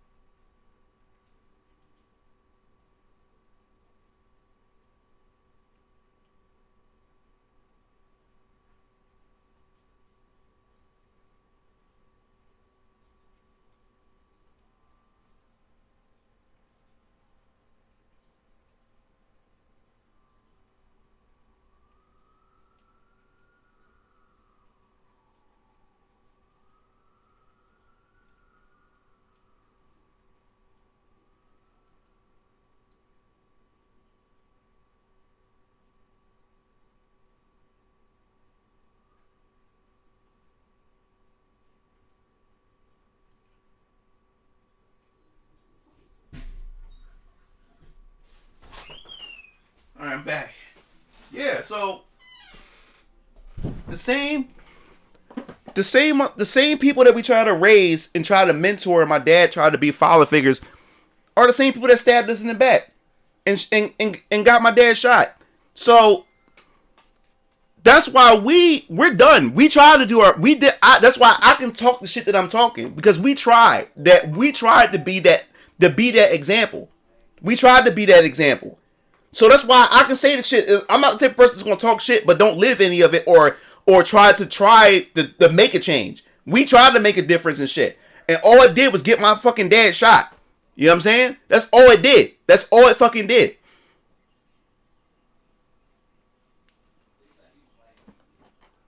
Are the ones bringing us down, creating heathens, feminine traits embedded into men, but without the protection of being a woman. Exactly. He said, old niece lady once said to me, "You're a good man. You don't loiter around and never short on change. You're the only one that does that." I was like, what the fuck, man? Yeah, exactly. We have too many bad apples. And the thing is, the problem is, you're not allowed to chastise or call out any of the criticism. Because a long time ago, right? It was this black kid. He looked about like 10 years old. And not even in school. To remind you, he's not in school. So my dad's in the car, right? He's on his way. He's coming back from work. All you heard was boom. Something hit the back of my dad's car. This ghetto bastard had a brick. He had a brick and threw it at my dad's car.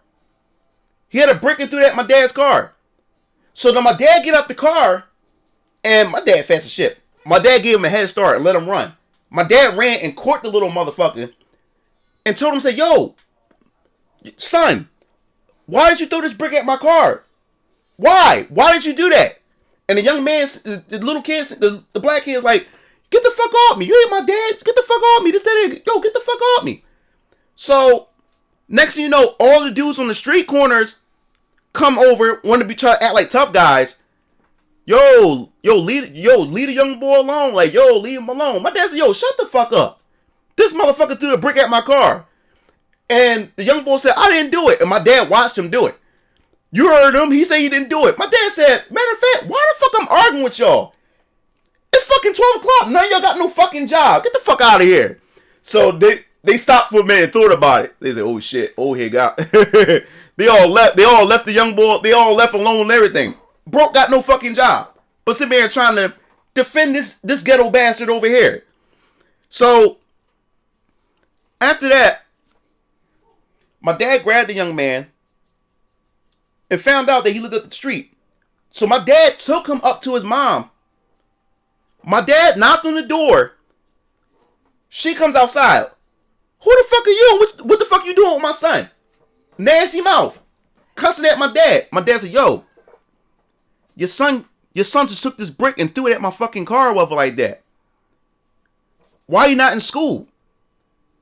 And she just like she cussed my dad out and said, "Who are you to try to discipline my son? Leave my fucking son alone. He did nothing to nobody." And dad said, "You know what? I hope the little motherfucker gets shot." And dad just tossed him off, and dad got in the car. Because you can't even criticize or discipline these fucking women's children. You can't. So she's already defending this bad little motherfucker. You know what I'm saying? She's defending him, which means he's going to be a menace to society in the future. He's either going to be a drug dealer, he's either going to be robbing people. This dude is waiting for cars to go by to throw rocks and bricks at people's cars. And the mother is defending this shit. The niggas in the neighborhood in the corner was defending this little boy. No hope. But if I say shit like this, I'm a fucking Uncle Tom. I'm a fucking racist. I don't like self-hate. That's the shit that pisses me the fuck off. We can do better, man.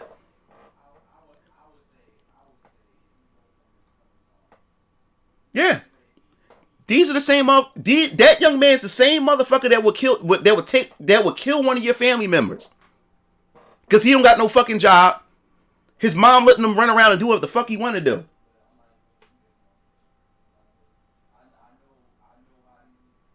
Yeah, never hold him accountable.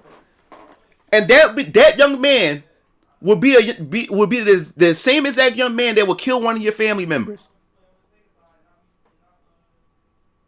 Exactly. And that's the sad thing. I'm not saying people, and when you say shit about this, first thing black people would do is criticize you for making this criticism. It's sad. It's fucking sad. It is fucking sad, man. You know? So we got to do better. We fucking have to do better. He said the family court and government made the black women that way. It started back in it makes sense. Yeah, the Democratic Party did this shit. But this is the thing. We know this. Since we know this, we need to fix this. We can talk about how this person put us in the cave, put us in this dungeon. We can say it all we want. This person is still out. This person is the one that put us here. We have to find a way to get us out of it. Because the person that put us here is not going to get us out of it. That's the problem. We know, that's the thing. We know what put us here. Now it's up to us to fix this shit. We have to fix this. We can blame everything all we want. The person in power, they want to remain in power. So why would they help us? We have to help ourselves. And that's the thing about us black people too. That's what makes us. That's why I'm proud of being black, because despite the hardships, there's been plenty of successful black people that left such an imprint on history. It didn't just change these black people didn't just change black people's lives. It changed the world's life. These black people will forever be remembered in history. Forever be remembered in history. If these black folks can make a difference in our lives, in everybody's lives, we can do it too. We can do it. As a people, we can do it. We have to change us. Because the person that put us here is not going to change us. They want to keep us here. We can't look for them to do it. We have to do it, you know? Yeah. And that's the thing. Yeah, people are complacent and conditioned, and that's also an issue. But when are we going to wake the fuck up? That's the problem. When are we going to wake the fuck up? We have to wake the fuck up. And you know what's also the problem? We don't have any real black leaders today. We don't have our Martin Luther Kings anymore. We don't have our Malcolm X's. Get out of here, you dumb cat. Go. We don't have those type of leaders no more. Because all these other type of leaders are out for themselves. Or so-called leaders today. They're bored out and they're out for themselves. There's no real leader. There's no real leader to organize us. And we don't have to be violent. We don't have to be violent at all. We don't have to rise through any type of violence at all. You know what I'm saying? We don't have any strong black leaders anymore. We don't. And these so-called new leaders, they're so radicalized. Well, a lot of this propaganda bullshit too. They're so radicalized. So they have their own agendas that they're trying to push. So you can't even trust them. And and these so-called black leaders too are also using their own people. They're exploiting their own people for their own profits and for their own gain as well. A lot of them preach problems but don't have solutions. You know. So I think that's the thing. We have no real unity, and when we do get together, right, we fight amongst each other, or we cause damage without any type of plan. Like these riots, there's no real plans to them. There's nothing organized about them. How can we make a difference? We go around destroying and burning down shit or whatever like that. It changed nothing. All it did was defund police and shit like that, which made our neighborhoods even more violent. It did nothing. We burnt down other black-owned businesses. Yeah, there's no code. We don't even have to be violent. We can just get together to make a difference. We can do it. But we're so divided. We are so divided.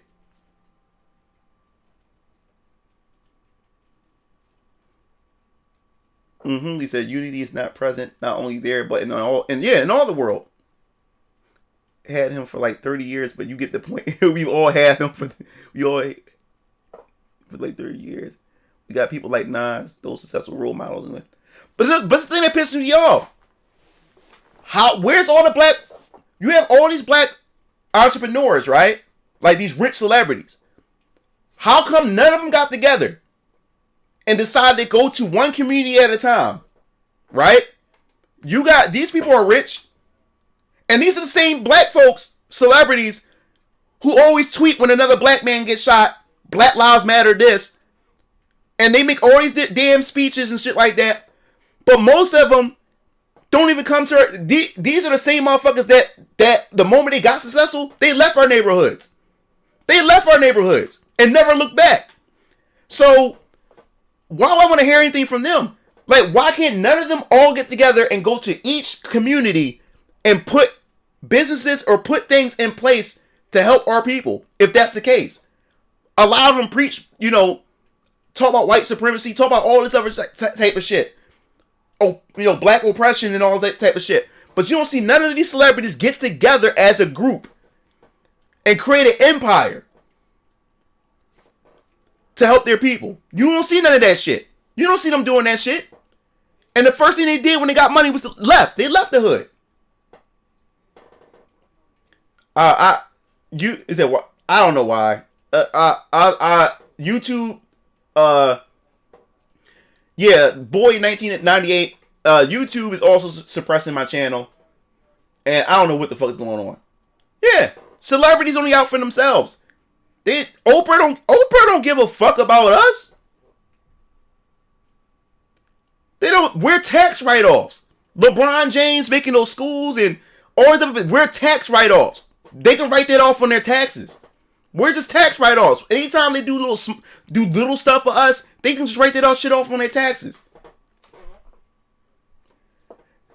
Radioactive said it's pretty risky being a black leader, but when if you care and you love your people, if you believe in what you believe in and you love your people, you're going to die for your people. Martin Luther King, it was risky doing what Martin Luther King did. He died for it. It was risky being Malcolm X. He died for it. If you believe in the cause and you love your people that much and you want to be a leader, expect death being part of that deal. Expect death being a part of that package. If you really believe in in saving your people and looking out for your people, death is a possibility. So if you're not willing to die for it, then you're not about it.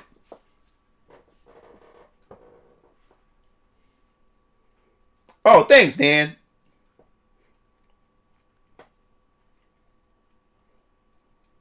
Man, that's fake. Man, don't pay Oprah no mind. That's propaganda they pushing, man.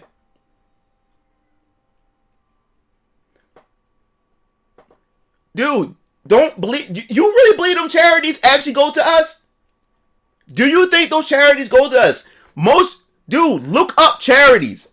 A lot of those charities don't go to us. A lot of those charities do not go to our communities. The Biden charities that got exposed a while ago, that a lot of that money didn't go to them. It was going to pay off their people and give money out to their people and shit like that. And give themselves higher salaries. Don't fall for those charities. A lot of those charities are fake. A lot of those charities don't go to the people that you're giving those charities to. There are some, but most charities, go look at the dark side of charities. Go look it up. Research it. A lot of those charities are scams. A lot of those charities don't go into the things that it claims to be going to. He said, yeah. He said they do charities, yes, but they also avoid taxes. So, yeah. But like I said, man, like there's a lot, man. There's like a lot of these celebrities, man, is out for them damn selves, man. So since I lack confidence, I use the words, I guess. Oh no, you good, man. But yeah, man, like So we can do it. We can do it, man. Like I love my people, but we just so misguided, man.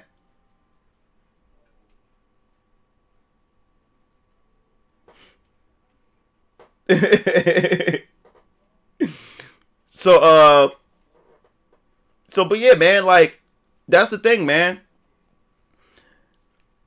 So that's the thing that's going on right now, man. We're just so misguided, and a lot of us, we're looking at what we don't have instead of looking at what we do have. Another thing too, black people's always trying to compare themselves to white people. One, they outpopulate us. So no matter what they do, their numbers or the stats is always going to look higher than us. It's always going to look like they're doing better than us. I was looking at this black economist. I can't remember his name, but he said black people need to look at the progression of black people and compare black people from where we were to where we at now, and you would notice that there is an exponential growth of progress that we made as black people. Cause he was saying that it's dumb. It's like comparing the cancer rate within black men versus the cancer rate within white men or whatever like that, and say, hey, black men are doing bad because you comparing against the white population. No, he was saying you gotta look at the black population and where black started and where they're at now. If you look at we have to take our progress from where we came from to where we at now, and we made so much progress as black people, even in education and all kinds of things. We made so much progress. You know what I'm saying? We made so much progress. Yeah, it's the spies that got shut up in Atlanta. Yup. Yeah, Thomas Sowell. Yeah, Thomas Sowell. I love Thomas Sowell. And black people was trying to back in the day, Thomas Sowell, black people was trying to kill him because he was exposing a lot of stuff, saying that like this black economist Thomas Sowell, that is a bad brother, because he showed that he was pretty much saying black people can't use or use oppression as a crutch, because he was showing the stats. He was, especially during the time, he was saying that back then black families, when there was when there's a mother and a father in a black home, they said statistically a black family made more than white families. He was breaking down the numbers. He said when it came to black and white families, when there was a black mother and a black father home, that black family made more than white families. He was breaking down all the stats, and he was showing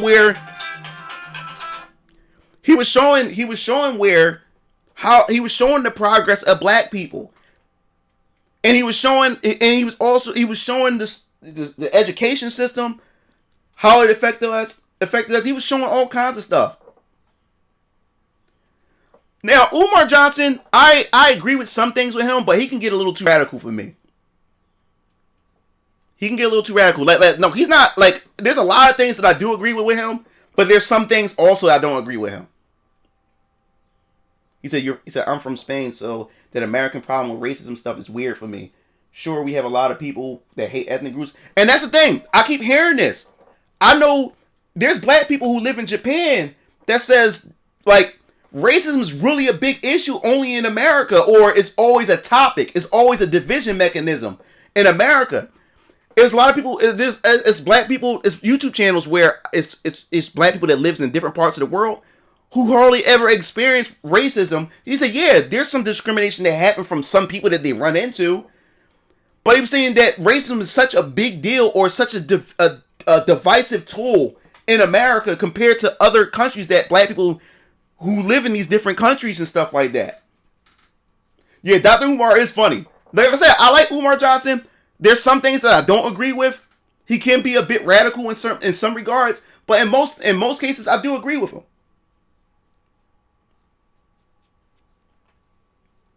I do agree with him in most cases.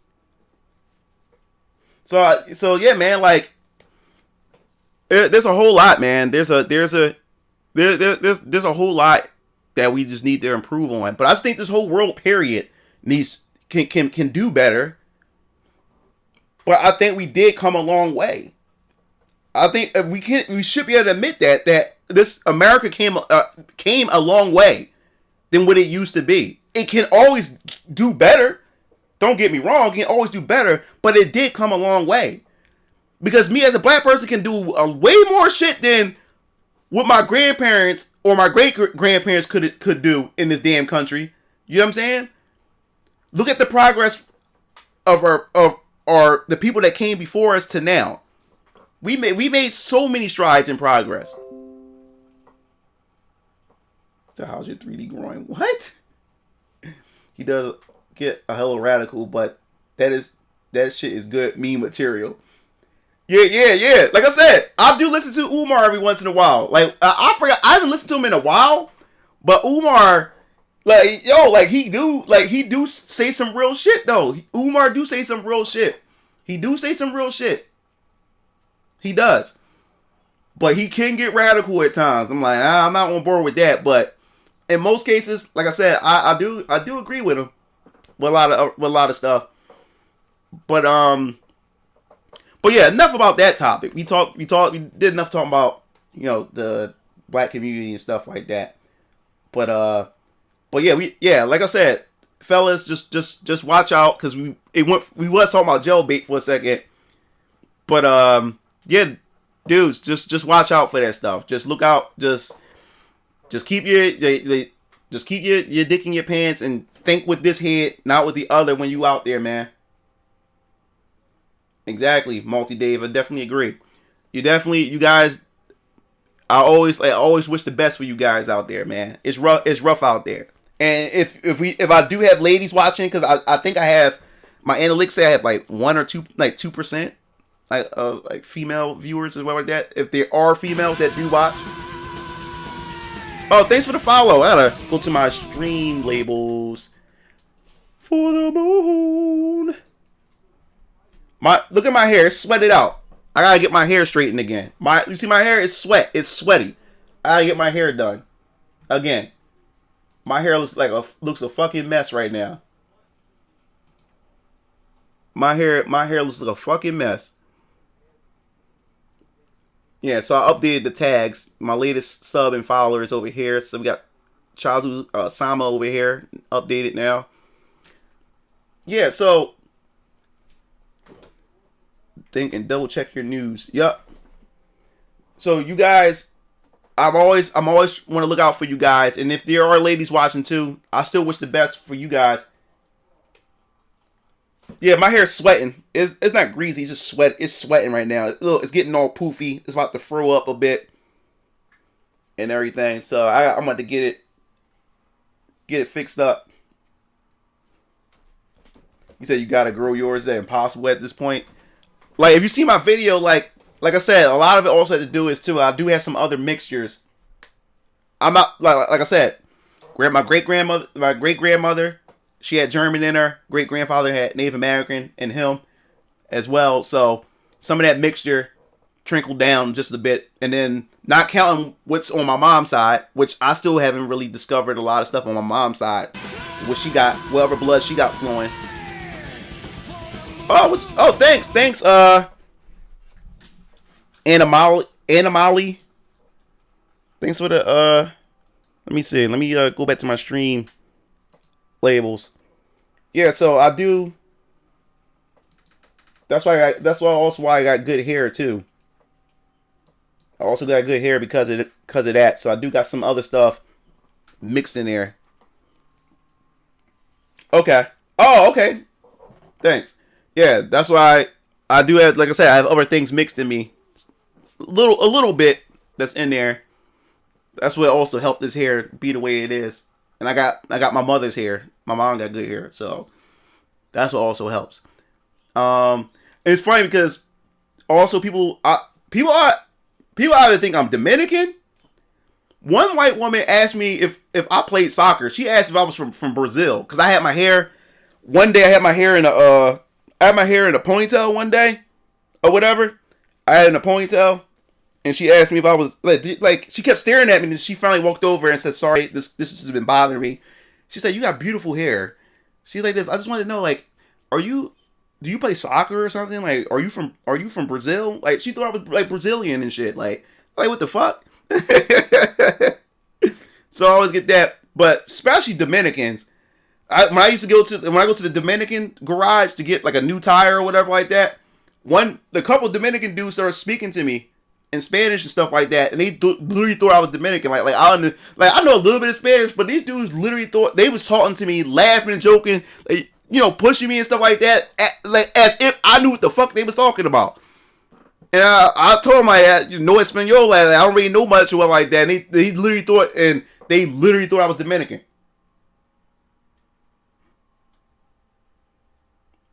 Oh yeah,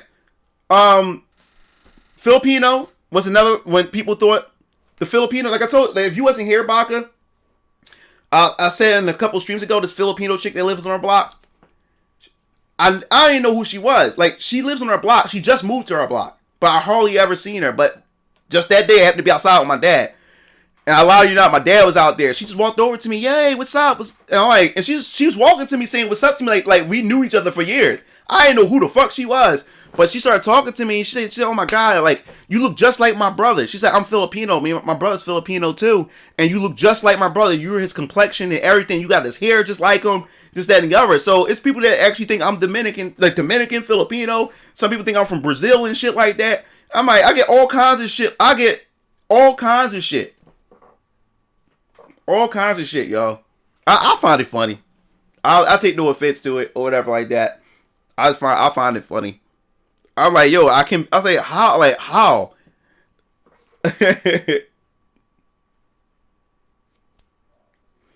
and you. Who knows, Baka? I could. Like I said, my family tree is diverse as fuck.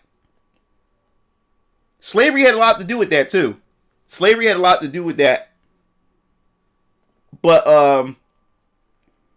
I'm still finding out more and more people that's part of my family. Like I said, I got white people in my family that I've never met.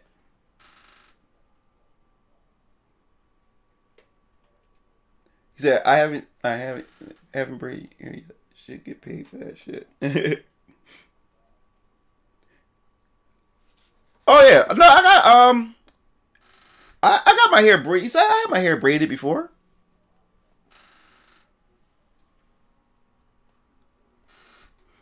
Yeah, like I had my hair. Like I said, I get it in cornrows and I get it in individuals, but I like my hair. I like my hair like this. And I did a video. I haven't put the video up yet, but I also explained why I didn't do the braids much, because it brought too much attention in the hood. Because I was getting stereotyped by the hood niggas, and it was getting me in trouble. Dudes following me, or dudes thinking I sell drugs, or people coming to me to ask for drugs. Then I had to worry about the police because I'm wearing a drug dealer uniform. So I'm being profiled because of what other niggas are doing and what they're wearing and shit like that. That's why I stayed away from the braids much in my neighborhood. And this hair, it was unique. It defined me, you know.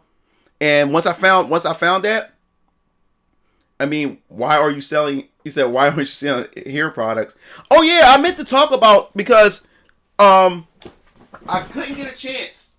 Because I couldn't find. I did it before in the older video, but I think I didn't save that archive. So I guess I can explain it here. 1 second. 1 second, guys.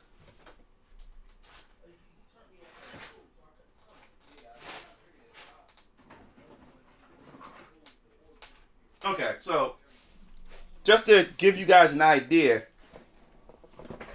All right, so those of you curious and want to know about what you can do with your hair, black folks, I'll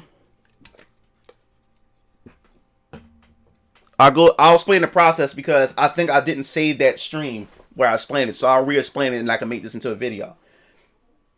Making your own drugs and name the muggers. Yeah, so sometimes I use Black Magic Oil Sheen. It's really good. It's coconut. You always want coconut products. Coconut is very natural, has a lot of nutrients in it, and it's very good for the hair, and it's very fucking good for the skin. Coconut is good for your damn skin. That's why my skin, because some people be asking me, do I have makeup on at times? I'm like, why the fuck would I put makeup on? Because your skin looks so shiny, or it looks soft or something like that. Man, coconut is good for your skin. Coconut and carrot is good. So yeah, I use the Black Magic African coconut oil sheen. This keeps our hair moist because black folks, I'm gonna keep repeating this shit to y'all.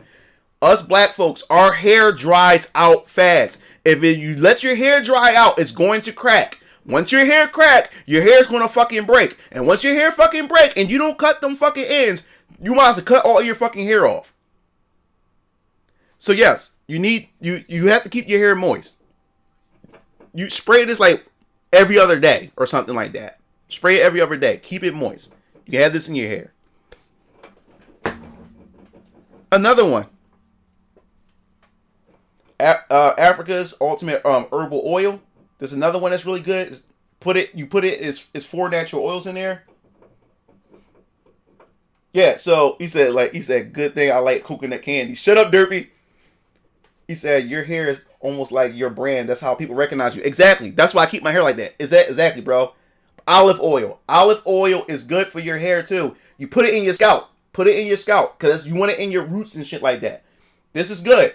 This is really good. Okay? So you can get shit like this. And olive oil is good for your face. Okay? So olive oil. Now, how my hair stays straight for a long time? This is the secret right here.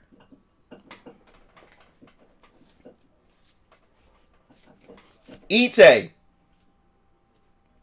It's a natural product. It's natural. It's not a perm. It's none of that. It's a system. It's natural products in it. It's natural. So this Ite shampoo and conditioner. ETAE. It's healthy for your hair. So it has milk and it has eggs in it. It's a protein. Oh, he said hashtag not sponsored. Sorry, stepped away. Yeah, give me that secret. All right, yeah, this what keeps your hair straight for a long time. As long as you're black, your hair is never going to stay straight. I'm telling you that. So get that shit out of your hair, out of your head. Unless you unless you a Super Saiyan mix, your hair is not going to be straight for a long time. It's going to poof up. We have kinky hair. Our hair is curly. Our hair is nappy. It is all that shit. So it's not going to stay straight for a long time. Especially if you have a whole lot of hair. My hair is thick. My hair is real thick. The reason why mine look thin and straight is because I'm about to explain it. You need Ite shampoo and conditioner. It's a system. It comes with caramel and caramel that you can eat. Like candy caramel. Caramel's good for you. Caramel is protein. It's good for your hair. You can put that, you can literally put that shit in your hair. So it's a system. The system costs about $80 to almost $100. So I'm telling you, this is gonna cost you some money. So you get the Ite shampoo, conditioner, and you also get the caramel. You get the caramel system and everything. And inside the Ite, it has a mixture of eggs and milk in it. You see, I like a pro surfer. We're ready for the Mugen Cuts grand opening. Sit up here. Yeah, so, all right, this is how the system works. Now, the problem with this, I'm telling you guys right now, this shit is hard to take care of. You're going to be sitting down in your chair for about 2 to 3 hours doing this shit. So you better know some chick that's willing to do it. And if she's willing to do it, if it's your woman, that's even a plus because you don't have to pay money out your pocket. If your woman loves you, she's going. That's another way to bond. That's a way she bonds with you. If she likes to do, play in your hair and stuff like that. But if you don't have a woman or a woman that's willing to just do it for you, you want to pay some money for her to help you with this system. Because your ass gonna be sitting down in this chair for a long time. I'm saying 3 hours minimum. 2 to 3. Yep, you're gonna be sitting down. Like I said, females gotta deal with this shit all the time. Women are used to doing this shit. Yeah, exactly. Yep. So alright, so I'm going to explain this. It's the same. My baby mom, sometimes she did my hair when me and my baby mom together, the white girl that I was with. Every once in a while she used to do my hair, but it was always left to my mom to do it, or sometimes my sister would do it, or whatever. So my mom or my sister would do it majority of the time and stuff like that. So, All right, so this is how it works. First, like when my sister do it or my mom do it, but I'll just say my sister. So if my sister does it, right? What you have to do is, I have a lot of hair, so I'm just explaining it the way she explained it because I'm with my hair. My sister would put in my hair in pigtails in different sections. She sectioned them off in pigtails and stuff like that. So she can brush out, you know, the flakes or whatever. Brush all that stuff out. Make sure everything is, you know, organized. She has to separate the hair because I have too much hair. I have too much. He said, I'm getting my hair cut then. I'm trying to grow my hair all the way out. Yeah. So my sister has to brush all my hair. Brush it, and she has to put it in section. I have too much hair because you can't just throw the shit in my hair. My hair is too thick. It's going to miss spots. So my sister has to separate it.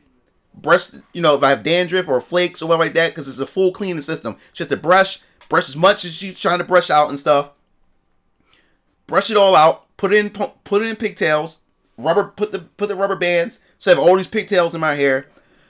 Then after that, what she does is she takes the caramel. This is where it comes in. The caramel. You need the caramel. The caramel. Put the caramel in your scalp. Put the caramel in all the different all the pigtails and stuff like that. Put all that in there. She take the rubber bands out, and then my hair is sticky as hell. It's caramel. It's sweet caramel in my hair. But it's healthy nutrients for your scalp. It helps your scalp grow even fat. Helps your scalp like strong, and it helps you grow your hair. So then I sit my hair underneath a blow dryer. You know the sitting dryers? Yeah, we have one of those. So sit my hair in it or whatever. 30 minutes. Let it do that. Let that sit in there. Then, after that, she has to rinse it out. Rinse out the caramel and stuff like that. After she rinses it out, then it's time for Ite shampoo. Time for that. Now, the goal is to get the Ite to create the foam. It's the foam with the bubbles. It's the foam that really that does the actual cleaning. So that's why you make sure you put enough in it so you can create the foam. The foam is what actually does the cleaning to your hair or whatever like that.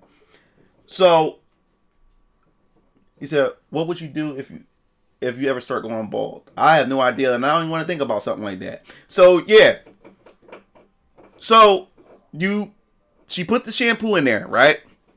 After she put the shampoo in there, leave the shampoo in your hair for at least about 15 minutes.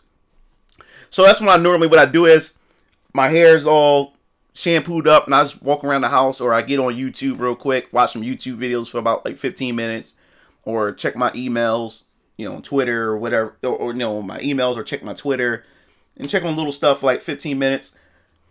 And then after that, my sister would call me downstairs. Then I go back to the sink.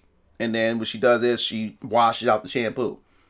After she washes out the shampoo, the important part is the conditioner. The conditioner is more important than the shampoo. The conditioner is what conditions your hair. So she makes sure she put that shit in my hair, the conditioner, and then she leaves the conditioner in my hair for 20 minutes. That's what helps straighten the hair out when it's time to put the comb through it or the brush or whatever like that. So she puts the conditioner in there, leaving it in my hair for about 20 minutes. So after that's done, then she calls me back downstairs, and then she washes it out. And that's where we just getting started with this. This is just the beginning process. And washing this is about an hour. We already almost an hour and a half into this, and my hair ain't straight. We didn't start straightening it yet. So that's why I said, you're going to be sitting down for a long fucking time.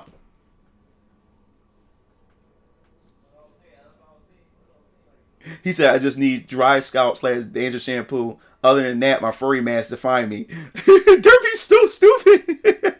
But, yeah. So, after that, right? Now, we're about to get into the blow drying process. Now, the blow drying process, you need a blow dryer the blow dryer that comes with a comb that you attach to the blow dryer, you need that. You need that. So you put it at the high. You put the blow dryer at the highest setting. That shit gonna burn your fucking hair. He said hairstyling 101 Mugen edition. Yeah, and my sister would run the blow dryer comb. Get the focus. Will run the blow dryer comb through my hair. Now the system is already in my hair already. So because it's already in my hair, the ETA is in my hair and stuff. The heat alone from the blow dryer and the comb, you already start seeing it go straight. It's not straight enough. It's still a little poofy. It looks like this pretty much, but better. Right now my hair is sweating. But you start going through it.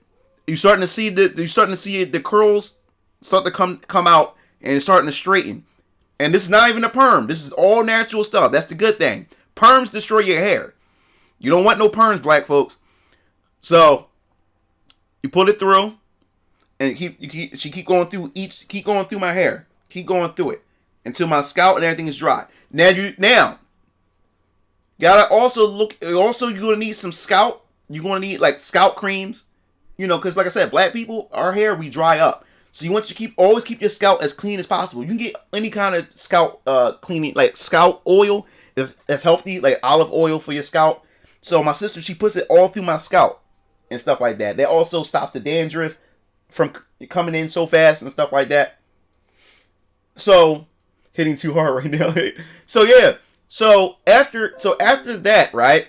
Now this is where we start going to the hair straightening part. This is the part that you want to know. All my sister does, just get a hair straightener. Get a hair straightener that has the hottest setting. There's different kinds of hair straighteners. You just gotta look on the internet and find out which hair straightener has a high, heat setting. And then you have to put heat protection oil on your hair. Because with black folks, if heat touch your hair, you can damage your hair. That's why they have all the special natural oils that protect your hair. That's why you need that shit in your hair. So my sister put the heat protection oils, special oils, natural oils in my hair, so it allows the heat to settle and it won't damage my hair. So now she used the hair straightener, and you can buy a girl hair straightener, a female hair straightener that hairstylists use. And my sister, she gets the hair straightener, and then she just clamps it and just straighten. Now the thing that it's going to burn, because my sister has to get every inch of my hair, even the hair in the back of my neck. My mom called it the cooties. Like the little thin hairs in the back of your neck. You also got to straighten that shit too. My mom called it cooties. Yeah, so even get the cooties in the back of your neck, or whatever like that, and that shit burns. Not because it's not the straightener that's burning you, it's the heat from the straightener. It's so close to your neck. That shit burns like a motherfucker. My sister gets me every time with that shit. I can never get used to it. Every time. That's why I can't wait when she gets to the other section of my hair when it's away. The parts that burns the most is the cooties in the back of your hair, and then your hairline, the hair right here. That's like in the front. Because that's close to your forehead and stuff. And that shit, that heat from that fucking straightener burns like a motherfucker. No, the cooties was only a thing girls carry. Yeah, my mom still referred to it as that too. Yeah, the cooties. My mom always called it the cooties. Son, like stand still, gotta get the cooties back here. I'm like, oh god. Yep. So that always stuck to my brain right there. The cooties. Yeah, bro. Leave them perms alone, bro. It burns like hell. It does. It burns like hell, dude. Do not like that heat. That's what I said. You're going to experience burns from the heat. It's the steam. The steam is so hot, it burns you. It's not the straightener is not touching your neck. It's the heat itself. So when she get the cooties back there, it's always the worst. I'm like, ah, hoo, gets me every time. My sister, I'm doing this every time. Like, oh my god. And then this is the part. This part burns and the cooties. Everything else, once she gets to the other parts of my hair, perfectly fine. I can sit through it.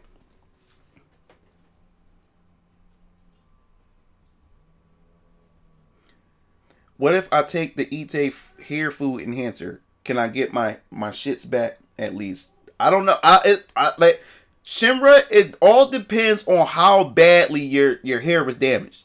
Like, I really don't have an answer for that. It really depends on how bad your hair was damaged. So that's the only thing I can't tell you. Like if the other advice I can give you to grow your hair, get it braided, keep it corn rolled.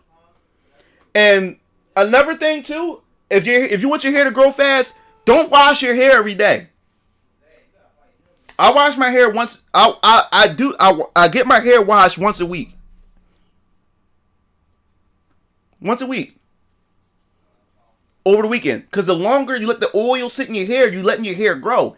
You keep washing it and throwing the shit in there. You're slowing the growth of your hair. You gotta let the oils and stuff settle in your hair. Because when you wash your hair, you're killing all the oils.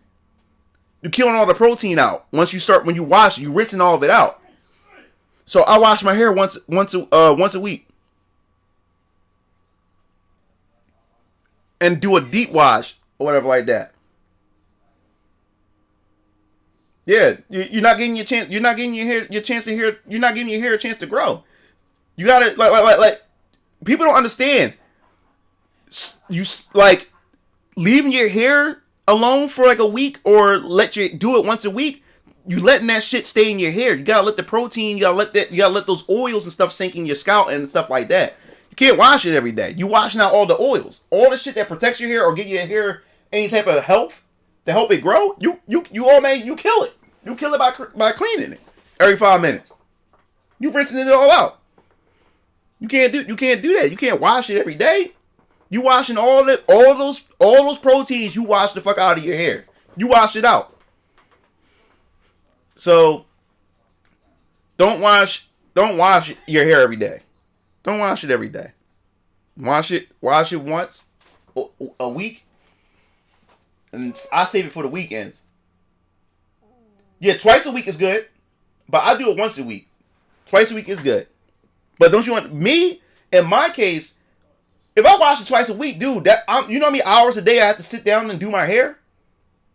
That means that's 3 hours. That's 3 to 4 hours each time I wash my hair. That process is long as shit.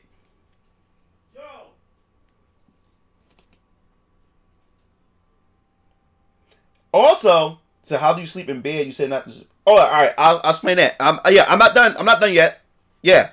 All right. So after that, So after you've done that process, like that, and I have my sister part my hair. See, my hair's a mess now.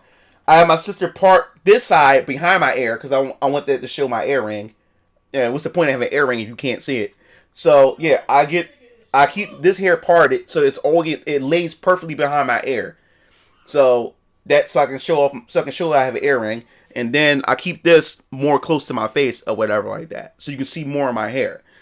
So the final part, you can fuck all of this up this is the part that's the most important than the hair, doing the hair shit itself. This right here, I gotta wear this to bed every night. Looking like Snoop Dogg. I got a bonnet. A hair cap. I gotta wear this. And believe it or not, guys, when I'm not on stream, this is always on my head. This is always on my head when I'm not on stream. If I have no reason, if I'm not going outside, or if I'm not streaming, if I'm not going nowhere, there's no reason why my hair should be sitting out and I'm laying on it and shit like that. This protects my hair. So when I'm not on stream, guys, this is what you see on my head. My hair is always in this shit. Always. And that's another thing that a lot of these white girls don't understand. I be trying to tell these chicks, like, when we be fucking and shit like that, she want me to go to bed with my hair out because she's just so obsessed with my damn hair and shit like that. I'm like, yo, I can't. I gotta put it in the do-rag. I either have a do-rag or I have that. You know what I'm saying? And she fucks my hair up. When I'm fucking, she got my hands got her hands on my hair, pulling on it and shit like that. Fucks my hair all up. And then she want me to lay down with my hair out. at times. I'm like, no. I love my hair. Yeah, you trying to fuck my hair? You trying to get my hair fucked up? Yup. Yo, Baka knew. So yeah, like, so you gotta, this part, this whole system will all be for nothing if all you're gonna do is lay on your hair anyway and fuck it up. That's how your hair break, black folks. We're not like white people, we're not like Asian people, Hispanic people. They all got straight and they got good hair and shit like that when it comes to that, for straight hair. They can lay on their hair and shit like that. Their hair is just natural like that. They can just do that. Us, we can't do that. You'll break your fucking hair. You'll break it. So you gotta put a do-rag on or put a bonnet on. I got a bonnet because a bonnet is much easier. Because and not gonna lie, dead ass thought that was underwear or some shit at the first. Like, yo, what the fuck? Why would you? It's a bonnet. Yeah, and you gotta get a nice size so you can fit your hair in it. Now, what I just do is I just ponytail it and then put the bonnet on my hair. But if you want to get super fucking technical, which was fucking annoying, and only my mom did it for me. You ever see black women, they get the bun, that like a honeycomb bun, and they got the pins in it to keep their hair? Yeah. Now, if you want to get super, I mean, this is some advanced tech. Like, if you want to get advanced on some fighting game shit, if you want to know some advanced tech, if you want to know, he said Mugen Sex Starter Pack. Yeah, if you want to know some advanced tech, get your hair in a honeycomb bun before you go to bed. And that's a process. This is what women have to go through to keep their hair looking good. Like, you know what I'm saying? So, you can get it in the bun, which I hate it because you have to wrap my hair in like a honeycomb shape, brush it, and then you got to put all these hair pins in it to keep it in the bun, and then put the bonnet on it. So I'm like, fuck it, man. I don't feel like going through all this shit. Let me just ponytail it, put the bonnet on, and call it a fucking day. You know what I'm saying? Like, I don't got time for that shit. And because, like I said, then you have to unwrap it. If when you got in the honeycomb, like I said, I would have to rely on my sister every time for that part, and I don't feel like going through that the bun and shit like that. It's too much work. So you gotta take the pins out, and then you have to brush your hair out in a pattern so you won't mess your fucking parts up. And I always used to do that, and then I had to get my sister to repart my hair to put it back to where it was. So I'm like, fuck that. Let me just ponytail and put the fucking bonnet over it.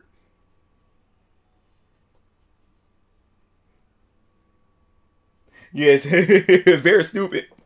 Yeah. So I'm warning you guys. You'll destroy your hair faster if you lay on that shit. You have to wrap it up. Yeah, just keep flat. So yeah, and I do it every 2 weeks. I flat iron my hair every 2 weeks. Now, if you want to go on some advanced tech, now my sister haven't mastered this. Cause my sister is scared to use it. Only my mom did this for me.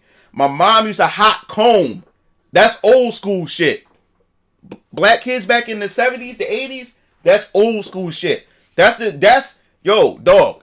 When I say my hair was straight, you could take your hand. My hair is so damn straight and so damn thin. It's like there's like blades. You can cut your fucking fingers on my damn hair. If you want to know some advanced tech, go get a hot comb. The old school metal hot comb. My mom used that shit on my hair. My mom never used a flat iron. My mom always used the hot comb. My sister don't like using that because she is scared that she'll burn the fuck out of my damn scalp.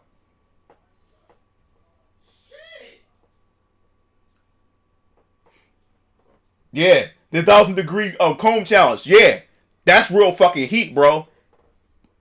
That's the shit. That's the shit that will straighten the fuck out of your hair. Hot combs is no joke, but that shit make you look. When I say like a pimp named Slickback from the Boondocks, when I say like Snoop Dogg straight hair or Cat Williams straight hair or whatever, that slick shit, do that shit. Hot comb. Hot combs is no joke. And my sister don't mess. She's afraid to mess with because she's afraid that she'll burn me, so she don't use it. But my mom old school. My mom's a hairstylist. Was a hairstylist. My mom's old school too, so she always hot combed. Yeah. So I would suggest the hot comb more than the straightener, because your hair lasts longer being straight. It lasts longer. So, well, what was it? What was it? What it look like? Let me see. It might be dead.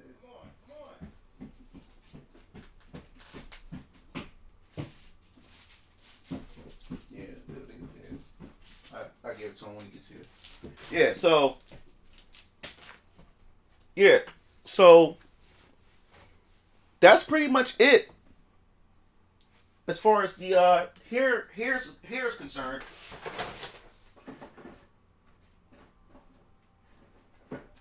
I am expecting a package though. I'm surprised it didn't come in yet.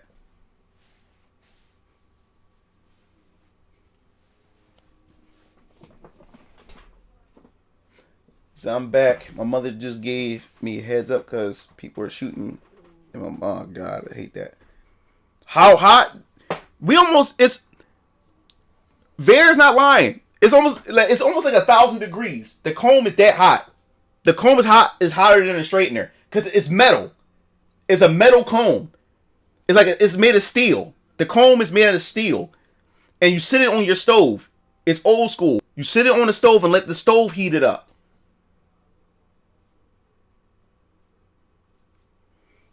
Oh, I got a package coming in. I'll show it to you once it's supposed to come today. If not, it'll be here tomorrow. I'll show you to you guys. I'll surprise you guys with it or whatever. But yeah. So that's the thing. Them hot combs, I love that. Like, y'all ever heated a metal bra? That shit is it's no joke. It's a steel comb. They come in different types of metals. But the old school is like steel, kind of like you might as well say that you what do they call that? A weaponsmith, like a swords craftsman. Like you feel like you about to forge your weapon. Like you a blacksmith. You take that metal fucking comb, turn the stove on, let the stove heat up, and just leave it there. Leave the comb on the stove, and let the flames from the stove heat that shit up. Yup. Yeah, caramel and eggs.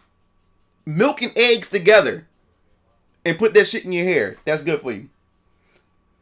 Yeah, yep. We said real blacksmith type energy. Yeah, you would think that my mom about to craft a sword with that hot comb. Cause she turned the stove up at max. And I walk into the kitchen, you just see that shit laying there, heating up.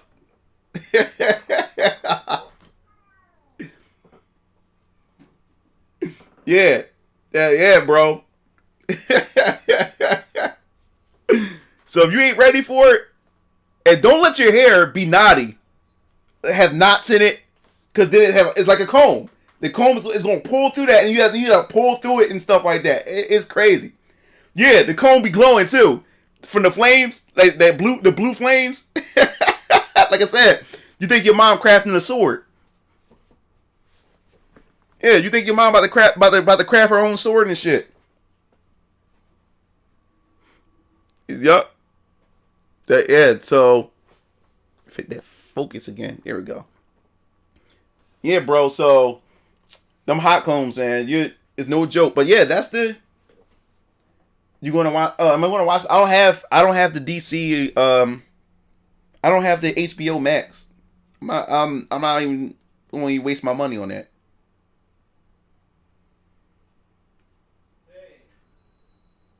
You got the golden ticket, Patreon. What the fuck that mean? Yeah, check that out. And I think my homie my cousin Jigga, I think he's gonna come down and we'll just watch. He'll just bring his HBO Max account and we'll just watch over here. I don't know if they got a free trial. I never bothered to check. But my cousin Jigga, he's gonna come by with it. So. Oh yeah, I heard about that dumbass Gorilla Glue incident. I heard about that dumb shit. But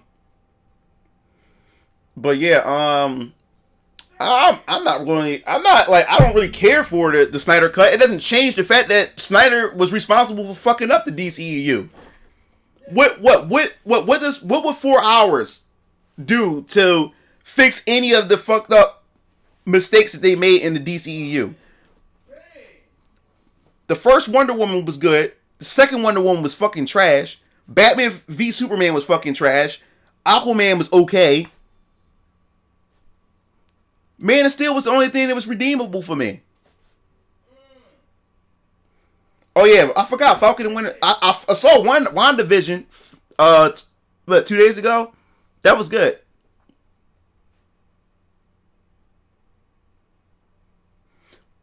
But yeah, we gonna check out the Snyder cut. We'll check it out. My cousin Jigga will bring his account over, and then we'll just watch it and shit.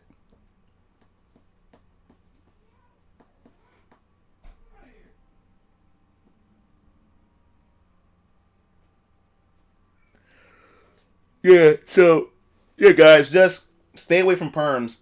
They would destroy black people's hair. Stay away from the perms, yo. You don't need no perms. We got black people. We got natural hair. We got good hair. You know, we do have good hair. You just gotta take care of it.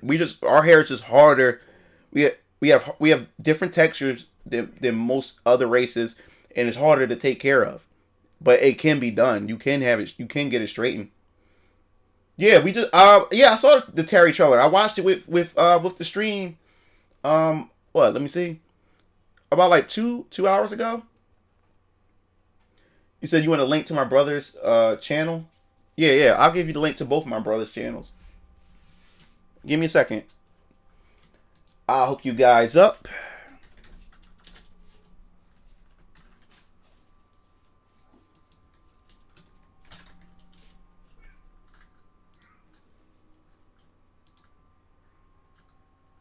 All right, so this right here is my brother Keo Lancer's channel, and I'll give you DX Strike's channel. What is it? The Strike. It's called Strike Gaming. No, that's not it. Hey Darius, what's the name of your channel? Yeah. Oh, all right. DX Strike Control. Okay.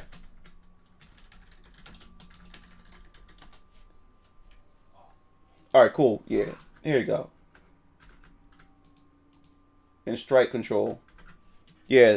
DX Strike. He's starting up his channel. He haven't used it much, but now he has more like equipment and stuff, and he's about to start pumping out content on his channel. So you can go check that out.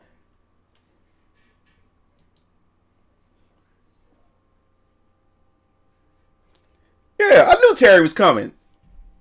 Fucking Master Boris is going to sit here and say, oh yeah, from my inside source. My inside source told me that that Terry's not going to be in in King of Fighters 15. Master Boris. It does. So he said that, right? The trailer for that didn't kill last night.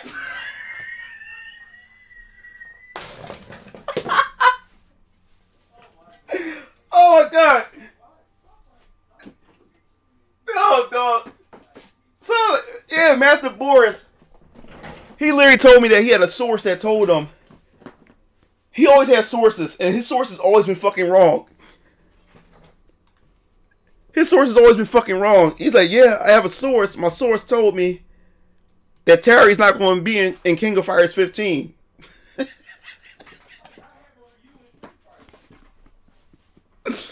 Soon as he told me that shit, why did he release last night? Why did his trailer come out last night? Oh my god, I started laughing when I saw that shit, yo.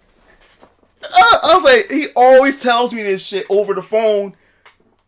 He always tells me about his sources every time, and his sources always be fucking wrong.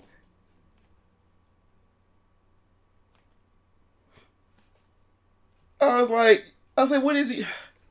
Like with Smash Brothers Ultimate. He told me that the roster was going to be 25 characters.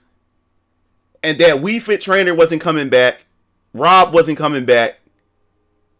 He's telling me everything that his source was saying.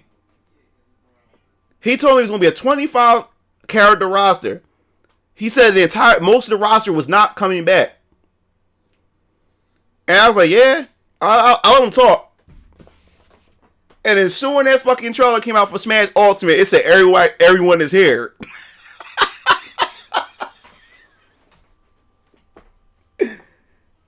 Oh my god.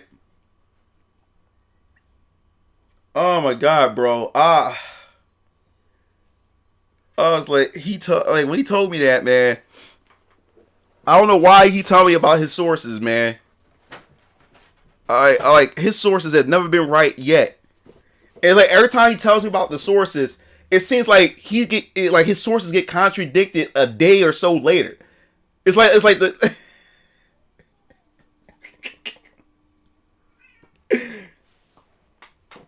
yeah, he literally told me, like, dude, remember the first teaser trailer to Smash Ultimate when you see Inkling and then the whole thing came up. He called me that same day. He called me that same night. He called me that same night, and we was on the phone, and he was like, yeah. He said, yo, like, I'm only gonna tell you.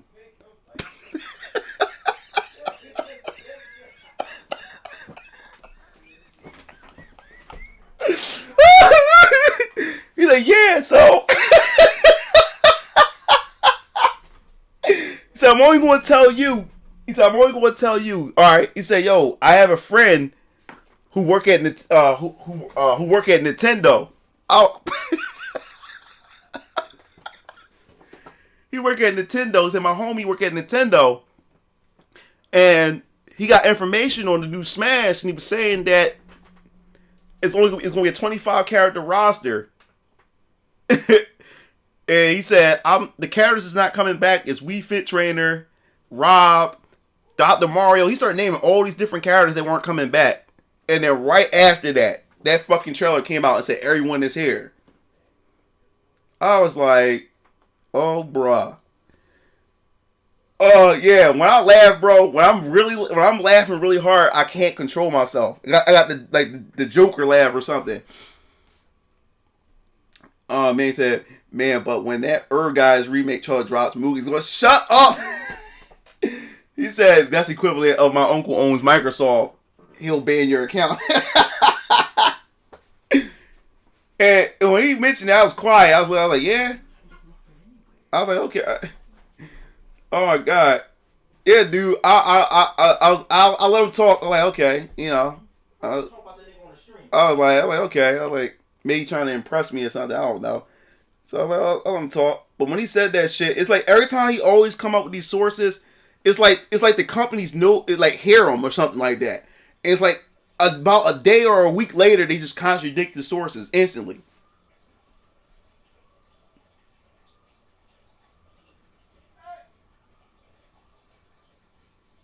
Oh yeah, we still had it over. I can't do that, Moses. I can't do that, bro. I can't do that. Like, you got some of those friends that want to. See all that, and you want to stream talking. I can say it because you're not here. Yo, it don't matter. Say you want to go back and watch it. Yo, that's crazy, man. That's crazy, man. I can't do that. That's funny, man. So, but that's my boy though, man. That's my boy. But when he did that, you know, you have some friends that want to impress you and stuff like that. So I like, you know, you just let them go ahead.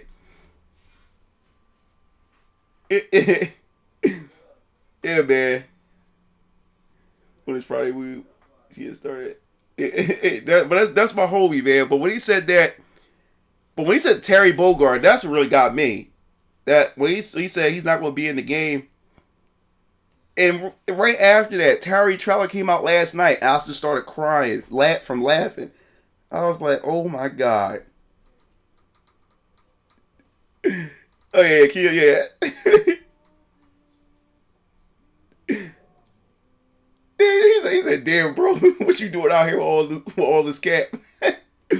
But that's my boy, man. That's my homie, man. Like he been around since the early Mugen days with my channel and stuff. So that's my boy. You know what I'm saying? So I just let him go. I was like, yeah, okay. That's cool, man. Oh my God, man. Oh my God. Oh, thanks. Yeah. I knew you was gonna like my brother Keel and DX Strike. I knew you was gonna like them guys. We all keep it real, man. We all keep it real.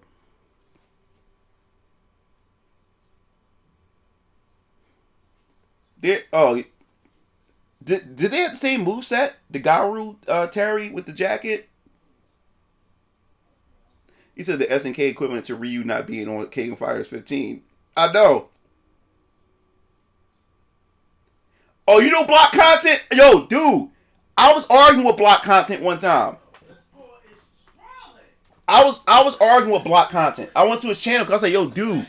I said, yo, you clickbaiting like a motherfucker, dude. Like, cause this dude, when I say this dude is clickbait, I said, dude, I sat through the first 5 minutes and nothing that you said, bro, it's even with your thumbnail or anything is describing. I said, dude, you a fucking clickbaiter. I literally said that. Me and him was arguing back and forth. I said, dude, you are clickbaiting everybody in this fucking comment section.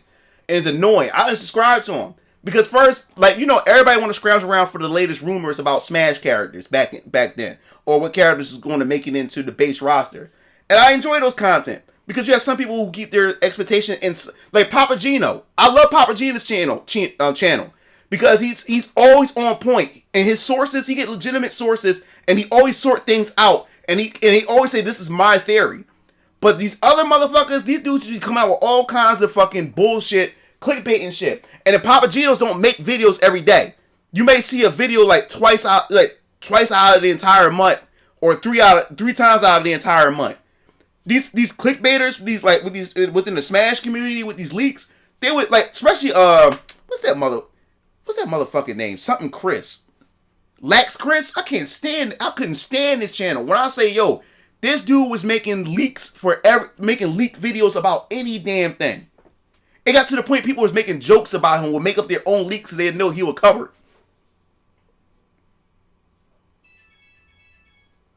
I can't stand block content. I stopped watching his content. Cause at first I liked it when he had the first time. And then after that, everything he dropped was bullshit. Everything he dropped was bullshit. I unsubscribed to him. Oh, okay. Yeah, Lax Chris. Yeah, I couldn't stand Lax. At first, I liked the Lax Chris channel at first. Then after a while, he was just doing leak videos every day, and they're clearly fake. They're clearly fake. They're clearly fucking fake, and he would still cover it. I couldn't. I was like, you know what? And now Lax Chris, he stopped doing.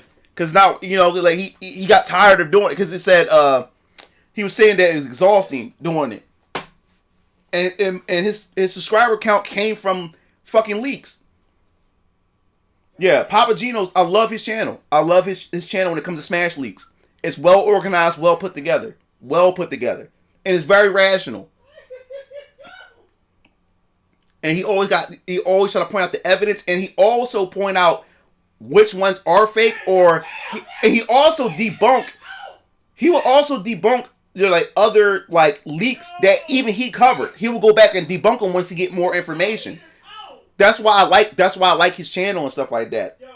So I'm always subscribed to him. I look forward to whatever he posts, whatever videos that he Papa Gino's posts on his channel concerning Smash. But yeah, man, the Smash leak community is the worst. I can't stand that fucking community. It's the worst. I don't even watch a lot of that shit no more. It's just it's a clickbait mess. It's a clickbait mess.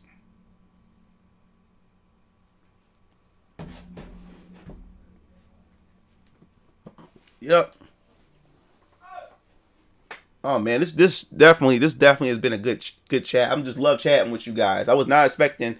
I'm glad that the stream started early because I was able to get a good stream in with you guys did about, this is what, like 5 hours, and we 5 hours in, 5 hours and 15 minutes in. So yeah, but yeah, man, that dude, Lex Chris and Block Content dude, those dudes are the fucking worst. Can't stand them dudes. Can't stand them dudes at all. Yo, my Final Fantasy remake video, the one where I talked about the ending and stuff, is still getting comments and hits. I love it. I love it.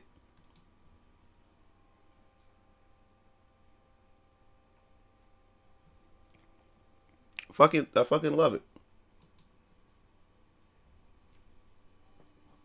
He said, what's for dinner? Dad's supposed to be cooking some chicken, some potatoes, and some green beans. That's just like people keep saying that Waluigi coming to Smash Ultimate, and he's been an assist trophy since Brawl. Oh shit. Oh yeah, cause we got, yeah. I'm glad I'm able to make y'all laugh. I'm glad I'm able to make y'all laugh, man. Cause yo, we got stories. We got fucking stories for days. And like everybody said to me that I should make a book. I will eventually make a book of my life.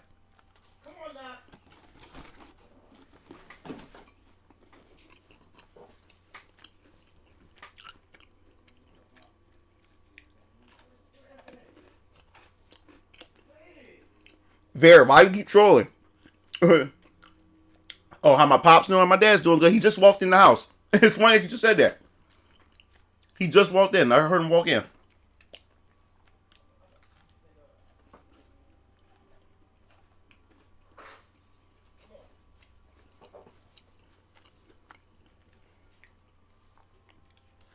Oh, the Moon Chronicles.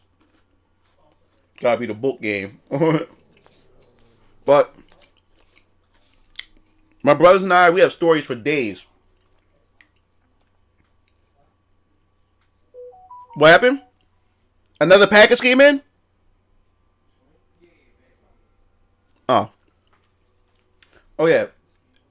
Me and my brothers, one day I'll have my brothers come upstairs and we won't just vibe it, like, and just talk with y'all and tell you some of the funniest stuff that we've been through.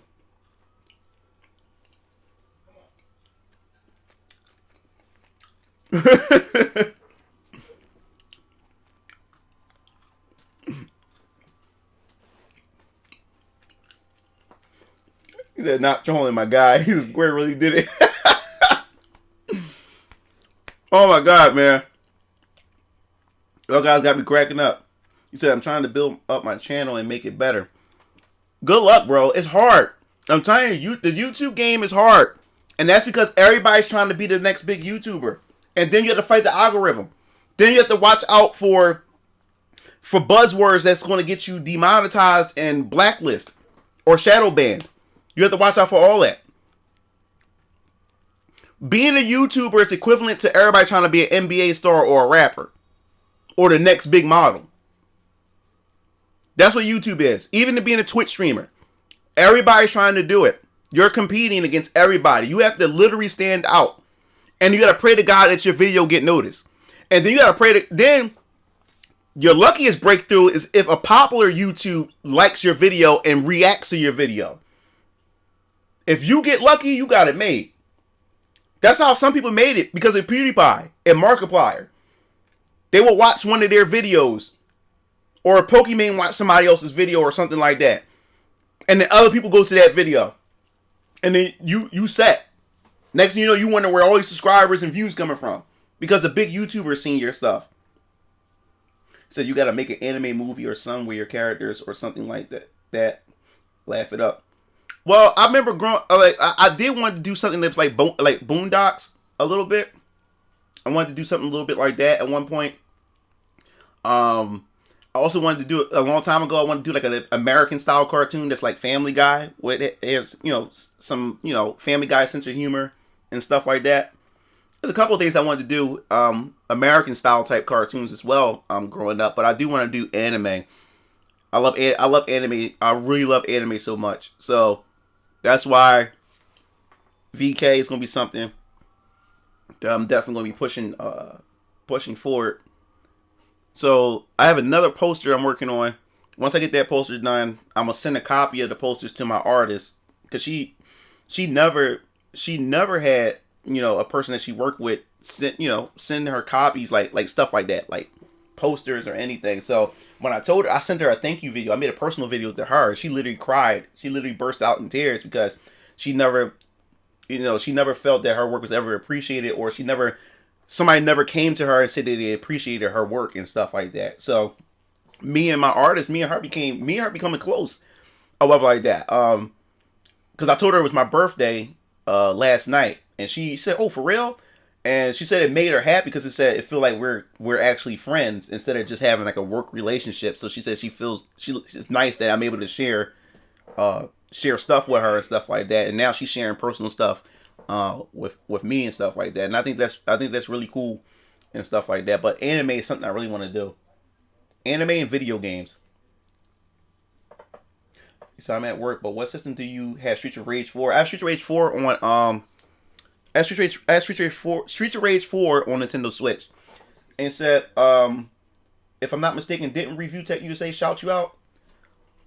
Yeah, Review Tech USA. Let me tell you about Review Tech USA. You know what's funny? Review Tech USA was one of my subscribers. Me and him was friends back way before he had the subscriber count that he had. And I fucked that opportunity up. Because Review Tech USA only had, the time that we met, he only had a few hundred subscribers. Somebody connected me to him, and me and him used to chat it up on Messenger. And Review Tech USA, I remember his first review was BioShock. He said, "Mugen Lord, I want you to check out this video." I'm like, sure. And at this time, I was much bigger than him as far as subscribers. Me and him checked it out. He had me check out his review. I love his review style. I love his voice. His voice make you listen to him. So I'm like, yo, man, this is a good review. I sat down, I think like a 30-minute review, I think. I sat down and watched the whole 30 minutes. I said, yo, man, you got something going on. He said, "Hey, Mugen Lord, I would love to do a video with you sometime, like an interview or something like that." And I told him, sure, I would love to hook up and do something with you. And that was during the time I was dating my baby mom. And then I ended up getting caught up with her, and I never did anything with him. And when I came back to YouTube, this motherfucker blew up. Review Tech USA blew up. Yup. Review Tech USA blew up. So he got so big that it's hard for me to even get in contact with him now. So that was an opportunity that I did miss, because I believe if I would have done if I would have stuck around and done more collabs with him, that would have benefited the both of us. But that was during the time that I didn't even take my own YouTube channel seriously. I never got a chance to do any collaborations with him because I was so caught up with my ex, and I was so caught up with my ex, and I just like my life was such a distraction, and it was such a mess at the time. So I never did any collaborations with him, and my channel slowed down period at that time anyway. So I never got a chance to do anything with Review Tech USA. So by the time I disappeared for like 2 years, I was in a 2-year hiatus, came back, and when I looked up, Review Tech USA just blew the fuck up. Like, this dude just skyrocketed. And then I tried to message him a few times, never heard from him and stuff like that. And one time I did leave a comment, and he said, "Oh yeah, I remember you. What's up, Mugen Lord?" This, that, and the other. And then he shouted me out like once or twice. But yeah, that's what happened with that. So that was a missed opportunity on my end. He ended up shooting way past me. I like Review Tech USA's channel.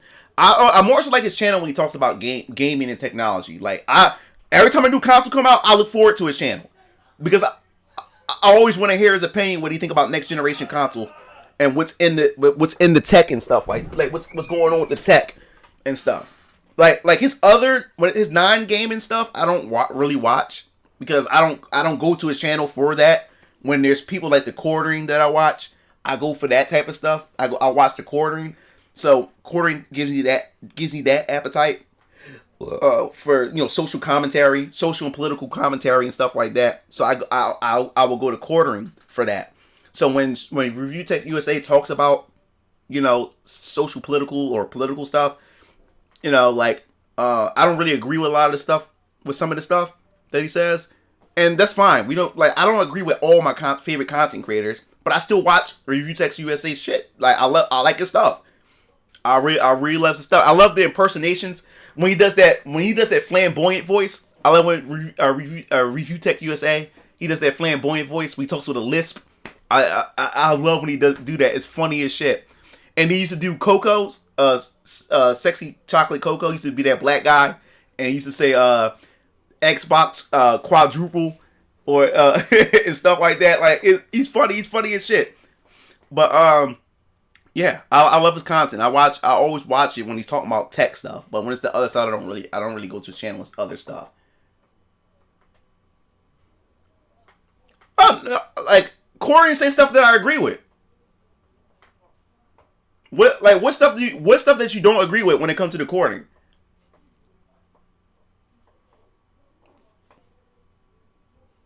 Oh yeah, I'm proud of Review Tech USA. I noticed he lost weight. I noticed he lost the weight. I noticed right away he was losing weight. Chad Warden. I heard of Chad Warden. I don't think I watched his channel. But I'm proud of Review Tech. Like that was good motivation, because this was during the time I was losing my weight from the high blood pressure, and I was like 20 pounds overweight, 30 pounds overweight at the time. So I was losing my weight at the time, and then when I saw that he was losing weight, when I started noticing one day, I said, man, so he's losing weight.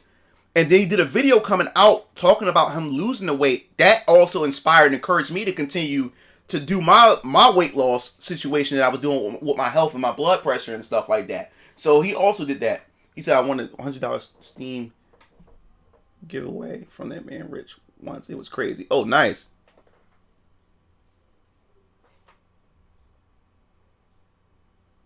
No, I wouldn't say you got to understand, Ver. What is he bitches about? But as far as the Brie Larson thing, it's not that he has an obsession, dude. He's trying to make money. He's a content creator.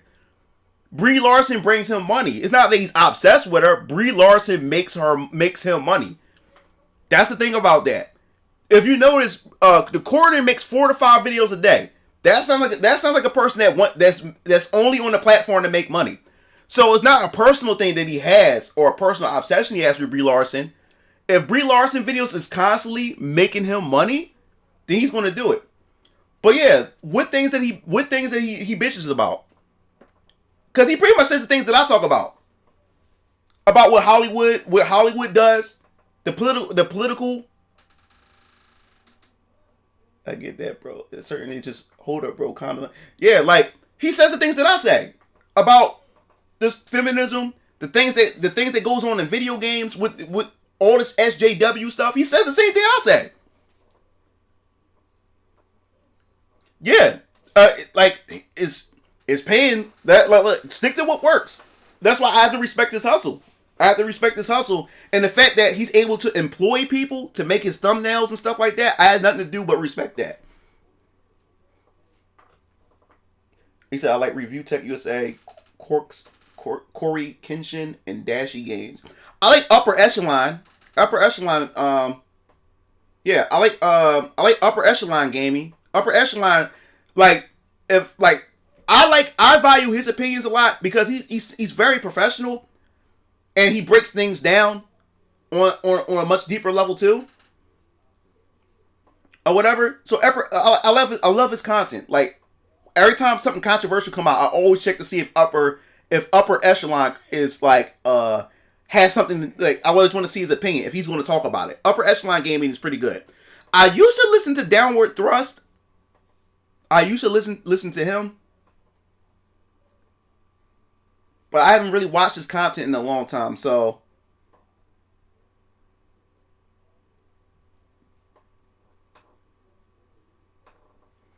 yeah, I fucks with the Corden. Funny as shit. Like he funny, his sarcasm and shit like that. He's funny as shit. I like the Corden. Because everything he talks about, I say the same exact thing.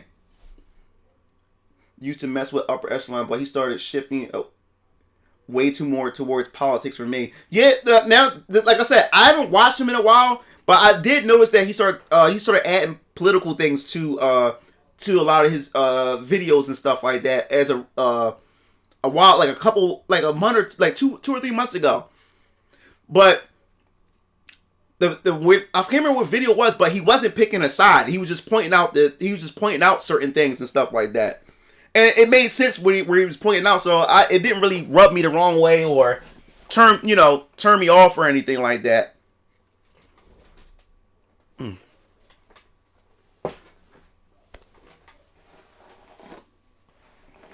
Oh, Geeks and Gamers. I like Geeks and Gamers. I like Geeks and Gamers. I haven't watched him in a while because after a while, everybody's content seems the same after a while. That's why, like the Corden, I watch him, but I haven't watched him as recently because after a while I get bored of that content. It's the same thing over and over again. Geeks and Gamers, Nerdrotic. I watch Nerdrotic. I like watching Clownfish TV. These are shout outs to these people. Clownfish TV, check them out. They're pretty good. Like I said, Nerdrotic. I love Nerdrotic. He's pretty cool.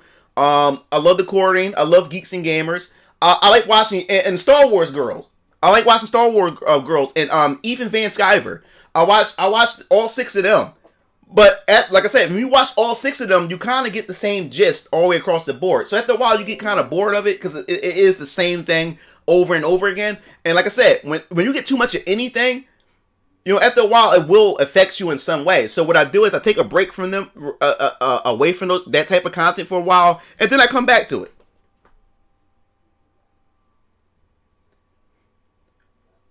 I used to Cornelius' other channel, Unsleeved Media, but I lost interest. Last I remember was that he was punched in the face by a random. He just got punched in the face by this. Was it a trans that punched him? It was some SJW that punched him in the face, snuck him. Yeah, some SJW snuck him, punched him and blindsided him, or whatever. But Optimus. Oh yeah, the Birdman. Yeah, Optimus. Yo, Optimus and Birdman, dog. They funny as shit. They funny, bro. Optimus, Birdman, and Griffin Gaming. Those 3 are on the same tier of of content that I like and stuff like that. I watch all 3 of them: Griffin Gaming, Birdman, and Optimus. I love them dudes. Them dudes funny. I haven't watched them. Out of all 3 of them, I've been watching Griffin Gaming more. And I used to watch the Amazing Lucas, but this dude became a clown. I stopped watching Amazing Lucas. That dude became a fucking clown, dog. I don't know what shit he been on lately, man. Like, I've been starting losing respect. Like, I never listened to him for games. For game reviews, because this dude always been trash when it came to game reviews and movie reviews. This dude been trash. This dude been straight up trash for the past, he been missing the ball for a lot of these political topics and stuff. Amazing Lucas has been a clown recently. I just started losing respect for that dude, man. I don't know what the F been up with him, with Amazing Lucas. So I just stopped watching him, man.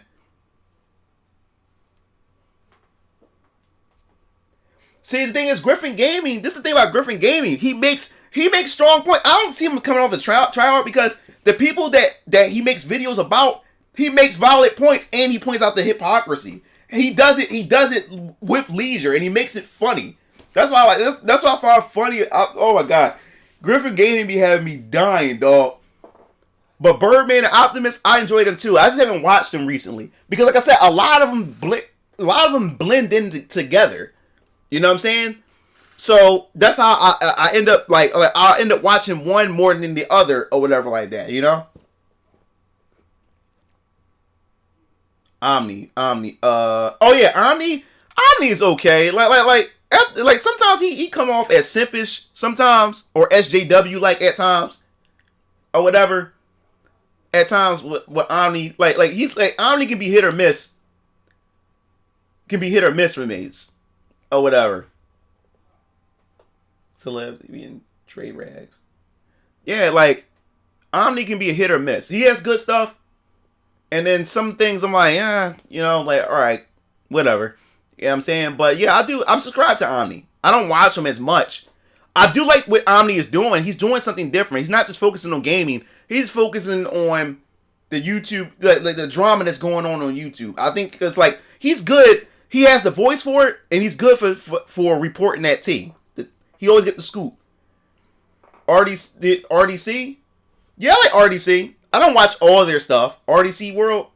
I don't really watch all their stuff. They're funny, but I watch them every once in a while.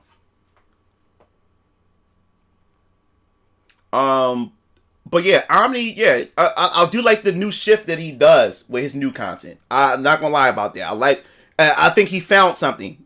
I think he found a gimmick, or he found something that works, and it works for him, and I respect that. I really respect that. Oh, you say you don't like Omni voice? Well, Omni, I don't know. Omni is he's very feminine in a way. The way he talks and his gestures. So you like a Metro thing to him. Yeah, I know who Scarce is. I like Young Ye. Young Ye is my boy. The only for Zoe and left YouTube. Yo. Oh, Scarce lost with his W card when he started sending for Zoe. Scarce left? Yeah, I watch Abba and Preach. Yeah, I like Abba and Preach. They funny. And they call out a lot of different things that goes on. Young Ye is I like Young Ye. The only things you can't really trust him about is when it's things regarding around Kojima. Or whatever like that, or certain like games that he's really a big fan of, and if he got a chance to like get interviews or special perks and stuff like that, that's when you have to really watch out for Young.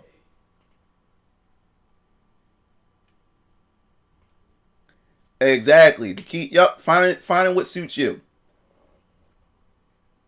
Scarce literally left, or is he back?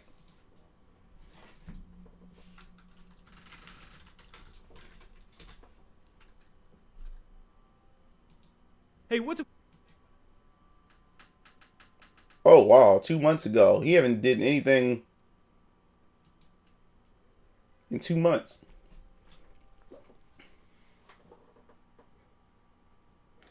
Yeah, like what can you do? Because think about it. If Young Ye was still jocking the hell out of CD Projekt Red, then he'll be a hypocrite. He couldn't do it, especially when Cyberpunk really messed up.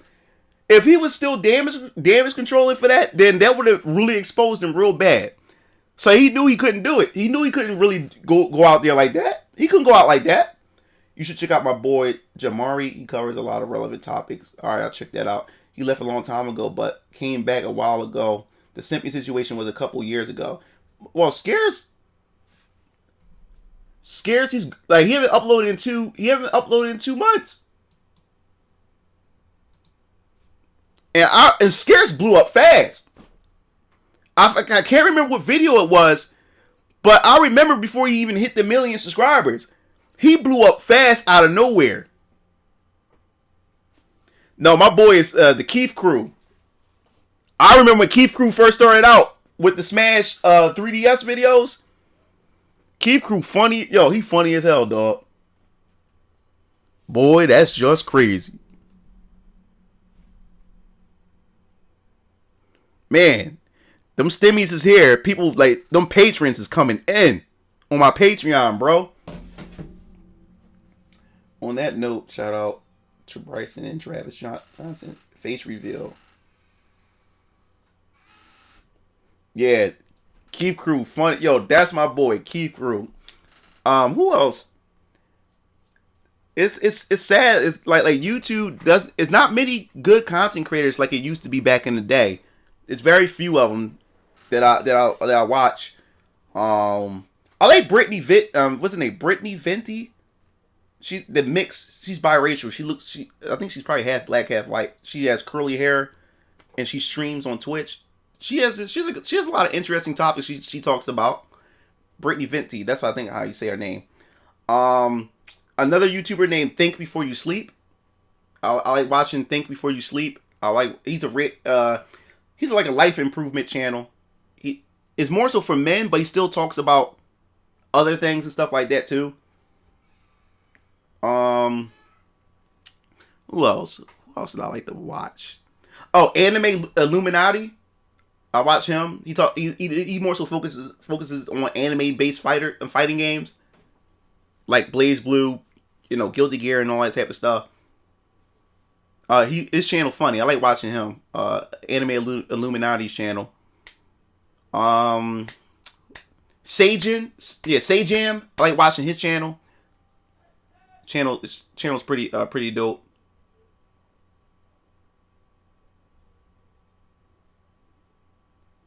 Oh, you like? I interviewed Nintendo Fangirl. I interviewed her. Yeah, you a simp. You a simp. And we follow each other on me and Nintendo Fangirl follow each other on Instagram too.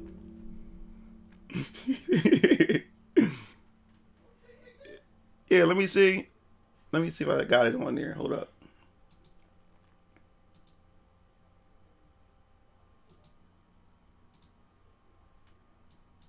Let me see.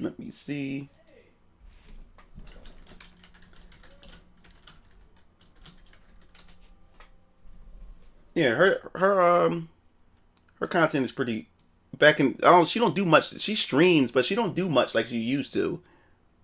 But she still get them offers from these companies, even though she don't do much. This is I did this back in Otakon.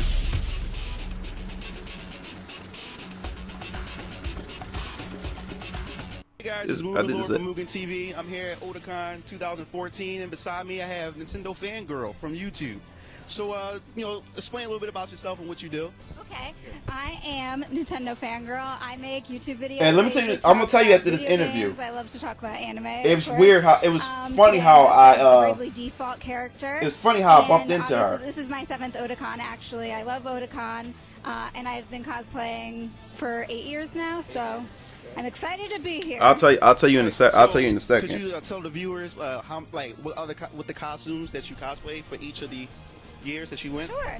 So let's see. When I started, I've cosplayed as a different Zelda character every year since I've started coming to Otakon. So I've been Link, I've been Zelda. I was actually Zelda I miss yesterday, doing these type of interviews, man. They were side they were characters fun. From Wind Waker, like Medley. This COVID lockdown bullshit. Pretty much mainly video game stuff. Can't really do much of it. So why Nintendo Fangirl? Are you a fan of other game consoles, or you just straight Nintendo? I get that question a lot. I play pretty much everything. Pretty much, I have a 360. I have my PS3. Can't afford a PS4 yet, and I'll get it eventually. Yeah, I do play everything. We have so much fun going to these conventions, man. I love going to FGC events. I love going to these anime cons, comic cons, and stuff like that. Because you meet all walks of life, people with different personalities and stuff like that. It was just super fun, man. And of course, I got my brothers and my pop is the cameraman. I do the interviews and stuff. And guys, this is another thing too, man. This stuff gets you good with people, and it damn sure gets you good with women. You put yourself out there when you do these interviews, because you have to walk up to people. You have to walk up to people and ask, can you interview them? You know what I'm saying? So you have to put yourself out there and stuff like that. So it's another way to build confidence and stuff like that, and to be around people and to socialize with people, and also to help you socialize with women and stuff like that. It builds that confidence to get that fear out of you for just going into an unknown environment and just getting to know random people. Viewers where they can find you and where they can subscribe. Oh, the anime. It was Otakon anime convention. /Nintendo Fangirl. I'm also on Facebook and Twitter. Just Google Nintendo Fangirl. It'll all come up. Okay. All right, that wraps everything up. This is Mugen Lord signing off. Yeah, you can't do this anymore. Me too. Hey, but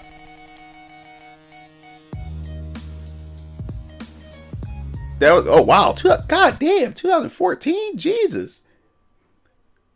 And what was it? It was another one.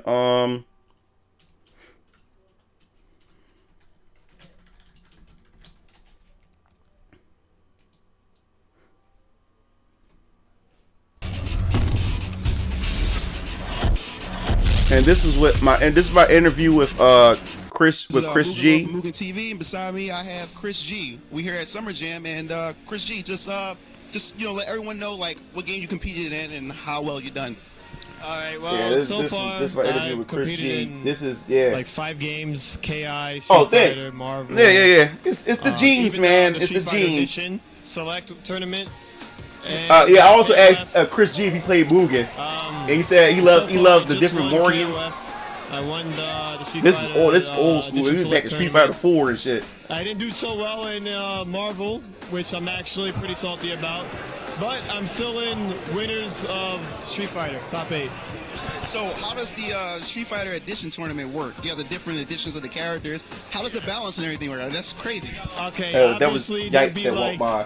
3, which is mostly like Vanilla Cigar. Rocky Lewis. Everybody said like ASAP Rocky as well. Like everybody keeps saying. There's that top tier. But yeah, this is my interview with Chris G. And then I interviewed Tom Lee, the director to Dead or Alive 5. Wait, hold up. Put Tom. Was it Tom Lee? Why I put Tommy Lee? What the hell? Yeah, this is the creative director for Dead or Alive 5 Ultimate. Tom Lee. He's the creative director. I was like, wait a minute. I said the creative director is here from for Dead or Alive. I said, yo. Beside me, have the creative director of Team Ninja. So I have a question. Like, I was like, I had this type of events, fighting games. You know, I don't come enough because I try to get out as much as I can. But I got it. I gotta get this dude. That I must attend. This is my 3rd year at Summer Jam. We kicked off DOA 5 before launch with a beta at Summer Jam 3 years ago. So I'm here. I usually like to attend most of Big E's events. Yeah. I live in the West man. Coast, I wish I did. I wish I did more too. But yeah, let me tell you. How I ran into Nintendo Fangirl. I'll tell you how I ran into her.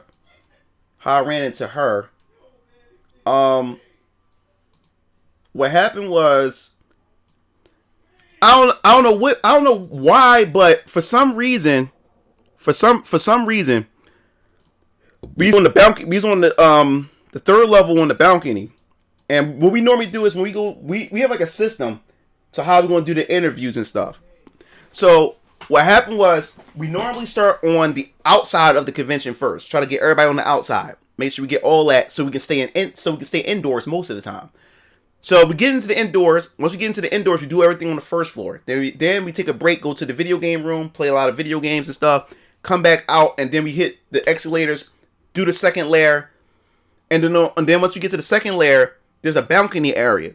We got out in the balcony area, and there was this Bravely Default characters that was all in this one pack. Now, this is the thing. You know how some celebrities or some people that's like I guess you could say a social media influencer or something like that, or somebody who has a name. But you know when there's somebody out there that's what's up, Smith? You know when somebody wants people to recognize them or like that, but people just don't recognize them because they try to put themselves in spots where people can at least be fully aware, like, oh, that's what you call him, but no one recognized who she was. You can see that she was trying to see if people recognized her. The way her body language, like I said, it's all about the body language and how people look. I keep telling y'all that every every video that stream that I talk with you guys is look at a person's body language during the interview or just when you're just communicating with them. And while I was there, my brothers was already taking pictures of her because I was off doing other interviews. So when I finally walked over, I noticed her. I don't know why, but I noticed her, and you could tell that she's trying to still see if people recognize who she is. You can see it in her body language. You can see how she's looking around, and you're trying to see if anybody got the hint that it's her. So what happened was I started staring at her. Me and her eyes locked. We locked. Me and our eyes locked. Now I think she's hoping that maybe at least I recognize who she is. So I'm staring at her. My brother's on the ground snapping the pictures and stuff. My brother loves being. He loves being a photographer. So he was fiending with all the Bravely Default characters. He's just taking pictures. He can't wait to put it on social media and stuff. So my brother had just her for a second, and taking pictures of her. And I'm filming. I had an extra camera. DX Strike had an extra camera. My dad had an extra camera. So I gave the camera to my dad, and I kept staring at her because we just kept looking at each other. We wouldn't keep eyes off of each other. We just kept staring. And I said to my brother, I was like, "Yo, Keo, she looks familiar. I seen her somewhere." And she started smiling. I was like, "I seen her somewhere, but I don't know where I seen her from. But her face looks so damn familiar to me. I can't put my finger on it." Then I stopped for a minute. Kel said, "Yeah, you're right. She does look familiar." I was like, "Wait a minute. Are you a Nintendo fangirl?" She started laughing. She said, "Yeah, I'm a Nintendo fangirl." I was like, "Yo, Pops, get the camera. Gotta get this interview." She started laughing. And that's how he pretty much got the interview with her. And then we exchanged business cards and stuff like that. And then I got her Instagram, and we followed each other on Instagram and Facebook and stuff. And I told her when the interview would be up. And then she started passing the interview around and stuff like that. So that's how that worked out. And then we met. I forgot. And then let me see. I was just meeting a lot of players, like a lot of names. Let me see.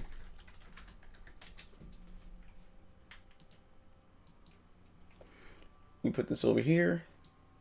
Put this over here. I also met Grimmer from VG Bootcamp. Like, he's one of the big streamers that stream competitive Smash.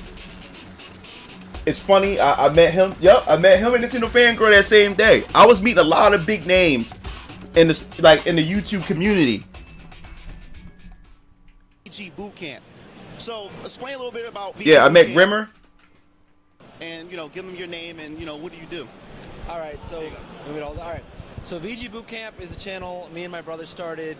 It's funny. It's funny how I ran into these dudes. So it's really funny. 2010, dedicated to professional competitive Super Smash Brothers, and throughout the years, we traveled around the U.S. to tournaments. Oh, thanks, Paradox. I was just meeting people.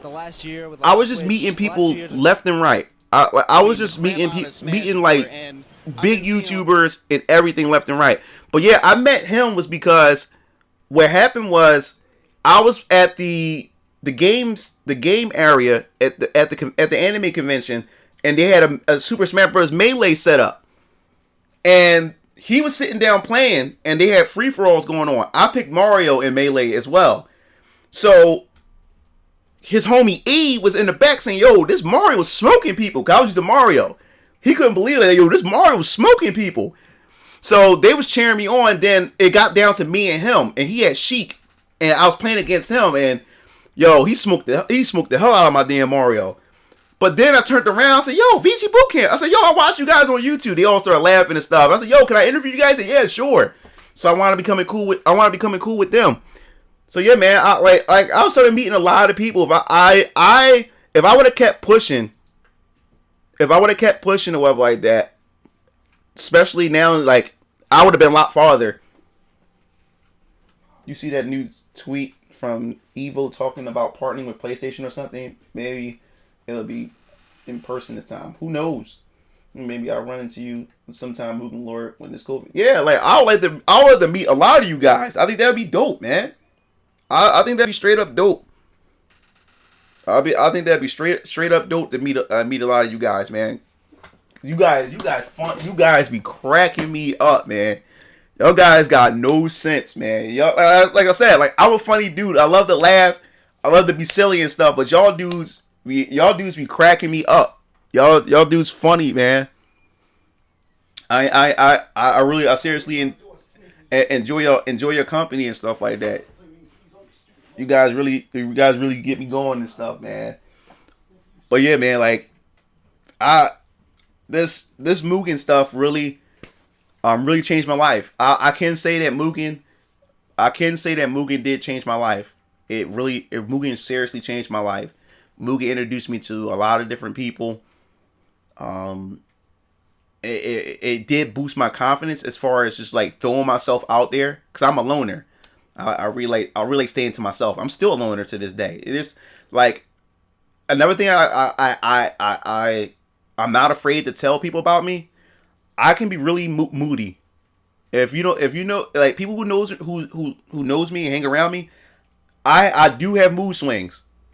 I don't know why. I do have mood swings, but the thing is, people know when I'm in that mood, when I don't want to be bothered with anybody. They just stay out my way. And I get like that. This thing is, I don't take it out on anybody. Only time I take it out is when people keep pestering me when I'm in that mood. You know what I'm saying? I don't just lash out at people, and I just don't get smart with people just to get smart with people and stuff when I'm in my mood swings.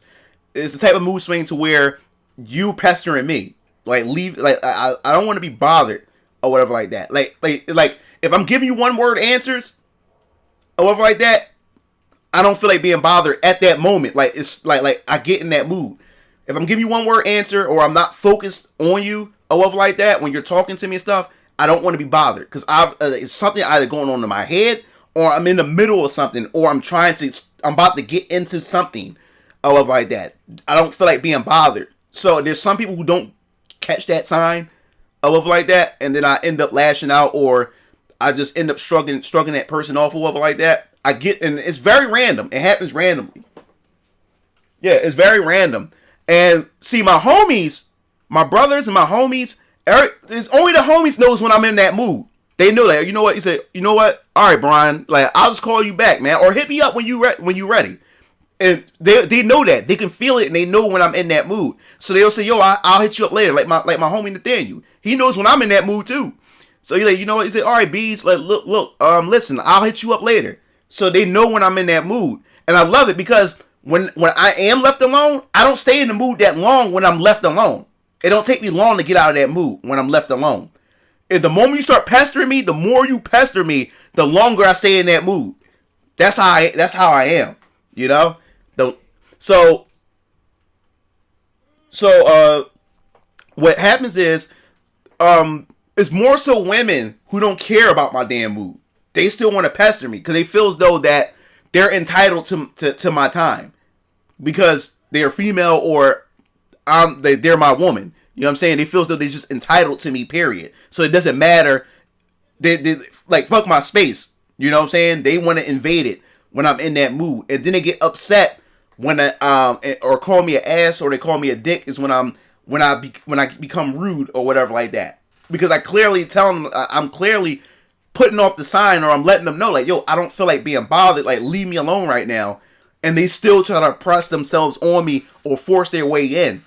And it's only females that do that to me. Like, knowing damn, like, and I'm trying to tell you without hurting your feelings, you know, but you just keep pressing because you feel entitled to me, you know. But yeah, I do get my mood swings at times. I do get my moods, get my moods, and my daughter get it honestly from me. It's times when my daughter don't feel like being bothered, or like when I want to talk to her and stuff like that. I can tell like she don't feel like being bothered because she wants to she focus on whatever she's focusing on. So I like, all right, I tell her I was like, yeah, just hit daddy up whenever you're ready or whatever like that. Come talk to your daddy.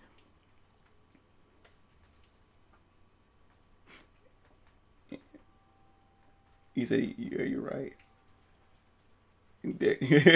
Every dude does. Yeah, so yeah, man. That's just how it is. I get, and it's random. It's never, and the thing is, I get it. I don't get it as often as I used to. I don't get the moods as often that I used to. But when I do get into that mood, just leave me alone. Just let me be.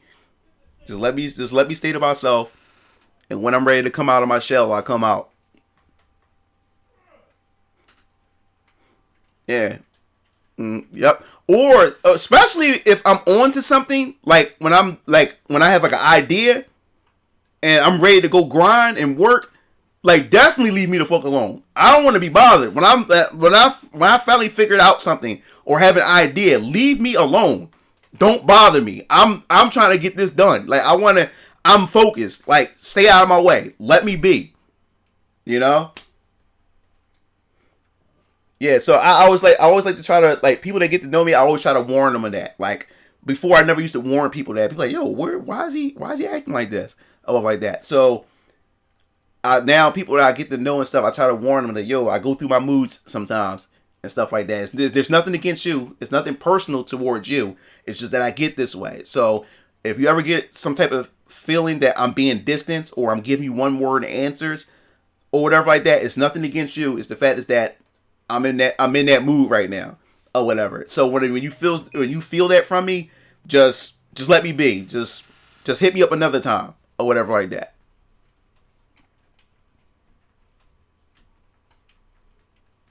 You bother, yeah. So I like, that's why I try to tell people. I try to tell a lot of people, don't take it personal. There's nothing wrong with you. I have no problem with you. It's just that I'm in this mood right now, and the only way for me to get out of it is if you just let me be alone, let me be to myself, and I come back out. Once I come back out, I'm 100% back to fun Mugen Lord,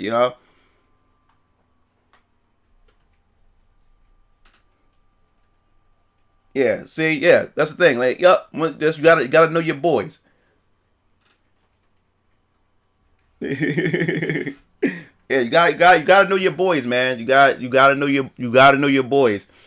You gotta know how they are and stuff like that. You know what I'm saying? You gotta know how they are.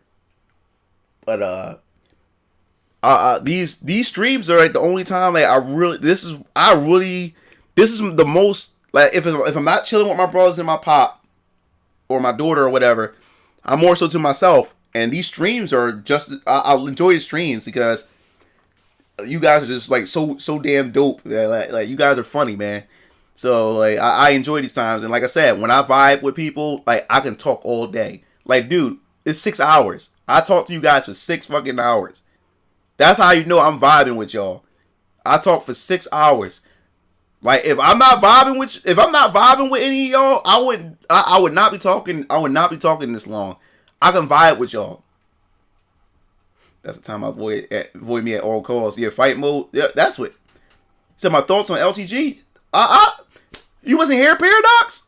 We had a whole segment about low tier guy. I had a whole segment about it. Like I said, just to wrap it, just to summarize it. I was pretty much saying that, yo, like, if you get to know low tier guy personally, I guarantee that he's a chill ball. You can chill with him. Like I said before, hours ago about low tier guy, I said how I knew that he's a chill dude is besides the fact that he rage. Listen to what he says in his conversations when he talk about life, when he talk about people, and when he talk about how females are and stuff like that. When he shares his personal stuff, that he has a lot of wisdom to him. And I can tell he's a man that made a lot of mistakes in his life and stuff like that. But he has some wisdom to him. But you'll never see it because due to the fuckery that he does on his streams, with the banning to all the raging and stuff like that. But for those brief moments when he has a chill stream, he's a chill boy, and that's the real him. The one that's chill, and he talks about all that stuff all like that. That's the real him. That's the real him. And I say, yo, I guarantee you, if people met him in person, he's a chill dude. Low tier guy's a chill dude if you get to know him in person. Or whatever. And that's pretty much my opinion, despite the stuff that he does. And I already explained, the back and forth that the simple back and forth that we had when I uploaded a video of me beating him and stuff like that. And I didn't even take it personal. It's LTG being LTG. You know what I'm saying? So he said, hi, you guy. He said, my fight mode is dangerous and I don't want to take it out on anyone because there's possibility that I could send that person into the hospital. Oh, yeah. Let me see. Oh, shit. I just remember for your YouTube conversation we had earlier, I forgot to mention Universal Will, formerly known as the Ghetto Demigod. Low tier guy. I think you mean high tier guy. Yeah. I do have anger. Like I said before. Shadow Cross. When it comes to my anger, I do have anger. I do have anger issues, but that's only because I let it pile up over time and stuff like that. That's why, like, people, if you see my brother DX Strike, me and Keel Lancer, you would think that Keel Lancer would be the one with the anger, because as far as strength, the strongest strength, like when it comes to strength, if you get my brother Keo angry, he's stronger than all of us out of the brothers. Keo, he's the strongest out of all of us because he favors more of my father. I'm more of my mother, but he's more of my father. I love like that. If you get Keo angry, his strength, he's like the Incredible Hulk. His strength is ballistic. My brother's strength is ballistic. Keo's. But the thing that surprises everybody, you would think that Keo would be the one that snaps out on people. It's not Keo. It's me. It's me that the one that has the problem, has the anger issues or the anger problems, because I favor more of my mom. So I do have a lot of the emotions and stuff. And I'm more of the, I'm like really, I have more of the emotions and stuff. So when it comes to emotions, I have a harder time controlling my emotions once you let the Legos, the anger stack up, and when it tumbles, I let it all out. Like I said before in my last couple of videos, like before my brothers, like I'll slap the shit out of you real quick. If you get it, like if me and you got static and got heat, I won't even warn you. I'll do it in front of your face. I won't sucker punch you. I'll do it right in your face. I'll smack the hell out of you, or I'll punch you dead in your face. Won't even warn you. I will just do it or whatever like that. I'm the first they'll take action without any warning and stuff like that. You know what I'm saying? So I'm the one with the anger, with the emotional anger and frustration and stuff like that when it comes to expressing it and stuff like that. Compared when it comes to DX Strike, he's like in between me and Keo, or whatever. But when it comes to me, I'm the first to lash out first. Yeah, exactly. Yeah, exactly. Where is that? This like for myself. Yeah. Oh yeah. Always had a serious face. I always have a serious face. And but that's just how my face is. I don't know what's the male version of bitch face. I don't know what the male version is called, but that's just my face, period. Like most of the time that's what I'm like. Or whatever like that. But that doesn't mean I'm mean or anything. This is that's just my face. Or whatever. But yeah. I'm the one that would just pop you in your mouth first. Like no questions. I'm just do it or whatever like that. You know? And my family, especially my sister and them, they know me so well when I'm about to do something fucked up. Like when I'm about to get violent. They see the look in my eyes or whatever like that. It's like I look real crazy or whatever like that because I'm about to do something like really irrational at that moment. Yeah, I'm is that a caption though? He said I can tell. Yeah, I'm not for the bullshit at all. But and this is the thing, not a lot of people get me in that mode. That's the good thing though, because I get along with everybody, so I'm not always in that mode. But people know when I'm in that mode, and people are like, oh snap, like yo, chill, like don't mess with that little nigga. You know, like I'm really short. You know what I'm saying? But people know like, yo, don't mess with that little dude. You know what I'm saying? Like I'm not for it. You know what I'm saying? And I'm not saying it because I'm a tough guy. That's just the thing. Like when it comes to protecting my family and protecting the people that I love. And if I know that I'm in the right, that's when I'm going to fight the hardest. When I know I'm right. When I know I'm right, I'm fighting for what's right. You know what I'm saying? So that's what it is. But I'm cool with everybody. It's rare that people get me in that mood. Very rare. And you gotta be you really have to be an asshole to get me in that mood. You really have to. You really have to be a complete asshole because I get along with everybody. I don't like being angry and stuff. I don't like it because I don't like that side of me at all. Yeah, he said, yeah, I wear it. Yeah. He said, I wear it on my face. Sometimes, yeah, I do. I don't like that. That's why a lot of females call me an asshole because I don't take the bullshit. Do not do it. Do not do it. Like let's talk like yo. And the thing is, I prefer to debate with you than to fight you. Like, because you can accomplish more by talking with people than having to put your hands on people. You know what I'm saying? Like, we can talk it out like men. And if I'm debating with a woman or I'm arguing with a female stuff, let's do it. Let's talk about it like adults. We don't have to get physical, or we don't have to get to yelling and all this other type of stuff. We can talk it out. I would prefer that. I prefer that. You know what I'm saying? Like, we shouldn't have to get into all that. You know what I'm saying? We can have our disagreements and stuff like that. And the thing is, the moment you take it personal with me, then we got a problem. Because I don't take it personal with anybody. You know what I'm saying? But the moment you start taking it personal with me, then I'm gonna take it personal. You know what I'm saying? It shouldn't have to ever get to that point and stuff like that. We should be able to have a good conversation with each other. Oh, what's up, GC? Yeah. Please say exactly. Like, yeah, but there's a lot of people who think it's more so from females that think I'm mean because they look at my face. One girl was literally in the street. And I was walking, she was walking this way, I'm walking that way. And she walked over and she tapped my shoulder. She's like, smile. She just told me out of nowhere, just told me to smile. All right, but that was just my face. I wasn't mad or anything. That's just my face. Yeah, like, oh yeah. There was a time though where I was just so stressed because it was like life hitting me like a ton of bricks. So I was always worried. I was always in worried mode, you know. I was always worrying about something. And you don't want to do that, guys. Don't worry too much, man. You know you're killing yourself when you stress. You're actually the one that's cutting your life short. When you stress and you're depressed, you actually killing yourself. Stress will take you out faster, especially if you're a black man. Stress will kill you fast.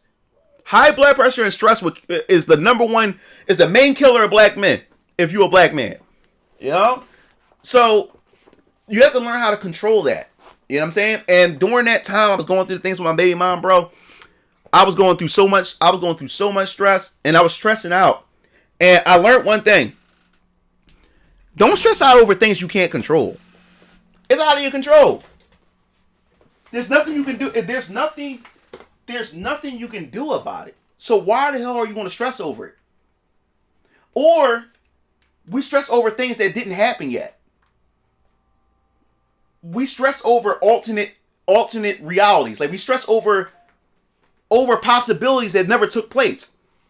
We're thinking about, well, if this happens, and you start thinking about the negative route that could happen if this situation happens to arise, and then you start stressing over it, and then once you get into that situation, right?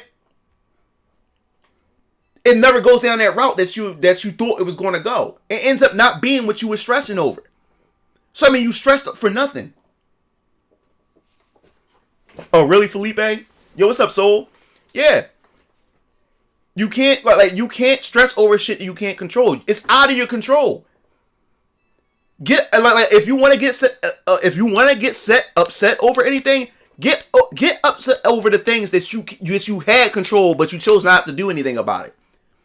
Get upset over those things that was fully in your power, but you chose to do nothing, or you was a coward about it, or something like that. You know what I'm saying? Those are the things that you can beat yourself up. I would encourage to beat yourself up over it, because once it happened, it happens. You can't cry over spilled milk. It happened. But if you are going to get upset over the things that you had control over, but you chose not to do anything about it, or you failed to respond to it in time. You know? So those are the things, that's the things you can get upset over. But you can't get upset over things you can't control. Because there's going to be a lot of things that come in your life that you can't control. So you're always going to be stressed out. You know what I'm saying? You're always going to be stressed out. You know? So I learned to roll with the punches in life. It's not easy. It's hard. But as you keep doing it over and over and over again, you start to understand, you start to get used to how life works. Just roll with the punches. Just roll with it. Because at the end of the day, there's going to be light at the end of the tunnel. You know? What's up, Chris? There's going to be light at the end of the tunnel. Especially if you're doing the things that you're supposed to do. You know? If you're a bullshitter, you can't get mad at anything that befalls you. If you a bullshitter, don't get mad at the things that happen to you in your life. If you're going around making other people's lives miserable, or you just making bad life choices. Because you also got to understand, y'all, nothing goes unpunished. You got to understand this. You got to understand this. Nothing goes unpunished. If you did something effed up back then, you may not pay for it at that time, or not even right now. You're going to pay for it sometime in your life. You're going to pay for it. Especially if it's effed up. You're going to pay for it. Nothing goes unpunished. So I want you to think about that. There's a lot of people I know in my life, even family members, that done some effed up things to their own family. That done some effed up things. And now they're like in their 40s and 50s, and now they're paying for it. They're paying for it right now. And also, you have to also realize too, sometimes it's not going to be you that pay for it. Sometimes it may come through your children. Sometimes it may come through your woman. It may come through other things that's going to make you pay for it and punish you for it. And don't let it come from your children. That's the worst kind of punishment. Basic life rules for real. Like if you a hoe, don't get mad if you get treated like one. Exactly. So that's also a warning to you. I made bad life choices too. So there were some things I had to weather through. It was my time to suffer through it because there were some bad life choices that I did make. You know what I'm saying?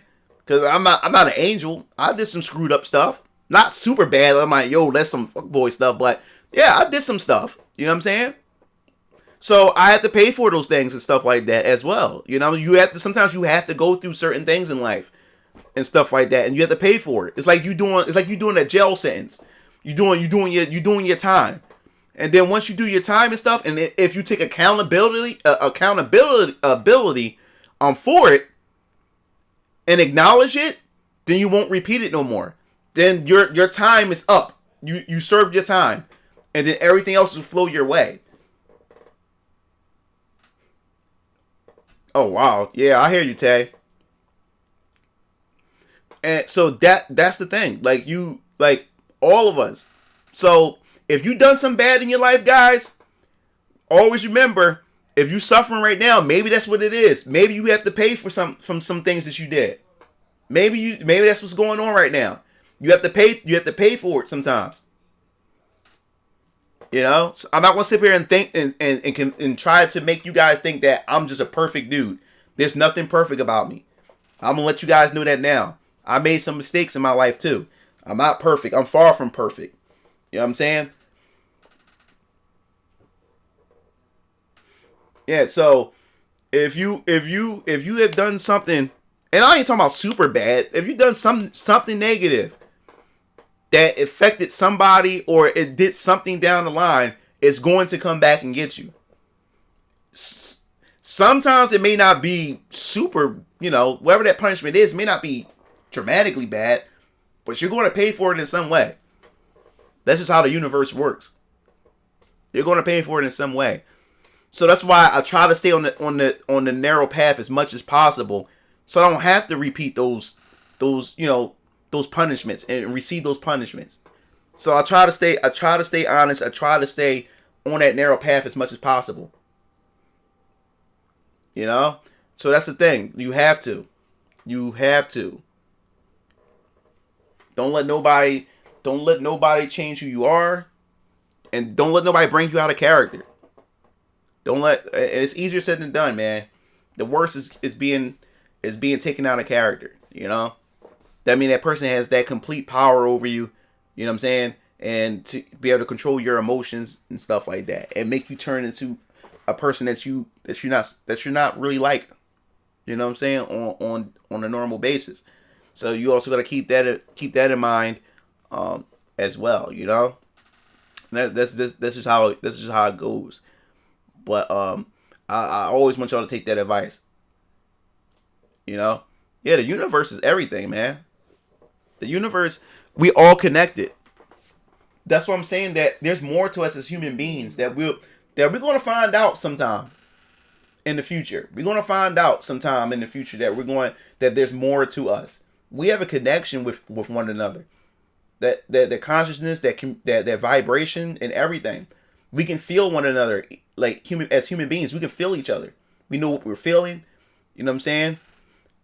It's like, have you ever thought about somebody and then that person just have you ever just talk somebody up? You just talk about this person and this person just pops up at your house or something like that. That's a connection. That's a vibration and stuff like that.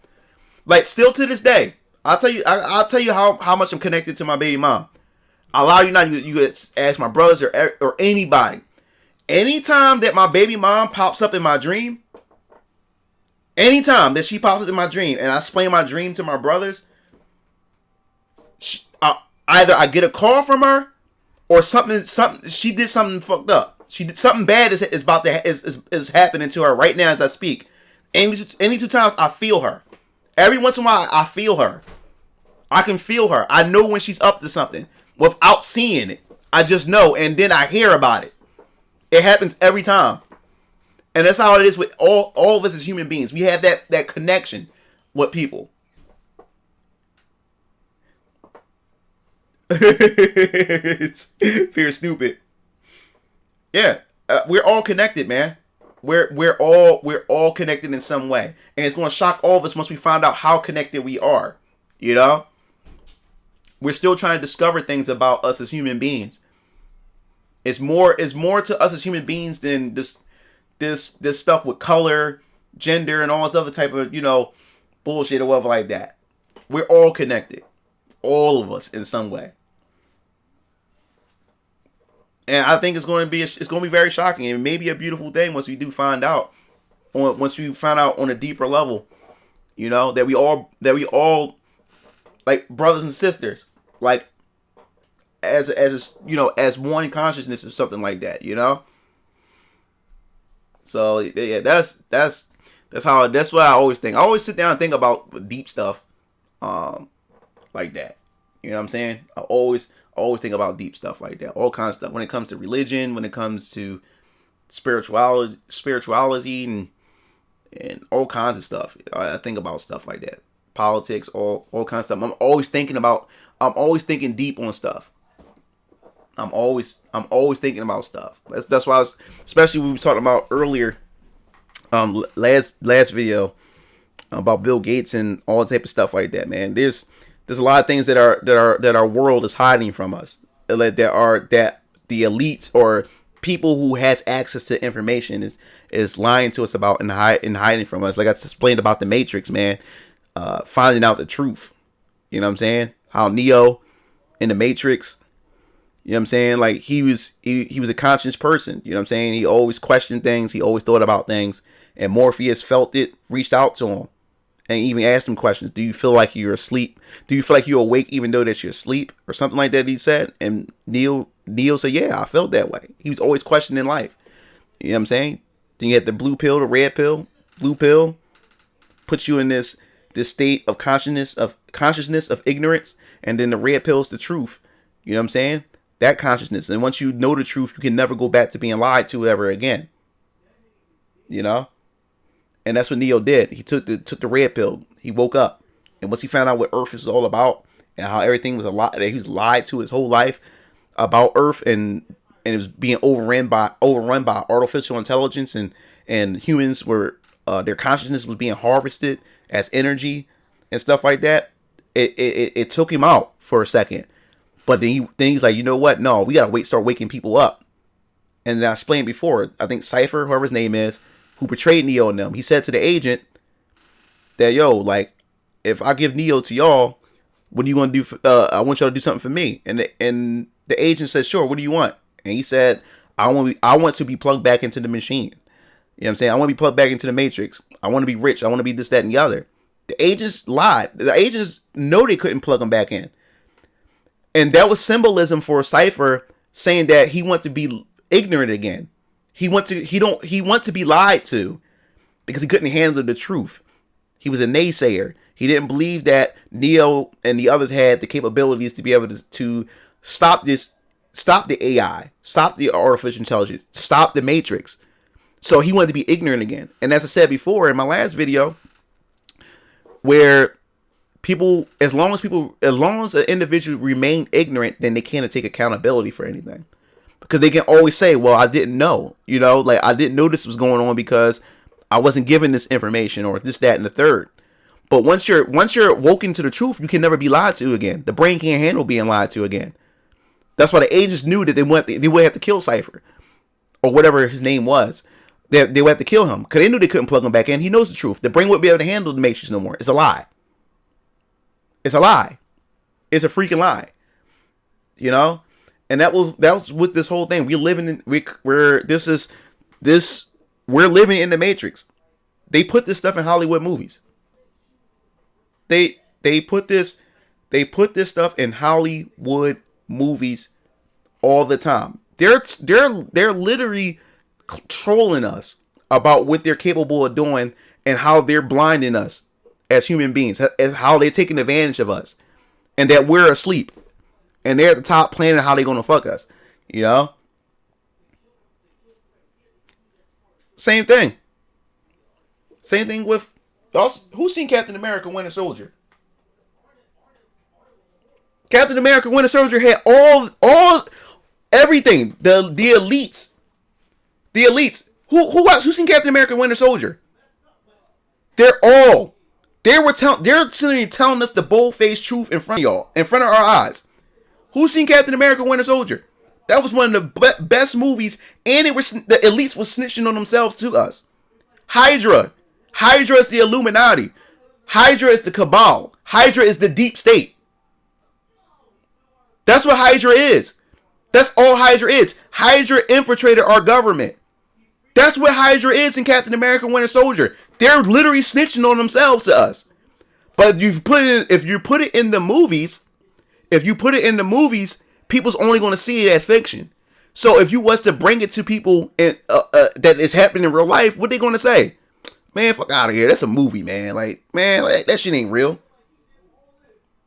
What's up, Multi Dave? We just talking about the consciousness, and we just talking about the deep state, Illuminati type, that type of stuff, like how they put them in our movies, and they're really snitching. They really telling us what they're going to do to us. Like I said, Captain America: Winter Soldier, it was in the movie. They were literally telling us. They were literally telling us what they're planning to do to us.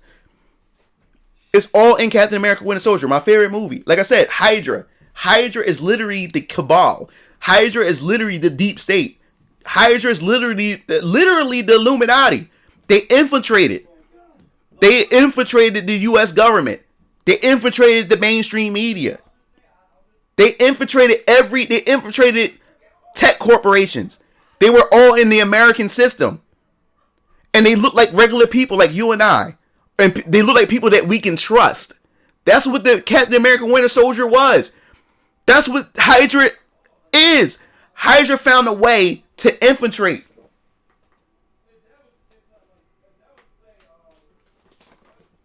What do you have to lose? Research it. Just research it. You don't have to believe it. Just research it. Look into it. I'd rather open my mind to stuff like that. Because if shit does hit the fan, I'm prepared for it. That's what that's what Hydra was. Look at some of these politicians in our news. Look at some of these politicians in our news today. There's a lot of politicians that have these special rings, these blood rings. These are PACs. These are organizations that these people are part of. Same thing with Hydra. Hydra people that's part of Hydra, especially these high-powered people in Hydra, they either wore rings or they wore something on their symbols on them to let other people know that they're Hydra. You think this is going on with the deep state? They're in our government. What do you think they mimicking? You know? And a lot of people don't want... this is the thing. I like what he said. I like what Multi Dave said. He said, do you believe in that? He says, I don't know if I want to. And that's the thing. There's a lot of people who are afraid to go down that rabbit hole. At least, and the thing is, I respect Multi Dave is because he's saying to himself that he's not sure if he wants to go that route. And nothing wrong with that. But there's a lot of people who don't want to admit that come out and express that. There's a lot of people who are afraid to go down that rabbit hole because they're afraid to find out if this stuff is true and if it's going on. And there's a lot of crazy stuff look, like I said, go to DuckDuckGo. They have a safe. They have a filter for it's a safe and unsafe, and you want to find a lot of dark stuff. A lot of dark stuff. But that was a good thing. I'm glad he mentioned that because he pointing out something that I kept trying to say. I don't know if I want to. There's a lot of people who are afraid to look into that stuff. But think about it. MK Ultra mind control. That was in the Winter Soldier. That was a CIA operation called MK Ultra. Look it up. It's called MK Ultra. Do you think it works only for America? It's for the world. They run no, dude. The deep state runs the entire world. They run the world. It's the entire world. Of course, each members within each sectors of the world have their own way of working thing, but it's still the same system. They go about different ways of doing it. It's still the same system. But MK Ultra, look it up. It's called MK Ultra. It's a mind control thing that the CIA. That's what Winter Soldier was. Winter Soldier, he was controlled through MK Ultra. And what happens is most MK Ultra people, they have a handler. A handler would say a key word to them, and it snaps them to another mental state. And we have a lot of people. There's a lot of people who are MK Ultras, and you don't even know it. You have some people who were raised and born into it. Look up MK Ultra. It's a real thing. And there's people who survived to talk about it, and some of them died from sharing this information. MK Ultra, and they put it in our movies. The Winter Soldier. Remember when Baron Zemo, when the Winter Soldier had got locked up and they finally got him, and Baron Zemo took the book and said those words, and once he said those words, it activated him, and then the Winter Soldier started just going nuts.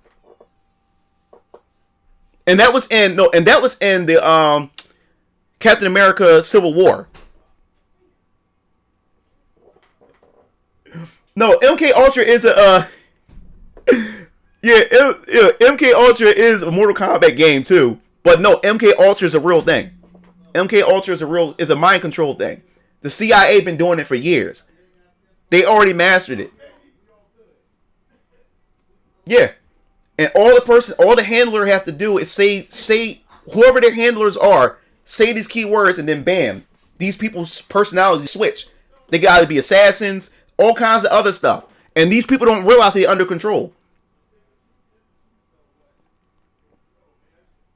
Yeah. CIA made it. Look it up. I dare you to. Don't go to Google. Go to DuckDuckGo.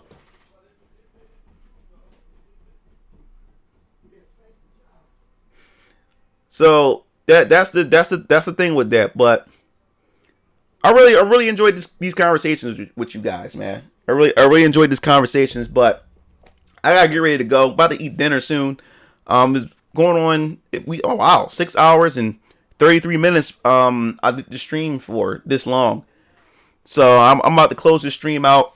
I'm gonna go chill. I gotta do some more promotions and stuff for my hentai content and everything. But I really enjoyed you guys as always.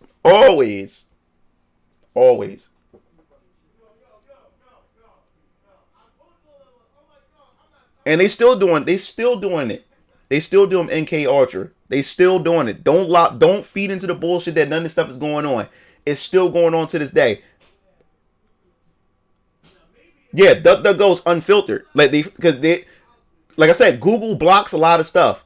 And don't believe in, we're blocking it because we want to make it safe for people. No, they're blocking information because they don't want you to look into stuff. Yeah, but yeah. I'll see you guys. I'm streaming again tomorrow. So, go to my community tab. If you guys have any Mugen After Dark topics or have questions that you want me to talk about, leave that in the comment section. But if you do, like I said, you don't have to. But look up if you're interested. Go to Google and look at MK Ultra mind control.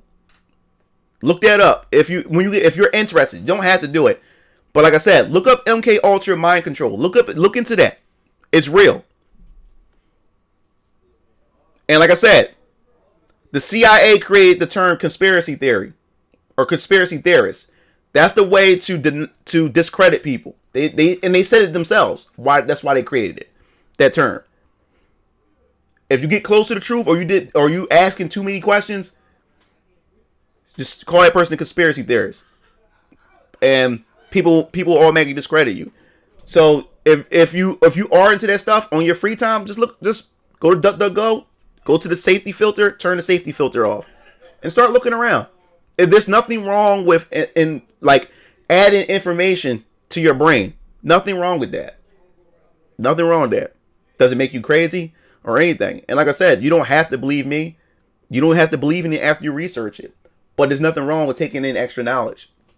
Nothing wrong with that. All right.